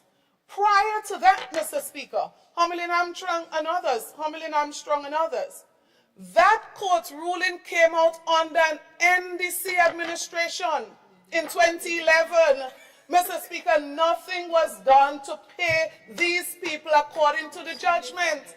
It was the NNP administration that came back in 2018 and made the payment of all those about 56 workers that were affected. Mr. Speaker, you can't be talking seriously if you say that we are anti-workers. Mr. Speaker, I heard this morning, and I couldn't believe it. I heard this morning, it is no longer relevant. My colleague from St. Andrew Northeast was reminding the government that you said there will be one public service. There'll be an end to contract work because contract work is illegal. With the stroke of a pen, we're going to make everybody permanent. She reminded us of those commitments. Mr. Speaker, I could not believe it. I'm sitting here And in response to what she was saying, persons are saying, this is no longer relevant. What's the relevance of this? Mr. Speaker, it appears that we say one thing to win and then another thing after we would have won. But Mr. Speaker, all that being said, I still want to appeal to this administration that this bill is too significant to rush it through today. You express concern that we are saying in one breath it's important, and in another breath we are saying don't rush it. I agree that it may sound contradictory, but Mr. Speaker, I'll tell you why it's not. I believe that workers will be worse off if we pass this bill today. If we take them back, Mr. Speaker, to 2022 and start there, they will be better off than they will be under this bill, Mr. Speaker, if it's passed today. So, Mr. Speaker, I want to encourage the government, I want to plead, I want to beg the government that after our presentations, that some consideration is given to holding on the passing of this bill for further consideration. Mr. Speaker, there are persons who are going to be seriously disadvantaged if this is passed today. And you see, we may jump up if you're NNP or NDC. This is not about politics. This is not about party. This is about the workers who are going to be affected by the passage of this. As a matter of fact, Mr. Speaker, I believe that this bill... Honorable, did you hear the bell? Did you hear the bell? No, I'm sorry, I did not hear the bell. I got a sense that you didn't hear it. Mr. Speaker, can I request kindly But an the bell additional went. 3 minutes? The bell went. I extend your time by 1 minute. Thank you so much. So, Mr. Speaker, I end by saying that I believe that this bill opens a door for additional legal actions. I believe that this bill, Mr. Speaker, is taking workers backward if we pass it. I believe, Mr. Speaker, that too many workers would be affected if they carefully study the content of this bill. And additionally, I believe, Mr. Speaker, that this bill is going to financially and economically affect too many persons who would have worked very hard for their monies. And so, Mr. Speaker, I close by saying, please, let us reconsider passing this bill today. Thank you. Thank you very much, Honorable MP for St. Andrew Southeast. And I now give way to the Honorable MP for St. Andrew Northwest. Thank you, Mr. Speaker. Mr. Speaker, I rise to express my full support for the Public Sector Employee Pension Fund Bill 2024. Mr. Speaker, this bill represents a transformative step forward in ensuring financial security, dignity, and welfare of public sector employees in our country. Mr. Speaker, for decades, there has been a growing need to establish a modern, equitable, and sustainable pension scheme that adequately supports the retirement aspiration of public servants while balancing economic realities. Mr. Speaker, this bill addresses those needs comprehensively and responsibly, so we could hear about decisions made while in campaign, Mr. Speaker, because you can use the information you have at that time to make decisions. But when you get into government, there are economic realities, Mr. Speaker, and so this bill, not getting away from what you promised, but ensuring that you provide for all public sectors, that is what this bill intends to do. Not only for the public work, the established workers, but this bill provides for all workers in the government sector. Mr. Speaker, I am proud to stand on this side of history, where this government has not only fulfilled an election promise by honoring the court's decision to pay the pension to retired and retiring public officers on the establishment, but also taken the bold step to address a decade-long of inequity, Mr. Speaker, while adhering to the code was a necessary step to the respect of rule and law and ensuring justice for these individuals. Mr. Speaker, I'm still wondering, because you see, different people can make different statements. But I have an issue when a woman of God will say that there's no time at all we ever think about going to the court, appealing the judge's decision, because it was on the table. Addressing Mr. Speaker, it was on the table for consideration. And maybe those now would not accept, but there are others outside who were part of the team then who would accept that we were considering appealing the court decision. But we have to be honest, Mr. Speaker. We heard about a letter in May, but we heard of election in June. So if we have election in June, Mr. Speaker, we cannot appeal. Our hands were tied. Our hands were tied, Mr. Speaker. We have to be honest. And we can be honest and saying we had intentions because we thought it was going to bankrupt the country. And the truth is, all of us thought so, based on the information that we was given at the time. So all of us, it was a discussion, and in another case that if I say here everybody agreed, then I'll be dishonest in my deliberations. So maybe a lot of the members opposed to going against the judgment. But it was a decision that was on the table, but election was close. So we cannot in good faith, Mr. Speaker, object to a reform, because we know that a reform is important if we are to cater for all our workers. Mr. Speaker, despite the warnings, and it's important to make that point, of bankrupting the country, this new government, a team we call inexperienced and rookie, even me call you so. You step us forward and you were able to pay the pension, Mr. Speaker, and fulfill the court's ruling, and did so without the nation becoming bankrupt.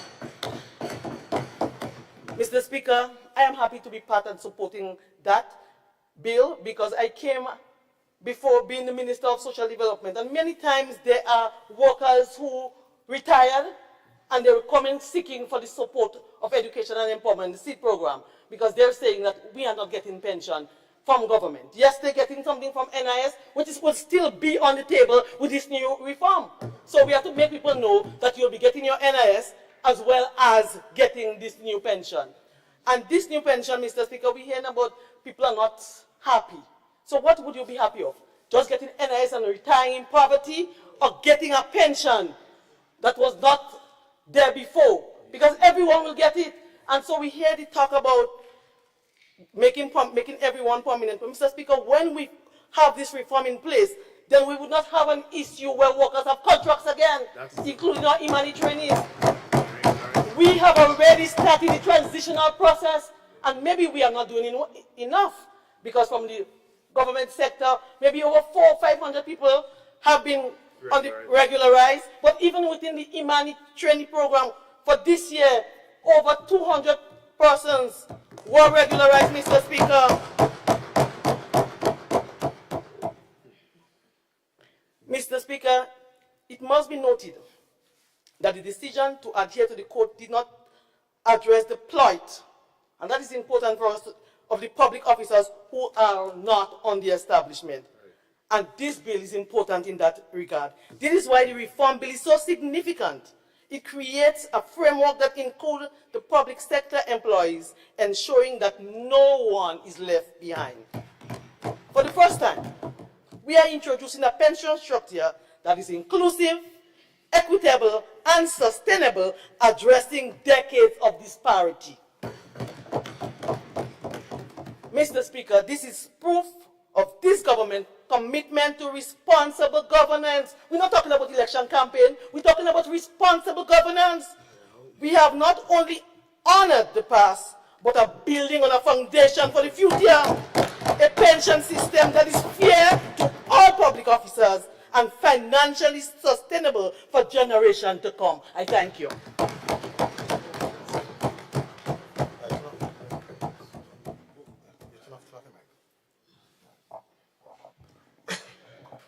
All right. Thank you, Honorable MP for St. Andrew Northwest. And I now give the floor to the MP for South St. George. Good afternoon, Mr. Speaker, and I will be short, Mr. Speaker. Mr. Speaker, let me just start by saying that I am not surprised that the members of the opposition is opposing this bill. Mr. Speaker, according to Matthew chapter 7, verse 16 to 20.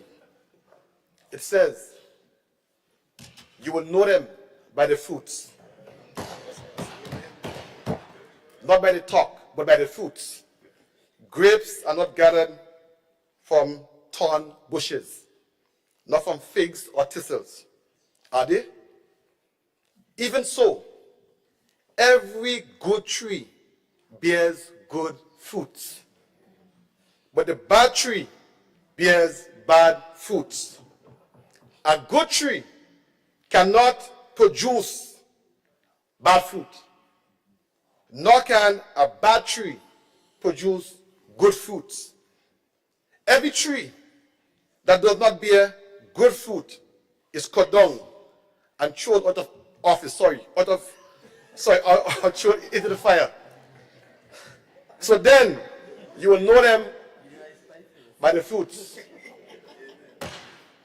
In this verse, Jesus warns his listeners to be wary of the false prophets who may appear to be sheep, but are actually hungry wolves. The way to identify them is by the fruits of their lives and their teachings. Thank you very much, Mr. Speaker.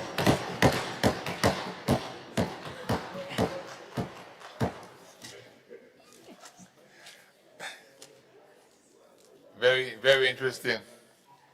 MP for South St. George. I now invite the leader of government business. Thank you, Mr. Speaker. Mr. Speaker, I want to firstly express my deep appreciation to members who have made their contributions to the discussion here in respect of this bill. I want to make just a few observations. I'm trying to restrain myself because of time. But just a few observations. First and foremost,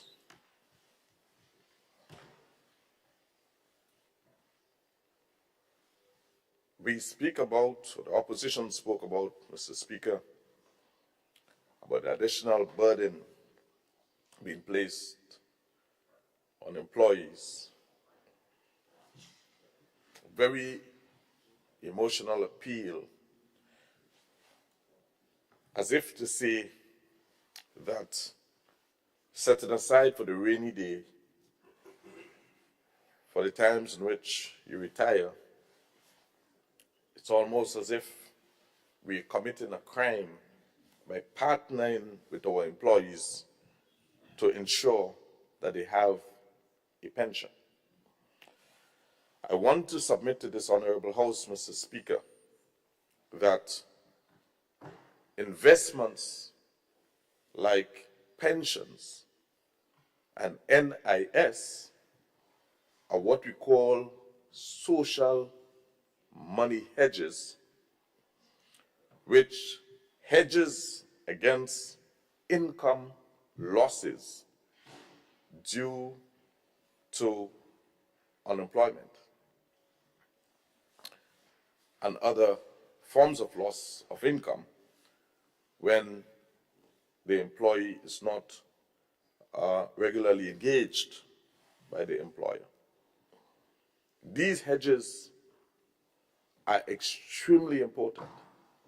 It is not a tax.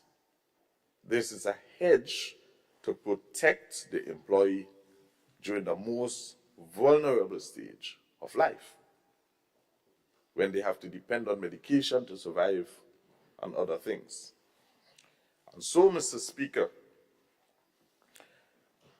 there are many stories of when people within the service who operated on contract and who were not established workers,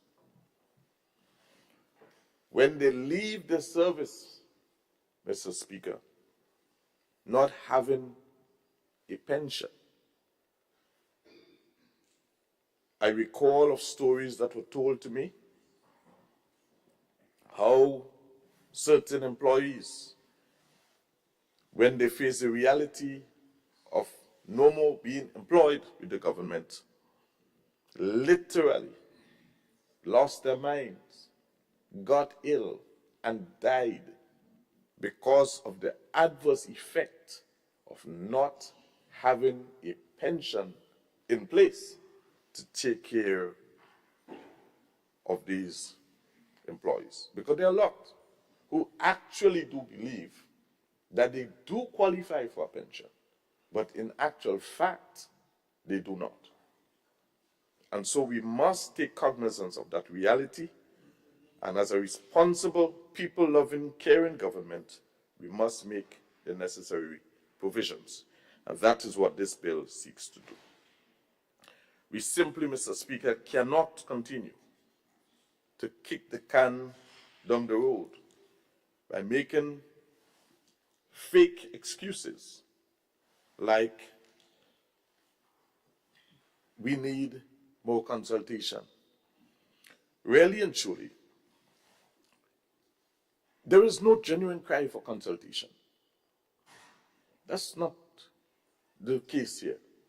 The case here is that this government is making a solid move towards protecting the employee, which the previous administration failed to do during their tenure, even when they had two back-to-back absolute majorities in the House. They failed, Mr. Speaker, to make these necessary adjustments to protect our employees.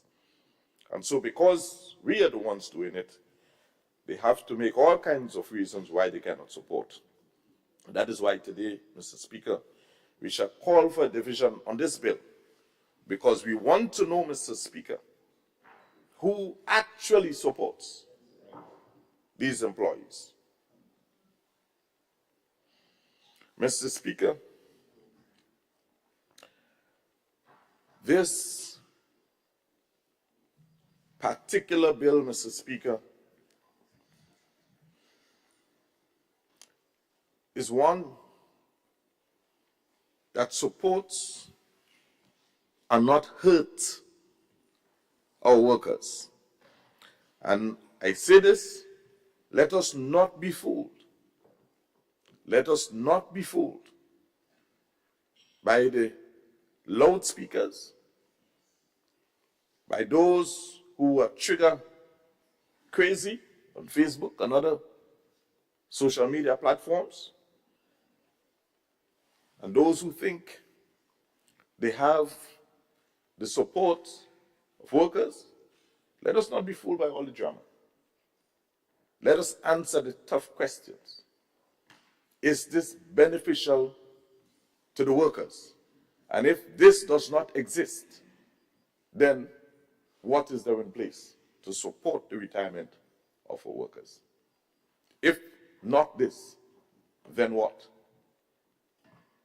And I must say this morning, I am a bit disappointed. I must add that I'm a bit disappointed, because I really, genuinely expected a better level of contribution on this bill from the opposition.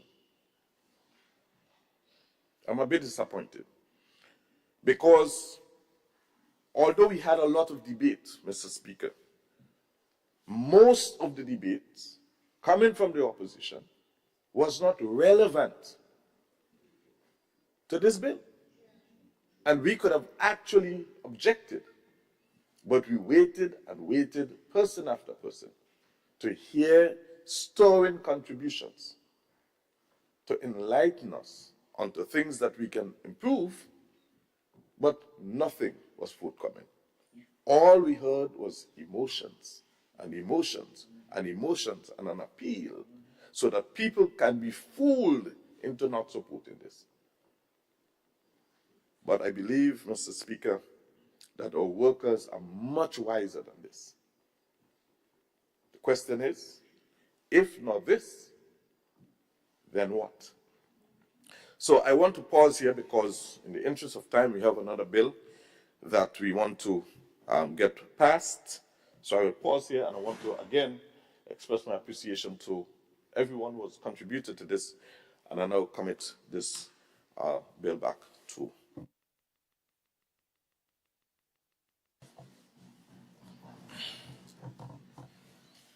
Thank you. Leader of Government Business. Honorable members, the question is that the bill be read a second time. All those with that opinion say aye. Aye. Of the contrary opinion say no. The ayes have it. Indeed, the ayes have it. A bill for an act shortly entitled Public Sector Employees Pension Fund 2024.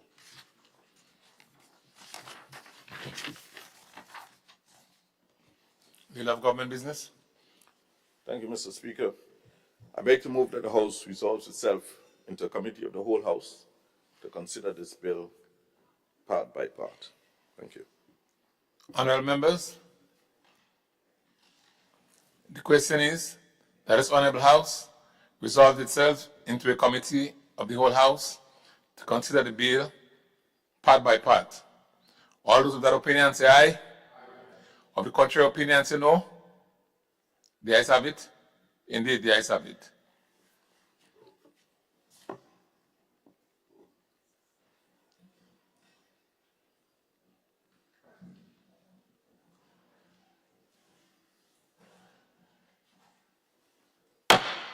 Honorable members, this House is now in committee.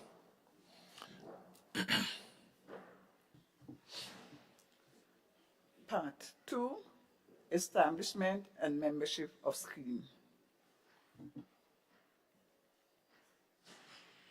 Honorable members, the question is that Part 2 forms part of the bill. Those of that opinion say aye. Aye. Of the contrary opinion say no. The ayes have it. Indeed, the ayes have it.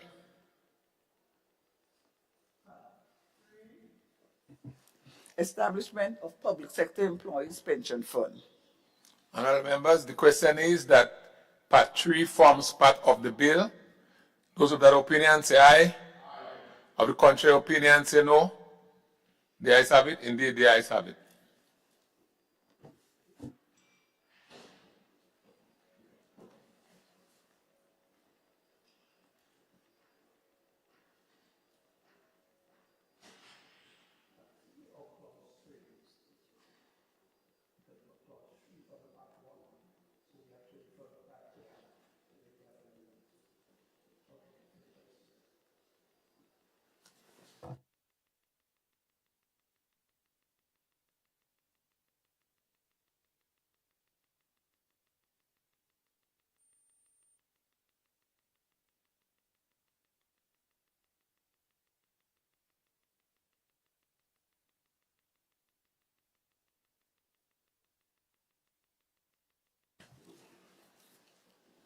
Proceed. Part 4, Establishment of Board of Trustees. Did you read Part 3? Okay. Honorable members, the question is that Part 4 forms part of the bill. Those of that opinion say aye. Aye. Of the contrary opinion say no. The ayes have it. Indeed, the ayes have it. Part 5, Contributions to the Fund. Honorable members, the question is that Part 5 forms part of the bill. Those of that opinion say aye. Aye. Of the contrary opinion say no. The ayes have it. Indeed, the ayes have it. Part 6, Management and Administration of Fund and Claims and Benefits. Honorable members, the question is that Part 6 forms part of the bill. Those of that opinion say aye. Aye. Of the contrary opinion say no. The ayes have it. Indeed, the ayes have it. Part 7, Miscellaneous Provisions. Honorable members, the question is that Part 7 forms part of the bill.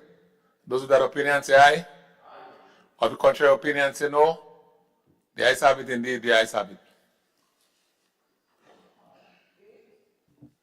Consequential amendments to Act. Honorable members, the question is that Part 8 forms part of the bill. Those with that opinion say aye. Or the contrary opinion say no. The ayes have it, indeed, the ayes have it. Schedule 1, list of statutory bodies. Schedule 2. Honorable members, the question is that Schedule 1 forms part of the bill. Those with that opinion say aye. Or the contrary opinion say no. The ayes have it, indeed, the ayes have it. Schedule 2, rates of contribution. Honorable members, the question is that Schedule 2 forms part of the bill. Those of that opinion say aye. Or the contrary opinion say no. The ayes have it, indeed, the ayes have it. Part 3, vesting of employer contributions.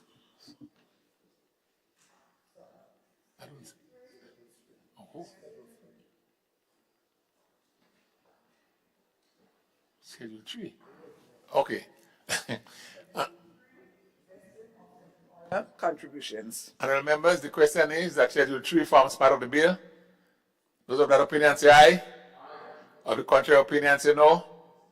The ayes have it, indeed, the ayes have it.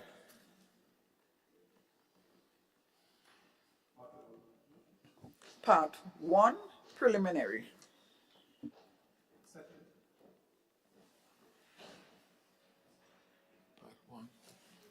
Honorable members, the question is?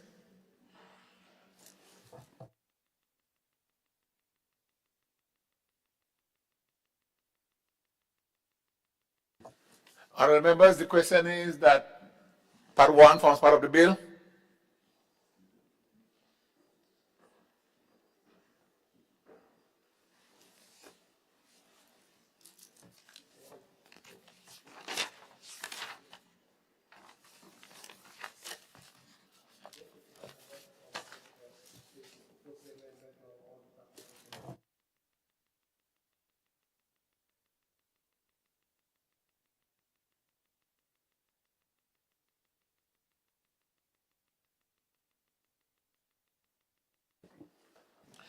Do you have government business?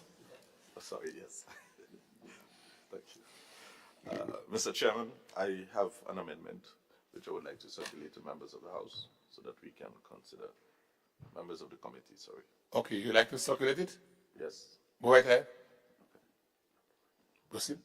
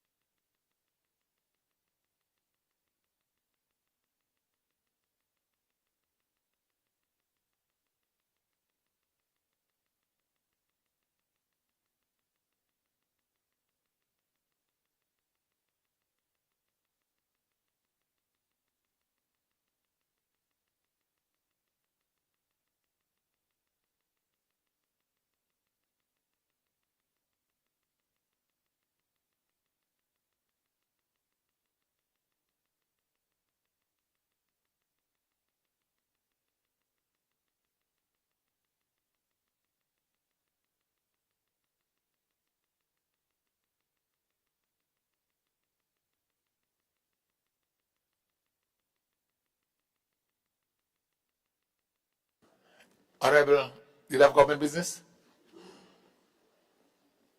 Please come to the bench.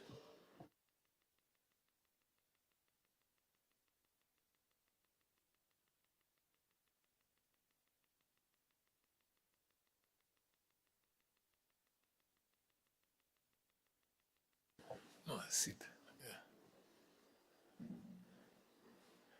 Yeah.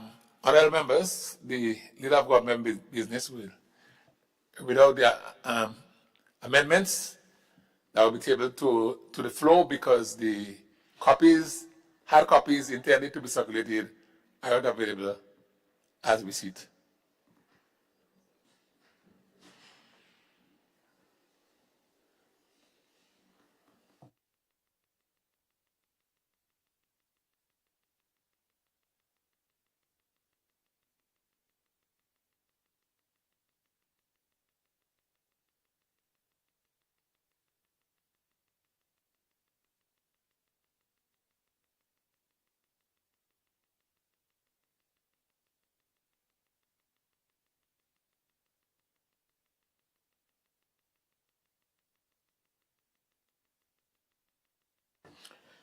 Deal of government business? Thank you, Mr. Chairman. Mr. Chairman, this change is intended to add a little clarity, or at least reduce ambiguity in the way that the information is stated in the schedule. So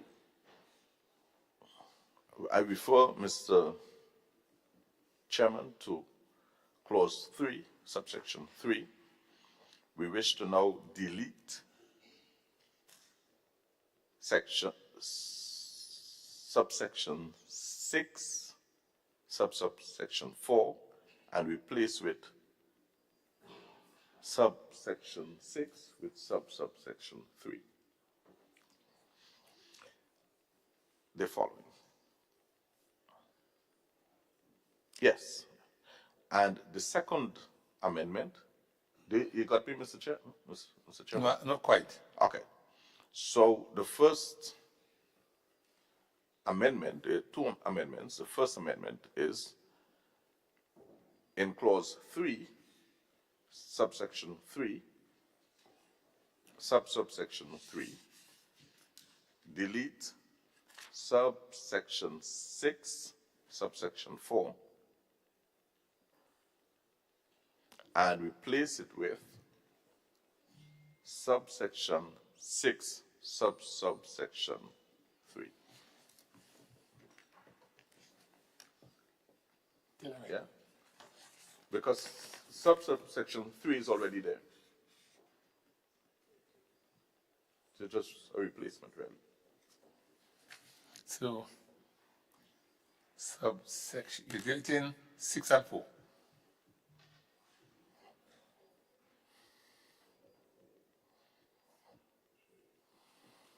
You should just write it out. Yeah, write it out. You got me? Proceed. Okay. Right?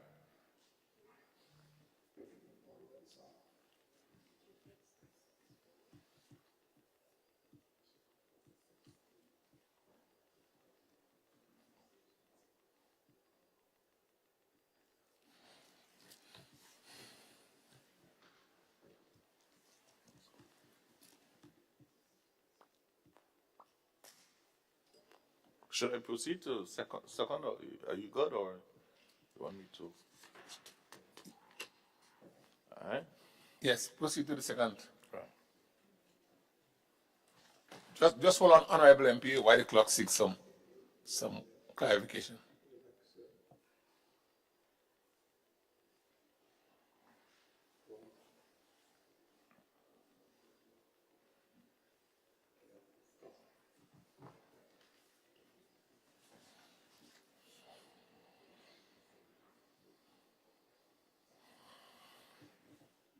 Proceed. Right. So the second amendment, schedule 2, part D, schedule 2. It is now being amended by deleting the following. 1.5% by salary less than $5,000 plus 3% by salary greater than $5,000 times years of unbroken service. So that section there, with the calculation, we are now deleting that section, and now we're going to replace it with the following.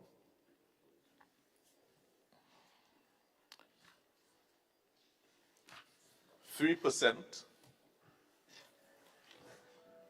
by annual salary up to $60,000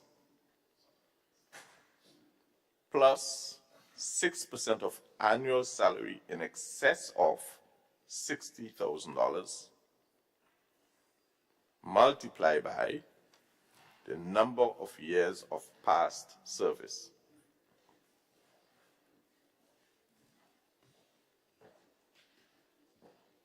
Thank you, Mr. Chairman.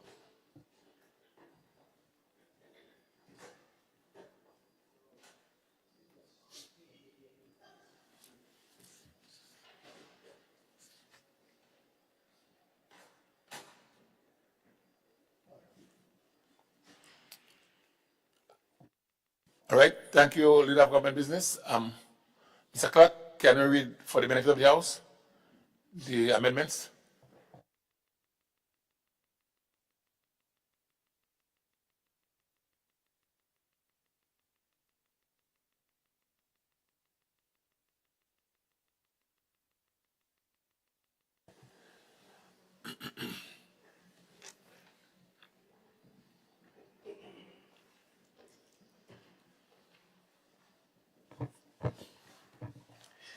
The amendments recorded are as follows.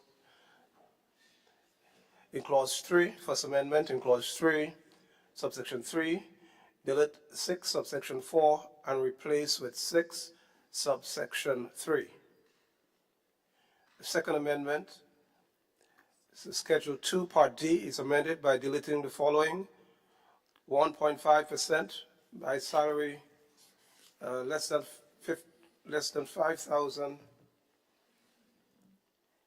plus 3% and salary greater than 5,000 times years of unbroken service, and replacing with the following: 3% times annual salary up to 60,000 plus 6% of annual salary in excess of 60,000 times number of years of past service. Those are the two amendments as recorded.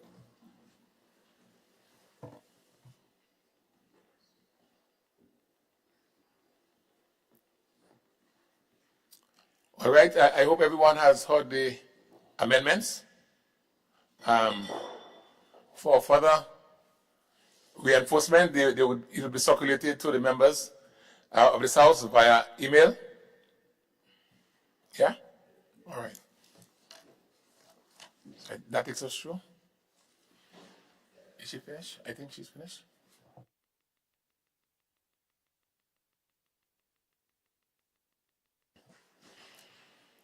All right, honorable members, with the amendments proposed by the Leader of Government Business, I now put the question to you that the amendments tabled to this bill be accepted as provided by the Leader of Government Business. Those who are in favor, say aye. Those opposed, say no. Thank you. The ayes have it. Indeed, the ayes have it.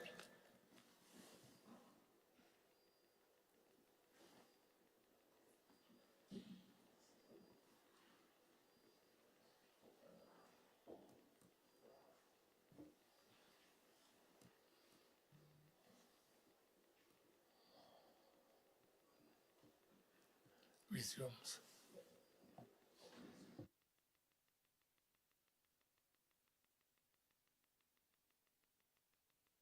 My light is on.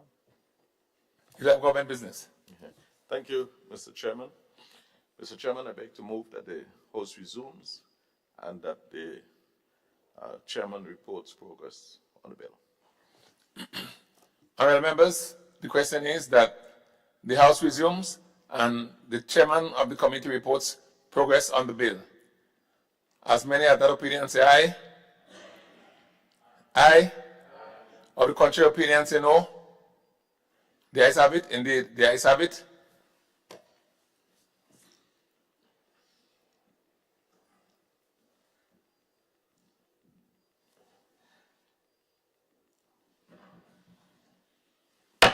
This Honorable House now resumes.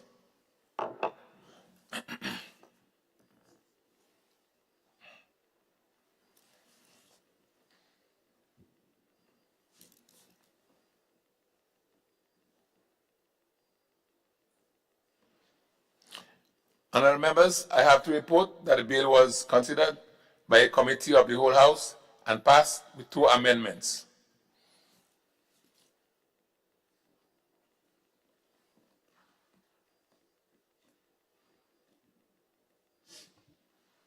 Deal of government business.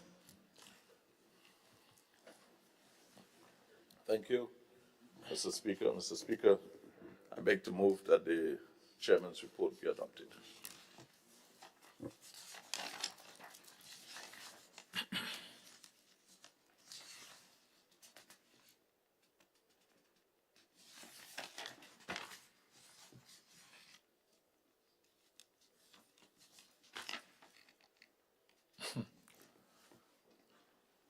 Honourable members, the question is that the chairman's report be adopted. Those of that opinion say aye. Or the contrary opinion say no. The ayes have it. Indeed, the ayes have it. Deal of government business. Thank you, Mr. Speaker. Mr. Speaker, I beg to move the third reading of the bill.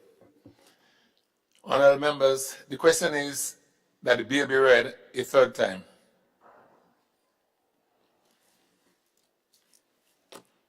Honourable members, the question is that the bill be read a third time and pass. Those of that opinion say aye. Of the contrary opinion say no. The ayes have it. Indeed, the ayes have it. A bill for an act shortly entitled Public Sector Employees Pension Fund 2024.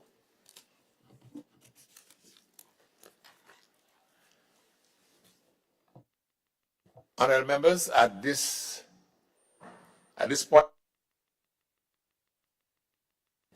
wish to propose to this Honourable House that we break for lunch, as we have another bill to be tabled and discussed.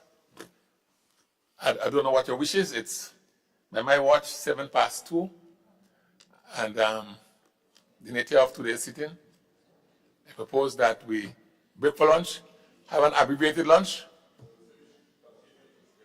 Continue? Well, let me take the vote. If I want to continue, I will take the vote. Right?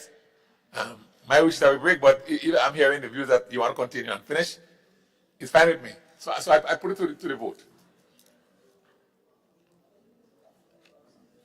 Just hold, please. I put it to the vote, and from the results, we will decide. Honourable members, those who would like to continue the sitting until the second bill is finished, before we take our lunch break, can I see by the raise of your hand? Can I see by the raise of those who want to continue? So we have 3, right? We have a late vote, right? Those who wish that we break now and we return in about 40 minutes' time. Can I see by the raise of your hand? Raise up your hand. Right, so it is carried, we have to continue. 4 voted for us to continue, and 2 voted that we break now. So I go with the wish of the House. So we continue the sitting.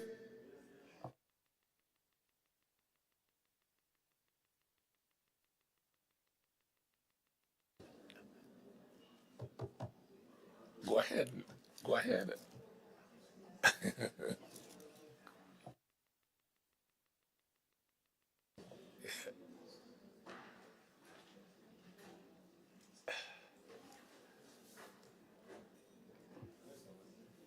Leader of government business. Mr. Speaker, I beg to introduce for its first reading a bill for an act shortly entitled Eastern Caribbean Supreme Court Judicial Officers Pension Bill 2024. Thanks. A bill which seeks to provide for the payment of pensions and gratuities in respect of service of judicial officers of the Eastern Caribbean Supreme Court, shortly entitled Eastern Caribbean Supreme Court Judicial Officers Pension Bill 2024. Leader of government business.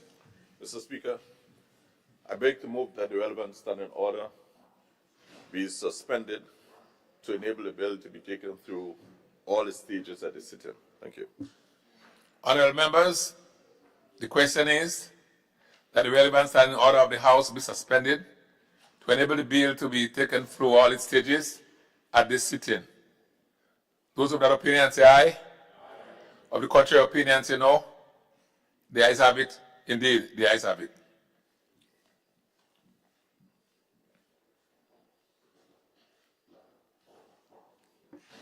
Bill of Government Business. Thank you. Mr. Speaker, I beg to move the second reading of the bill. Honourable members, the question is that the bill be read a second time. Bill of Government Business. Thank you, Mr. Speaker. Mr. Speaker, this bill seeks to provide for the payment of pensions and gratuities in respect of the service of a judicial officer of the Eastern Caribbean Supreme Court. This bill contains three parts, and 18 clauses. 3 parts, 18 clauses. Part 1, Mr. Speaker. And Mr. Speaker, similarly to the previous bill, I would try to summarize some of what I consider the more important aspects of the bill. So, Part 1 provides for the preliminary provisions and contains clauses 1 to 4. Clause 1, of course, speaks to the short title of the bill. Clause 2 provides for the interpretation. And the bill applies to judicial officers, that is the Chief Justice, Justice of Appeal, High Court Judge, or a Master of the Eastern Caribbean Supreme Court. The Part 2, Mr. Speaker, speaks of the pensions and gratuities. Section 5 speaks to the charging of the amounts to the consolidated fund, and states that there shall be a charge on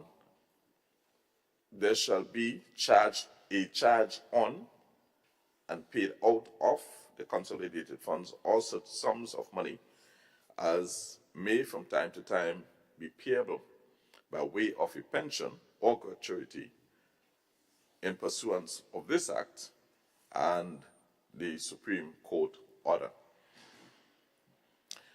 The circumstances in which these may be paid are as follows. Section 6.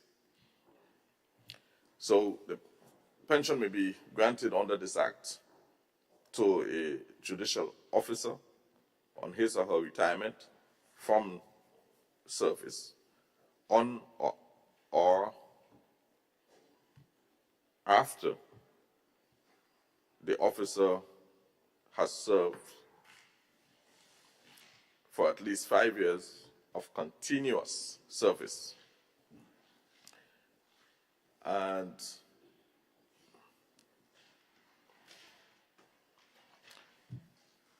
on attaining the age of retirement, as well as if there is an abolition of his or her office, as well as if the judicial officer retires on the ground of incapacity by way of an infirmity of mind or body on a permanent basis. And the retirement, Mr. Speaker, as per Section 7 of the Act, the judicial officer shall retire from office on the attainment of the retirement age, notwithstanding subsection 1, but subject to subsection 3, a judicial officer may retire from office if he or she gives to the Commission at least 12 months notice in writing, or his or her intention to do so. Subsection 3, the period of notice under subsection 2 does not include a period of vacation leave, whether it's earned before or during the period of such notice. The rates of pension are to be calculated for the various levels of judicial officers as follows. In the case of the Chief Justice, if he or she has had continuous service as a judicial officer for a period of not less than 10 years, the pension is equal to the annual pensionable emoluments attached to the office of the Chief Justice. Or, if he or she has had continuous service as a judicial officer for a period of less than 10 years, but not less than 5 years, the pension is computed on a prorated basis, calculated by dividing the number of years of continuous service by 10 years, which is the maximum in this category, and multiply the result by the annual pensionable emoluments attached to the office of the Chief Justice. In the case of the Justice of Appeal, it is very similar, but in this case, the period of continuous service is a period of 12 years as opposed to 10, as stated earlier, under the Chief Justice. So the Justice of Appeal must serve a period of 12 years of continuous service. And in case, and then he gets, of course, the full emoluments, the full amount. If, however, there is a period of service less than the 12 years, then it is prorated in a similar fashion, divided by the number of years, which is the 12 years, and multiplied by the result of the annual pensionable emoluments for the position of Justice of Appeal. In the case of the High Court judge, if he or she has had, again, continuous service, and this time for a period of 15 years, the pension is equal to the annual pensionable emoluments attached to the office of the High Court judge. So in similar fashion, as long as you meet the required number of years for that category, you get your full emoluments. Get a full pension as for the emoluments that you were getting previously.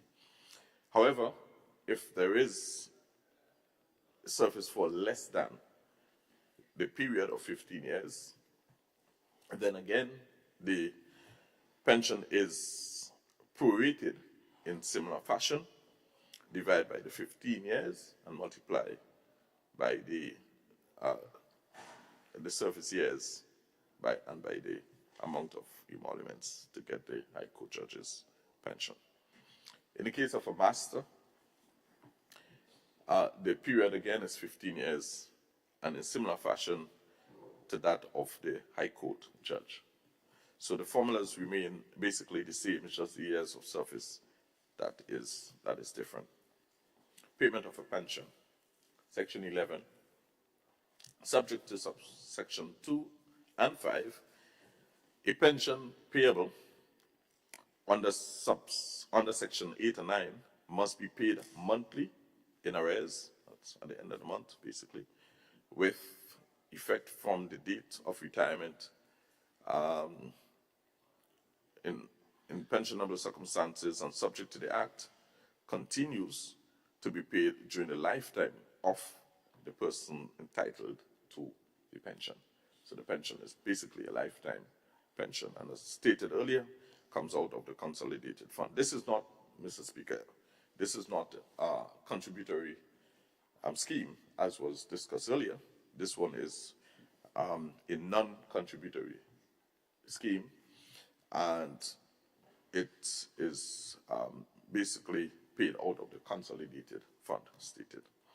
All right, so a judicial officer otherwise qualified for pension under subsection 8 and so who resigns from office before attaining retirement age shall receive a pension under Section 8 or a reduced pension and gratuity under subsection 9, under Section 9 on attaining retirement age. So if you retire before, yeah, then when you get to the age, you get that reduced pension. All right. At the time of resignation, I think I made a mistake. If you resign before, then you get the pension on retirement age. So it is triggered by the age. Right. At the time of resignation, so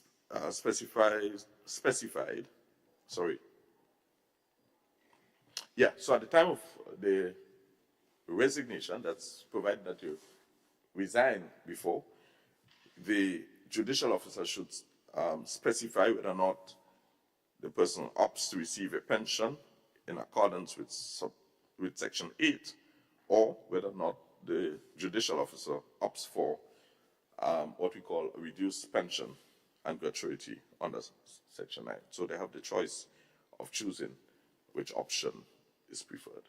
But they must do so on retirement, so at least know exactly how to go about it. Subject to Section 4, where a person referred to under subsection 2 dies before attaining retirement age, there must be paid to his or her spouse. So if you die leaving a spouse before, the pension would be now paid to the spouse. Let me go through all this, should I?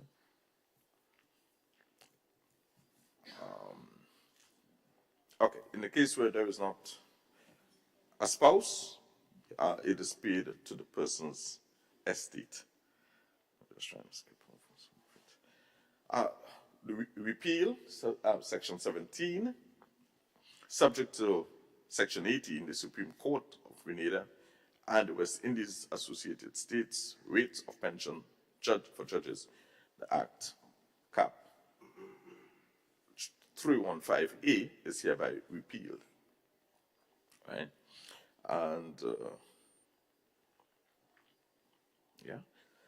finally, savings, Section 18, notwithstanding Section 17, the Supreme Court of Grenada and the West Indies Associated States rates of pension Judges Act, Cap 315A, shall continue to apply to a person who was immediately before the coming into operation of this Act receiving a pension under that Act, and a person who was a judicial officer immediately before the coming into operation of this Act who opts not to be subject to this Act under Section 3.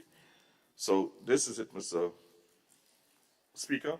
Basically, this Act is simply following suit with the rest of the OECS with this enactment, so as to make it harmonized in the region, so that judges serving in any one of the territories can actually serve knowing that their pension is guaranteed, whichever jurisdiction they're serving in. So this is basically very automatic, one might say, in that we ought to comply as a nation to make this consistent throughout the region. So I commend this bill to the House. We still do have an opposition, so I really thank the lone member for staying, for holding the fort. And I commend this to the House. Thank you, Mr. Speaker.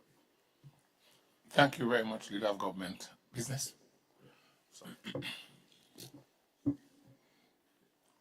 Honorable MP for St. Patrick East. Yes, thank you, Mr. Speaker, and I'll be very brief. I'll stand to support the bill, St. Caribbean Supreme Court. Judicial Officers Pension Bill 2024. And again, I just want to repeat something that the leader of the government business mentioned, which is that it's an OECS bill that has been commissioned and has been passed in all the other islands except Grenada. And so we would like to basically correct that issue and make sure that Grenada is being compliant so that the judicial officers will get their pension as proposed. Thank you. Thank you very much, MP for St. Patrick East.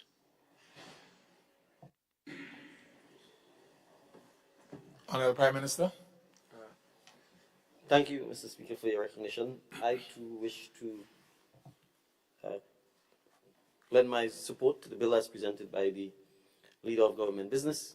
Mr. Speaker, obviously the bill before also dealt with pensions, and this bill is also dealing with pensions. And Mr. Speaker, I think out of an abundance of caution to ensure that we can answer the mischief that oftentimes people sow, it's perhaps important for us to talk a little bit about pensions in the general context and the various classes of public officers who the law recognizes as being entitled to receive pensions. And it starts with the Office of the Governor General. There's a specific act that deals with pensions for whoever serves as Governor General. I will not go on to say what those benefits are, but there's very little difference between an active and a retired Governor General in terms of the emoluments that are paid to them. Thankfully, we don't have a lot of, actually, I don't think there are any remaining retired Governor Generals. The next category is in fact judicial officers. And again, there's only at any given time one Governor General, and usually one or two, if that many in retirement. As it stands now, we don't have, with Sir Daniel having departed recently. For judicial officers assigned to Grenada, and that's important, we don't have a lot. At best, I think there may be 5 High Court judges at any given time in Grenada. When I started practice, there used to be 2 at best. Justice Lyle St. Paul and Brian Aline were the 2 judges. Over time, we've managed to get 2 or 3 to deal with a significant increase in litigation, mostly civil litigation, as well as to deal with the challenges posed by the impacts of Hurricane Ivan that led to a large backlog in criminal cases and so on. So this bill is only seeking really to address, at any given time, 4 or 5 judges, assuming they retire in Grenada. And that's important because I think I saw some sort of post where someone was suggesting that we're going to give money to our big friends and we're seeking to take away public officers' pension. I want to repeat, but you see, that's how they refer to judicial officers. Not appreciating that the judiciary is an equal, constitutionally established part of the state. And had it not been for the judiciary,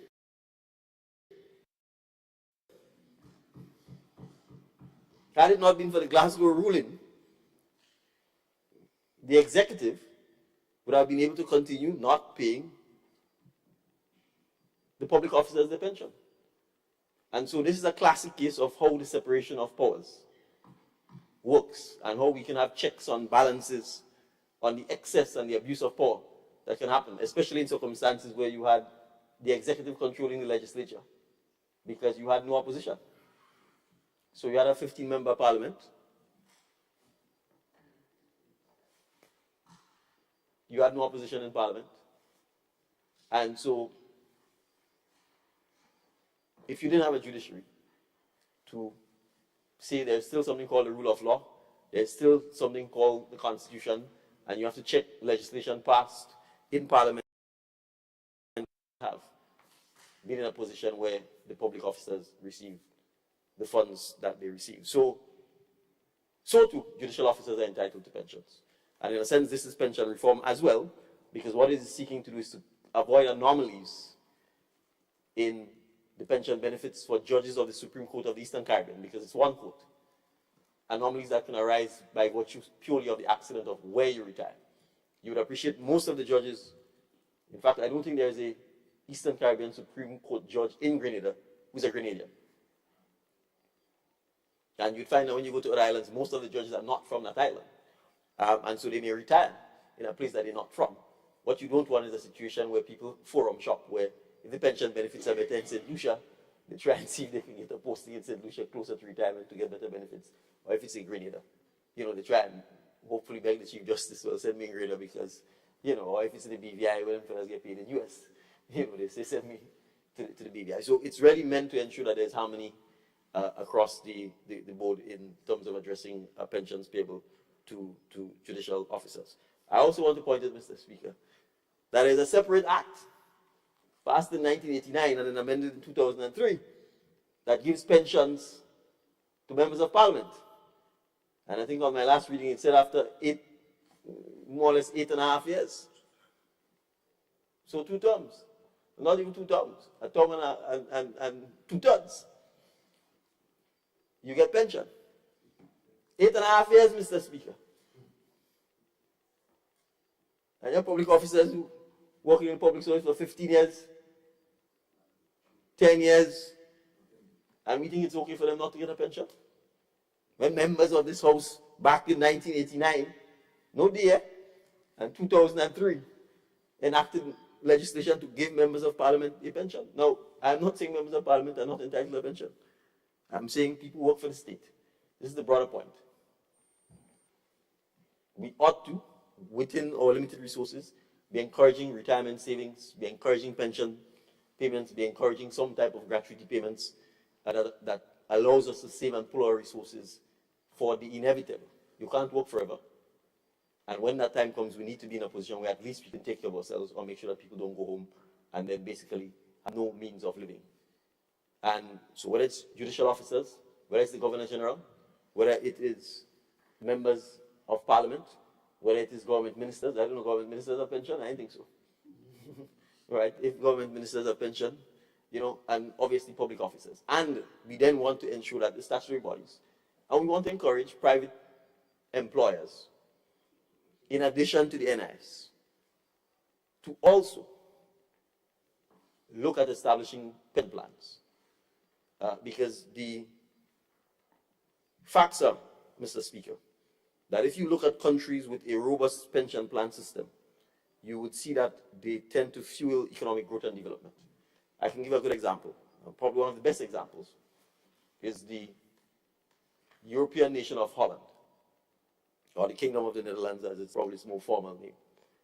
They have one of the most robust pension systems in the world. And their pension plans and the pension funds are extremely wealthy and have been able to go on and invest in significant economic activity worldwide. And we need to be able to put our pension plans, not just the NIS funds, the government plans, in a position to do a similar thing. And I want to make this point because you see, sometimes we think we're fighting for what's in our best interest and we're not. And I want to reiterate. The constitutionally guaranteed pension for established officers is an unfunded plan. It's unfunded. There is no money being set aside for it, unlike the contributory plans. Unfortunately, this one suffers from that same challenge as well. It's not funded, being out of the general coffers. So there's no segregation of the fund. There's no protection. There's nobody keeping an eye on it. There is no investment or actuarial reports being done. So what you have is, if there's a risk to the government's fiscal resources, you then have a risk to whether you will be able to be paid. Constitutional law or not, you have to deal with the reality. If you give a man a bread to sell, and before he sells the bread, and you're supposed to pay back, and a man rob him, unless he has resources in his pocket to be able to repay you, the reality is, even though if contractually he's supposed to pay back, he's going to run into a difficult time. So I'm saying when these defined benefits plans were considered, the public service was 200 people, or maybe 300 people. That's 1958. That's 20 years before Greenland became an independent country. In 1958, they were in secondary schools. in most of Grenada. People go in primary schools. If you went to secondary school, your parents probably had to be able to pay for it. So we have to understand the context in which those things applied. And when you have now the government employing thousands and thousands of people, it's not sustainable. Right? It's one thing if you're paying a defined benefit to 4 or 5 people. And so we have to understand it's taxpayers' money that funds these unfunded pension plans. So we respect what has happened, but we also have to be honest about the need for us to make sure that there's sustainability in the things that we are doing. 40 years ago, there was no national insurance scheme. It would have been only public officers then who would have had pensions. The rest of people, unless there's a private employer who was magnanimous enough to do that, it means the vast majority of Grenadians were working without any pension or social safety net or social security. And you would see that throughout the region, that was the same, and then NIS was passed throughout almost all the islands at the same time. So there is a need for us to continue the conversation about the importance of pensions, about bringing more and more people on board. The bus drivers, the barbers, the nail techs, the people who own the hair salons, the people who have clothing stores, the people who are tailors and seamstresses, if there is no retirement framework for them to pay and save money, they too will drive a bus until they're 60, 70, can't drive anymore, and they will have nothing. Right? So what I'm saying, Mr. Speaker, is that as part of the broader context, everybody who works, the goal should be to get us to a point where everybody who works, from the Governor General come down, should be in a position where, as a country, we have formalized, properly managed, properly run pension and retirement schemes that can support our workers when they get to golden years, and that they can go in dignity, and they can go with the assurance that they have their little kakara that will allow them to be able to at least maintain a decent standard of living, and that includes judicial officers, Mr. Speaker. So I commend the bill to you, and I hope there's a special thing about people from St. Mark, Mr. Speaker. You see, only the MP for St. Mark is still here, soldiering on. So I hope we get to support the bill, Mr. Speaker. Thank you.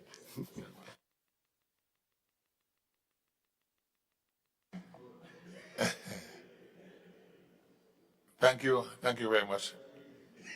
Thank you. Honorable Prime Minister, thank you very much.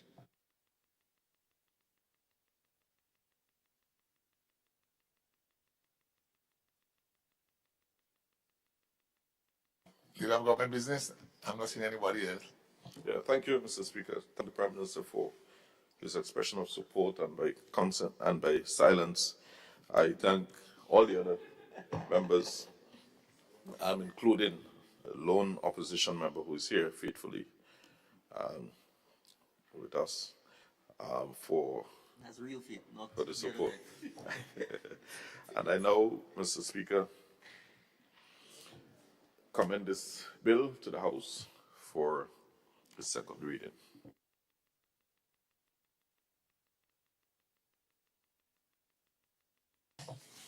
Honourable members, the question is that this bill be read a second time. Those with that opinion say aye. Aye. Of the contrary opinion say no. The ayes have it. Indeed, the ayes have it. A bill for an act shortly entitled Eastern Caribbean Supreme Court Judicial Officers Pension Bill 2024. Leader of Government Business. Thank you, Mr. Speaker. I beg to move that the House resolves itself into a committee of the whole House to consider this bill clause by clause. Honourable members, the question is that this Honourable House resolves itself into a committee of the whole House to consider the bill clause by clause. All those of that opinion say aye. Aye. Of the contrary opinion say no. The ayes have it. Indeed, the ayes have it. This Honourable House is now in committee.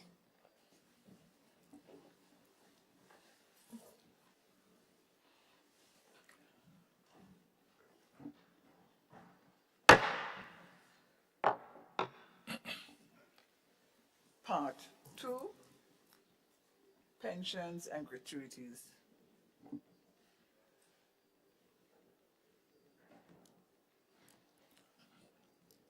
Honourable members, the question is that Part 2 forms part of the bill.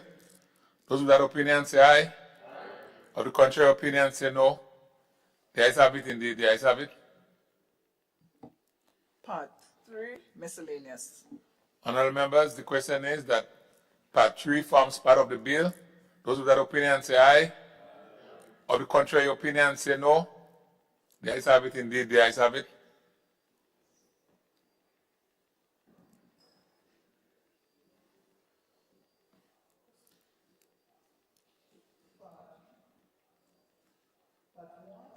Preliminary. Honourable members, the question is that Part 1 forms part of the bill. Those who have that opinion say aye. Of the contrary opinion say no. The ayes have it, indeed, the ayes have it.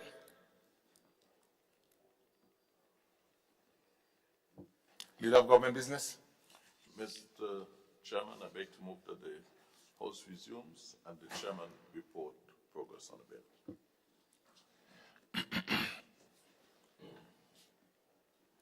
Honourable members, the question is that the House resumes and the Chairman of the committee reports progress on the bill. Those with that opinion say aye. Of the contrary opinion say no. The ayes have it. Indeed, the ayes have it.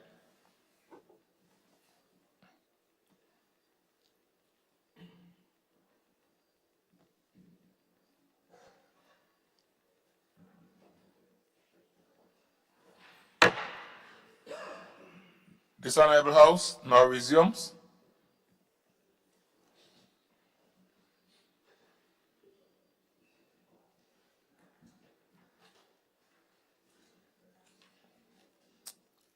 Honourable members, I have to report that the bill was considered by a committee of the whole House and passed without amendment. Leader of Government Business. Thank you, Mr. Speaker. I beg to move that the Chairman's report be adopted. Honourable members, the question is that the Chairman's report be adopted. Those of that opinion say aye. Of the contrary opinion say no. The ayes have it. Indeed, the ayes have it. Leader of Government Business. Mr. Speaker, I beg to move the third reading of the bill. Honourable members, the question is that the bill be read a third time. Honourable members, the question is that the bill be read a third time and passed. As many as that opinion say aye. Of the contrary opinion say no. The ayes have it. Indeed, the ayes have it. A bill for an act short entitled Eastern Caribbean Supreme Court Judicial Officers Pension Bill 2024. Leader of Government Business. Mr. Speaker, I beg to move that the House be adjourned, signed and aye. Honourable members, the question is that the House be adjourned, signed and aye. MP for St. Andrew Northwest, that is on it. Thank you, Mr. Speaker. Mr. Speaker, I want to take this time to wish everyone a Merry Christmas and a bright and prosperous New Year, but also to the people of St. Andrew Northwest. I recommit my support to work with you, and so I look forward to seeing you during the holiday as we share with those who need our assistance and we provide good tidings to the children across the constituency. Thank you. St. Andrew Northwest.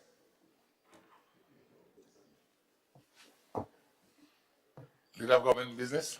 Thank you, Mr. Speaker. I rise to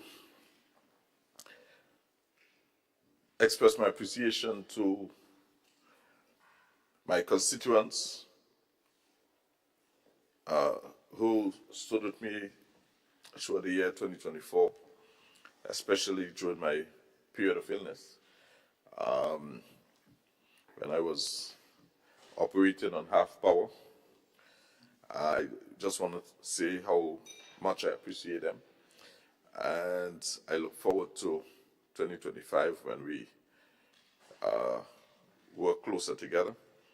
I also want to wish all of my family, my friends, constituents, employees, ministers of government,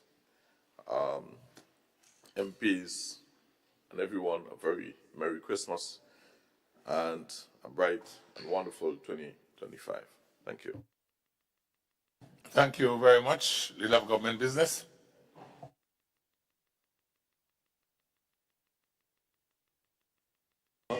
Mr. Speaker, I'd Honorable like Prime to Minister. also take the opportunity to express, particularly for the citizens, as I call them, of St. David, best wishes for the holiday season. I want to emphasize that we need to do everything in moderation. There really is no upside to excess. So whether it's on the alcohol, whether it's on the ham, whether it's on the cake, whether it's on the food, that we moderate. The only thing I would say we should do in excess is spend time with our loved ones. This has been a truly testing year. A lot has happened. It's our 50th anniversary as an independent nation. I think we had a very successful commemorative series of events to mark that. And as we were coming out of that, we got punched with Hurricane Beryl.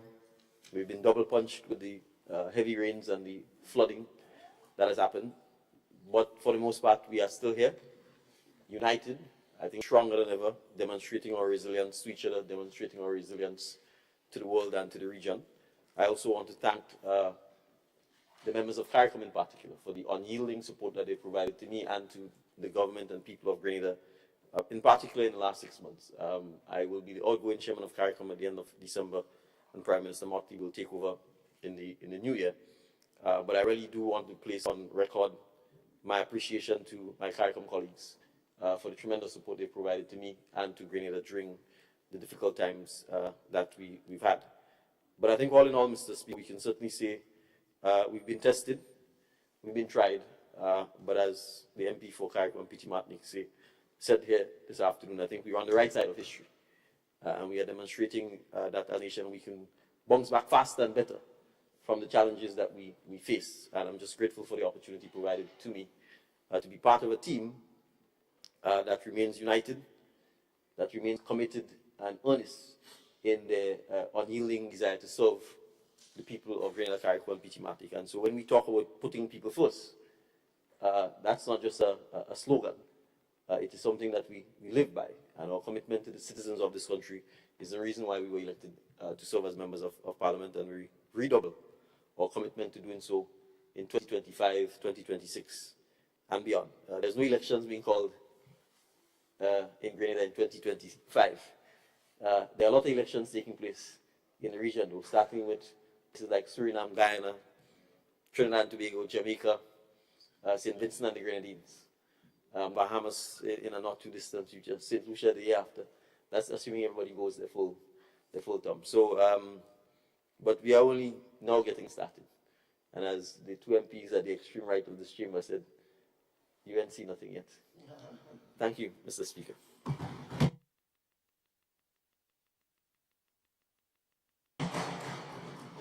Thank you very much, Honorable Prime Minister.